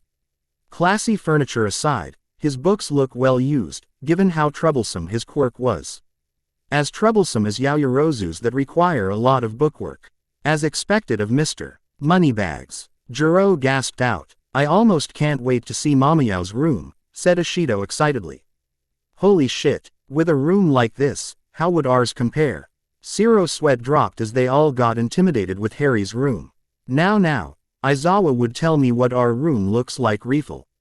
CTS, which is why we're allowed to decorate, said Harry charmingly with a smile to match that got all boys blushing. They were still wondering how he affects them this way when he's a fellow guy. No other guys affect them like he does. In a way, it reveals either our background or personality traits, stuff needed by friends to know, a logical but subtle way to get to know others. Ooh, the girls squealed. Yui, as expected of having sensei for a legal guardian. Kirishima's sweat dropped. Next is Deku-kun's room. Uraraka declared, and there is basically an All Might shrine. The room is in pale yellow walls with green borders, and his blanket was green with All Might print in it. Ooh, an All Might fanboy shrine. The girls exclaimed. I'm so embarrassed. Midoriya blushed, shy from the revelation that he's a fanboy. Uh-oh, what have we gotten into here? The Baku Squad boys started sweating buckets nervously. See, could be fun though. Ah, said Shiro awkwardly. Next was Tokiyami's room. Ashido and Hagakure had to push Tokiyami, who was blocking his room. And lo, dark, with dark nightlights, and a decor befitting a vampire. Dark and scary, everyone yelled. Wow, a vampire would be proud. Tokiyami. Harry whistled, amazed at the room. I know these keychains. I used to buy them in junior high. Kirishima exclaimed, seeing the emo punk and cross keychains on the wall lined on hooks. This room is so cool. Midoriya gushed out. Gee, get out. Tokiyami sputtered, shy that his Chunobu syndrome is outed in such a manner. Next was Aoyama's room. Holy hell, they all thought. Mirrors, chandeliers, spotlights, a disco ball, mirrors, a vanity painting on the wall, and a shiny medieval armor. His curtains are made of shiny silk, as is his blankets. And are those tiny round glass pieces stuck on the walls. They're reflecting light all over. Shiny. Non. Aoyama tut-tutted. Not shiny, twinkly, he insisted. Then again, his hero name is, I can't stop twinkling. Well, as expected of him, said Ashido. Let's go to the next one. It was Minetta's room, but I got something nice to show you girls, said Minetta in his usual horny expression while panting slowly. Everyone, even his friends, decided it's a no man's land. Let's move on to the next floor. Aren't you even looking? No, they won't, they thought with a shudder. Ojiro's room was so plain they couldn't say a word about it. If you've got nothing nice to say, he said sulkily.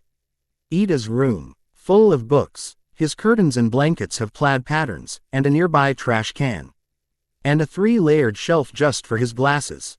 Is that so unreasonable? I expect to go through many pairs for our intensive training as heroes. Kaminari's room. Car license plates stuck by his air conditioning, a dartboard, a leopard print blanket, black fluffy carpet, radios, headphones, skateboards and other knickknacks. Wow, look at all this stuff. It's fun and games. Why you don't like it? Kaminari whined, but Harry was taking notes. And you're taking notes, he sputtered as nearby, Harry was taking notes in his notepad. And this was the guy, who may as well have the classiest room in the whole school. I'm still studying how to be a proper future boy with proper future male interests. Geez, your room looks boyish enough, said Midoriya sheepishly. Even if it's classy. Next was Kota's room, simple with stuffed animals, and a pet bunny the girls fawned over. So cute. No fair, Kota, using a pet. Kaminari complained. A pet, huh? I miss my owl back home. Harry went doom and gloom in a corner. Hedwig. The boys backed off from his gloomy depression. Can owls even be domesticated? Tokiyami asked him incredulously. If raised and trained young, yeah. Harry fibbed when magical owls are intelligent. You know, this ain't right. Kaminari grumbled unhappily. Competitive fire stroke in the other boys. For once, we agree like this, huh? Ojiro was still sulking because the girls have no words to say about his room. I'm not satisfied either. Me too. Aoyama huffed. Indeed. Tokiyami agreed. The girls no holds bar. Reld criticism stroked the competitive flames within the boys. Hey, why are we boys the only ones to present? Mineta cried indignantly as the girls didn't even look at his room. Isn't that weird? This is an exhibition, right? Girls present too if we have to pick a winner, he challenged. The point is who's the best interior decorator in class, right? That's what we're here to decide. His Ive is clearly visible, but Ashido was oblivious. Good idea. So we're here to decide the king of the rooms. Girls aside, the remaining boys were Kirishima, Mezzo, Todoroki, Sato, and Bakugo. I'm getting tired too, guys. So me next please so I can go to sleep. Kirishima asked them. Okay, but you won't get it anyway, this manliness. His room was full of anything manly related, even a punching bag and dumbbells. You know, this room is the sort of room no girlfriend will willingly get into. Hagakure remarked. Oi, really? But it's a really swell macho room. Uraraka pointed out. Ah shucks. At least one girl understood, Kirishima thought before remembering something. That reminds me, Potter, we're supposed to go to the gym on our remaining vacation. Where've you been? Kirishima whined. I know a nice gym cheap for students.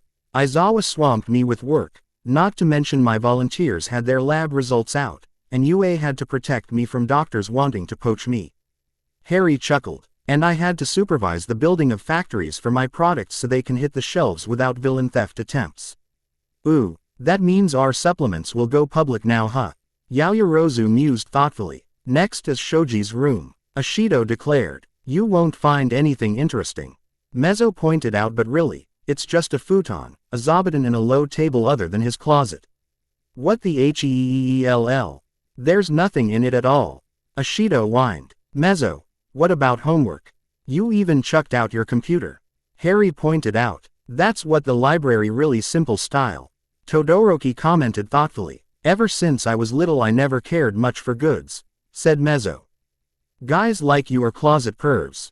Mineta snorted. Ciro's room. Asian ethnic culture Bangalore. Wow, how exotic. Ashido gushed out. We love it. Uraraka squealed giddily. Never thought you'd be stylish, said Jiro, impressed. Haha, call me Ciro surprise. Ciro beamed. The boys gaped as the girls were impressed by his room. Next, Todoroki, right? Hagakure asked excitedly. One of our class, most capable student. Yaoyorozu thought. He's the best looking guy we have with Potter-kun second. Ashido thought. What would the always cool Todoroki's room look like? I'm on pins and needles. Hagakure inwardly squealed. Todoroki's room. Let's get this over with, I'm tired, said Todoroki tiredly as he opened his door and lo. His room screams. Japanese. Jaws dropped and eyes bugged out in shock and disbelief. It's even built differently than ours. Shiro howled. My family home is traditionally Japanese, I don't like modern flooring, said Todoroki. Who cares why? How do you do this in a single day? Kaminari and Mineta cried. I worked hard. What's up with this guy? He sure is going places. Harry chuckled. Good-looking guys always have tricks up their sleeve. Sato commented. Last boy is, said Asui as Sato said, me. And so, his room. Nothing special, he said. My room's kind of boring actually.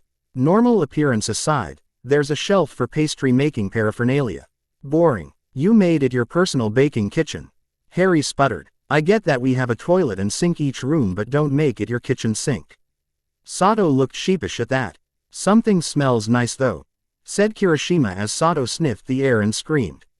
Ah, we were in a rush, I almost forgot I was making a chiffon cake, he cried as he quickly turned off the oven. I was gonna share this with everyone, it'd be nice with whipped cream though. Want some? Yay. The girls were shameless in that regard. Yet another unexpected side. Kaminari and Mineta wailed. We should have expected this from someone named Sugarman. Shiro snorted as they all got a slice from Sato. Yeah, what an ending. Yum. Yeah, it's so moist, airy and fluffy, sweetness just right too. Harry likes it and he's the best cook in school. That says something. Next is us. Yummy. Hagakure licked her unseen lips. Yeah, that sugar woke me up, delish, said Kaminari jovially. Back to the first floor to get to the girls' wing, said Ojiro. And so, Jiro's room. This is a little embarrassing. Her room was for punk rock and metal band. There's drums, a piano, a guitar, the room is in checkered pattern even and shelves full of CDs. It's filled with more instruments than we thought. Kaminari gasped out. Can you play all these? Uraraka asked, impressed. Well, the basics, Jiro said shyly. It's not girly at all though, said Kaminari. Unladylike. Aoyama agreed, earning them Jiro's ire and punished them with her jacks. Next is me, Hagakure, said Hagakure in a cutesy manner, and her room is very cute. Pink, lavin, and white colors with stuffed toys and a cherry print curtain. UWOOOOOHHH. It's a normal girl's room. It's making my heart pound. Ojiro gasped out, blushing. Mineta went straight for the drawers. And he was fanning something toward his hand. You didn't hesitate at all, did you? Hagakure shrieked angrily, and Harry punished him by having Shiro mummify him with tape. Gya. Next is me, Ashido. And her room was very cool by girl standards, in colors of black, red, violet and purple. She also has a hook stand for hats and scarves. Ooh, it's so cool. Uraraka's room. It was what you'd expect in a typical 1R apartment for a budget-restrained student. My room isn't interesting at all. Somehow I feel kinda dirty stepping into girls' rooms, said Ojiro to Tokiyami. A forbidden garden, said Tokiyami solemnly. Next is Asui's room. Wonder what it's like. Midoriya wondered aloud. This way, said Asui as she led them to her room, and they thought they're underwater with the decor. And her bed is a waterbed. WOOOOW. I'm jealous. A waterbed. The girls, Kaminari, Shiro, Kirishima, Ojiro and Midoriya cried. I'm a frog Kiro, said Asui. This makes me feel at home. Last is Yaoyorozu. Kaminari declared as Yaoyorozu blushed. I feel I may have miscalculated, she said. Unlike all of your rooms filled with originality, mine's a bit cramped. And how? They thought. It's huge. And cramped. What the heck happened, Yaoyorozu? Kaminari gasped out as that 4-poster queen-sized bed took most of the space. She barely fit in her desktop and a bookshelf as well as her closet. It's what I use at home, but I didn't think the room would be so small. She's a rich girl all right. So everyone, we judge on room decor, said Harry as he conjured a blackboard and some chalk by transfiguring the floor. So say your votes with no bias and you cannot vote for your own room. You can also vote for more than one rooms as we liked 2 or 3 rooms each. EHHHH. With that said, the winner was Todoroki, Harry 2nd, 3rd Hagakure, 4th Ashido, 5th Shiro in that order. So says the masses, Todoroki-kun is privileged to ask all participants W. hat he wants from each of us as his prize. He can take his time, but it must be within our powers, okay? Really? I don't even know what to ask, so I'll reserve it, said Todoroki. "K, let's call it a night after we eat our supplements, everyone," said Iida. "Yes, Mr. Prez tilde, taking advantage. Because of his prize as dorm king, Todoroki had a lot to think about that night. AP. Rise within everyone's power to give him. Well, almost everyone, since Bakugo didn't participate. Well, at least he knows what he can ask Harry. As far as he was concerned, only 2 people knew the shadow that loomed behind him. And they understood him. He told them because he can tell they would. Both have eyes like his. Eyes that bore a lot of pain and grief, unlike the eyes of their other classmates who never knew pain. Moreover, both were close to All Might. Midoriya for being a son figure the man never had, and Harry the man's obvious doctor, as in his situation, recovery girl is fatal for him. So he snuck out of his room to go downstairs to where Midoriya's room was, as well as Harry's, and left them a note that he slid under their doors. Next morning, when Harry woke up early to cook breakfast, he found a note by the floor near his door. He picked it up to read. "Potter, I want to talk to you and Midoriya after school. Preferably where it's private. I'll approach you guys when classes are over. Todoroki." Wonder what it's about. Harry wondered as he washed his face and brushed his teeth, then put on his uniform. It's now 6 a.m. Because school is now 5 minutes away, everyone can blatantly sleep in. And leave at 8:15. Time to make breakfast for 21 people. And with Magic as a cook, preparing everything was too easy and no longer the time-consuming chore he knew. He only does things the old-fashioned way, if only to maintain his skills. If he knew he had time like he had in Aizawa's apartment, but in a place where they have to avoid being late. Can't afford that. He had prepared a lot of chicken stock last night mixed with healthy herbs, that he can make chicken arroz caldo with soft-boiled eggs on the side, with rakkio pickles and an aromatic chai in the morning that matches the food. Well, he didn't have to do much. Hey. 7:20 a.m. Midoriya, Tokiyami, Ojiro, Mezzo, Bakugo, Todoroki, Iida and Yaoyorozu came early. Apparently being able to sleep in, they're all perky but others are quite the late sleepers. Smells good, Ojiro commented as they smelled spicy chicken in the air. What are we having, old man? Bakugo asked gruffly as they sat down. Herbal chicken arroz caldo with soft-boiled eggs and rakkio pickles on the side. The drinks are Indian chai, mild black tea with some spices for a good wake-up kick. If I soar breakfast it'll cause more sluggishness in the morning unless you're Sato. Haha, that's true. Midoriya chuckled. So breakfast will always be wake-up spicy and nothing sweet unless it's vegetables and fruit. Oh yes, when done wash your dishes and write on the board by the fridge on what's your favorite food for dinner, and on the calendar you'll see in our common room, you'll see a day when your favorite food's It'll be served while the remaining few days are for balanced eating. Oh, and one more thing.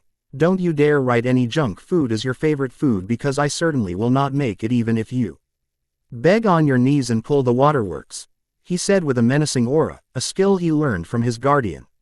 Hugh sweat drops. You're like a dorm mother, Potter-kun, said Iida sheepishly. While Aizawa's a good man, he sucks at taking care of himself health-wise. I became a nag when before I wasn't, said Harry in a comically tired manner. Really? Those jelly drink pouches and yogurt. That sea of trash he calls an apartment. I had to make him promise to clean once a week and never touch a pouch ever again before I agreed to come here. More sweat drops. Wow, and the portions. Generously big. 7:40. Everyone else came down. Dressed and groomed for school. Yahoo! Sleeping in late for school is a dream come true. Kaminari cheered. Normally at 7:30 I'm commuting to come here, but here I wake up at 7:30. Well, good for you, but you have the remaining time to finish all this, wash your own stuff and rest a bit before we walk to class, said Harry, getting up his seat to serve food around. Wow, can we finish all this? Uraraka gasped out at their food. Before, she hardly ate because of budget issues to avoid stressing her parents for money. And this bowl is so large, like those Donburi bowls. Smells nice though, said Kirishima, sniffing the bowl before eating the eggs first. The eggs are so creamy and sweet. Yum. Sato drooled as he took a whole egg. They're soft-boiled, plus ultra, was all Harry said. Finish that all up to hold you till lunch break. After breakfast, washing their own dishes and writing on the kitchen board, they left for school. Homeroom. Aizawa always comes in at 8:29. So they all took their time, toilet first before walking to class. As you know, he said as he looked at his students. Our primary goal now is to get you your provisional licenses, he told them. Hero licenses are inextricably tied to the saving of lives, so one must be properly qualified for such a heavy responsibility. Naturally, the test is extremely difficult. Even for provisional licenses, we only ever see a 50% success rate, and that's the highest, he snorted. Even the provisional ones, that's hard to get. Mineta croaked out in dismay. I dread the actual getting of our real licenses. Harry deadpanned. And that's why, Aizawa continued, starting today, each of you needs to come up with 2. Their door slammed open and in came Ishiyama-sensei, Ectoplasm, and Kayama-sensei. Ultimate moves. The hollered excitedly. This is kinda like a school thing but hero-like at the same time. Everyone cheered. Ultimate moves. These are your finisher techniques. Ectoplasm lectured. Internalize these moves until they become your own, and unparalleled. Ishiyama piped up. Combat is all about making use of your strengths. Your moves symbolize who you are. Kayama stated boldly. Heroes with no ultimate moves are a dying breed. Let's move forward with a more detailed explanation and practical demonstration, said Aizawa. Change into your costumes and meet us at Gym Gamma. Problem. They won't fit. Harry-kun, help us out. You're late. Aizawa scolded. Our costumes won't fit anymore. Ashido whined unhappily. I had to help out W.I.T.H. resizing Aizawa, but as a compromise, the material of all our costumes thinned out. We need a replacement soon or they'll tear apart easily. No good for our upcoming exams, said Harry helplessly. We all grew, he croaked out as his classmates looked either awkward or smug. The teachers paused at that before looking back in time, at their first semester, to now. Indeed, the kids changed physically by a bit. Oh ho ho, a puberty growth spurt. I like that. Kayama giggled girlishly. Noted, we'll have you guys resized and outfitted before the license exams. Aizawa nodded as Harry can't lie his way out due to his past unless it's to hide his own pain. So tonight, submit your forms with your new sizes to me until 9 p.m. in the faculty room. Training Kitchen Lab, TKL for short. Ishiyama-sensei told the class. So lame. This facility was my idea, he continued. Here, I create the perfect terrain and objects to suit each student's needs, he said as he molded a concrete block to make his point. May I please ask a question? Iida was excitable as ever, raising his hand. Why must we create ultimate moves in order to acquire our provisional licenses? Please explain the intention behind such a requirement. Single quote. Iida-san, even in my era that was basic common sense in video games, comic books and even anime. Harry pointed out, video game characters often have 4 or 5 at most. And ultimate moves are the purest, strongest form of a character's powers, multiplied by 5 or 10, be it offense, defense or support, he said. But let's be realistic, here is some cue. Yerks can only afford less than 5 or worse, only 1. This is why we gotta get creative. You can even create an impromptu finisher by even exploiting your enemy's stupidity on the fly by doing ad-lib. And having ultimate moves not only helps us in our jobs where normal powered applications can't help us out while inspiring confidence in people we help, but it's also to please those thrice be damned social media because they want to see us at our coolest, treating us as if we're effing Hollywood stuntmen or something. Even though lives are in our hands, it's also a part of promotional marketing that makes us famous, much like celebrity idols. Ah, naruhodo, but Potter-kun. Iida choked out as he soon joined his classmates in saying, you really hate the media, don't you? His classmates' sweat dropped. The teachers looked amused. Looks like your foster son's going underground with you, Eraser, said Ectoplasm weakly, and Aizawa shook his head. There has to be a story behind that. Other than his parents being martyrs and renowned respected policemen at work, kid must have been harassed a lot, they thought. Fat chance of that happening, he's popular among ladies. Kayama giggled. Well, Both right on both accounts. Aizawa snorted. However, in addition to that, as I told you before, heroes deal with accidents and disasters, both natural and man-made, he reminded them. In the exams for provisional license test, your abilities in those situations will be observed, he said. Intelligence gathering, mobility, decision-making, combat prowess, as well as charisma, leadership traits, communication. The tests vary every year, but they always test those traits. Among the criteria, you can be sure that combat prowess will be heavily prioritized for potential heroes. Kayama continued. Be prepared and you've got nothing to fear. These moves could have a big impact whether you pass or not. If you can keep a cool head and act with decisive stable moves, that means you have a high level of combat prowess, said Ishiyama. Nobody said anything that your finisher has to be an attack, as Potter said earlier. For example, Iida's Reciproburst, that sort of extreme speed boost is intimidating enough to be called a finisher, said Ectoplasm. That got Iida overwhelmed with sheer confidence and flattery in himself. It's that worthy enough to be such a finisher. I get it. It's so to have a big advantage in battle. Sato mused thoughtfully. Exactly, said Kayama. Remember the other day with Arbor Woods? His lacquered chain prison is a cookie-cutter move, simple and easy to understand. She elaborated. Your summer camp was cut a bit short, but the training we began there was part of creating, said Aizawa. In other words, until the start of second semester, you'll be using your remaining few vacation days, he said as Smintos built over 20 large concrete pillars, to enhance your quirks and put together your ultimate moves. Ectoplasm multiplied himself enough for everybody. You'll be doing some extreme intensive training. In addition, think on how you can modify your costumes to accommodate your growth in strength and finishing moves, he said before he grinned. Use that plus ultra mentality to go beyond your limits. Are you ready? Yes. And so you call your quirk transfiguration when further analysis suggests it's molecular manipulation. Ectoplasm commented. It's a highly versatile quirk that you really crack open a lot of books. Yeah. Everything is made of molecules, atoms, and in case of living beings, cells, said Harry. It's why I can deconstruct anything and reconstruct them into how I want them.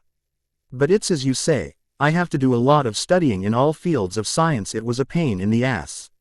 I want Ed to try controlling viruses next to stop a breakout, but I haven't much luck since Recovery Girl is a bit iffy about it with good reason. Indeed so for now make do with what you can get, said Ectoplasm. Let's focus on your ideas for now. You showed a high-level usage of your quirk despite holding back, he said. So, now, plus ultra.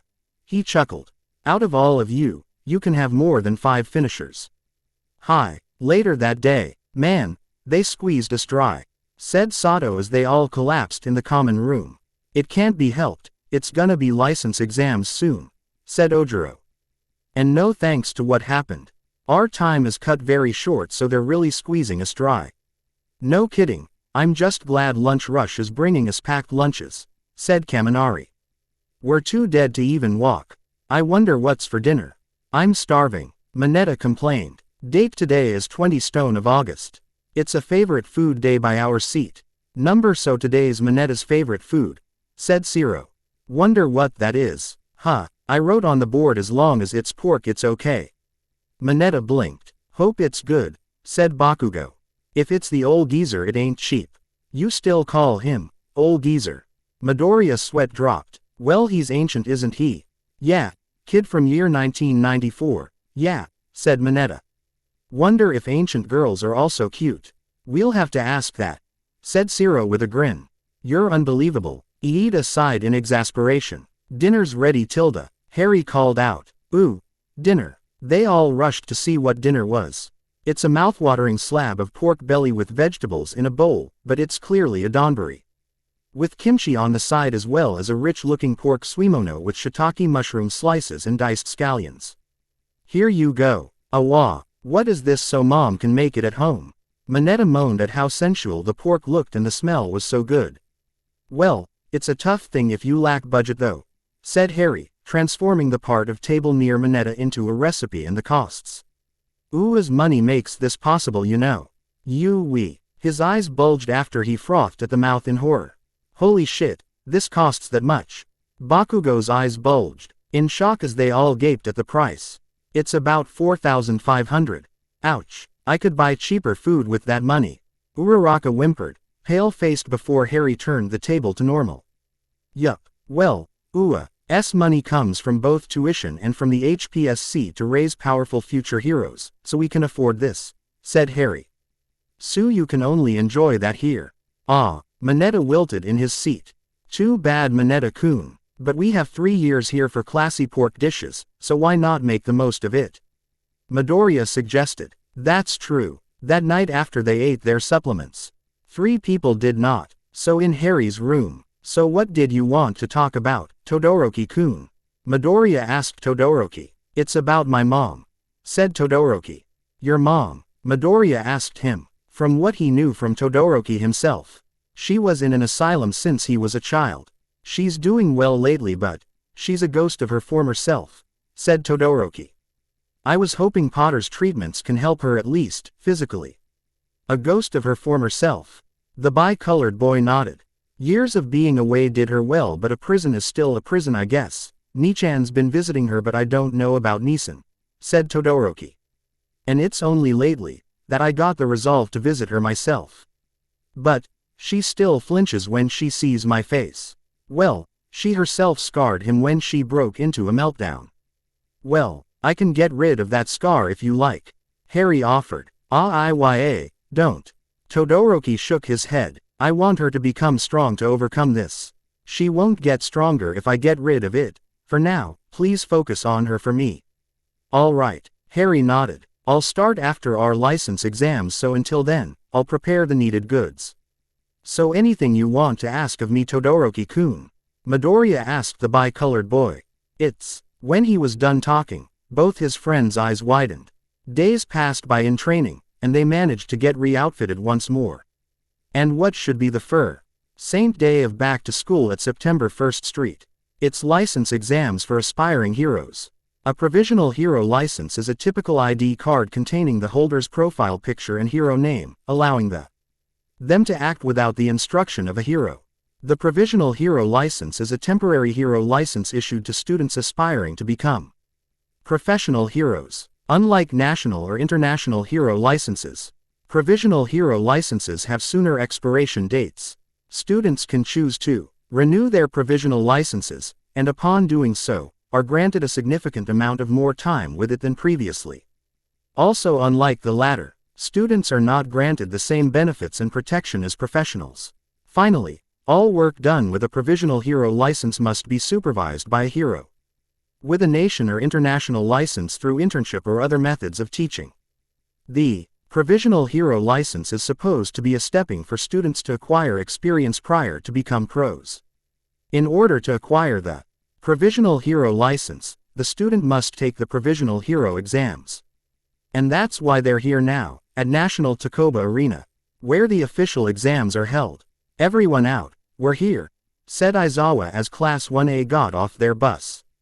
This is it. That was their thoughts with a nervous gulp.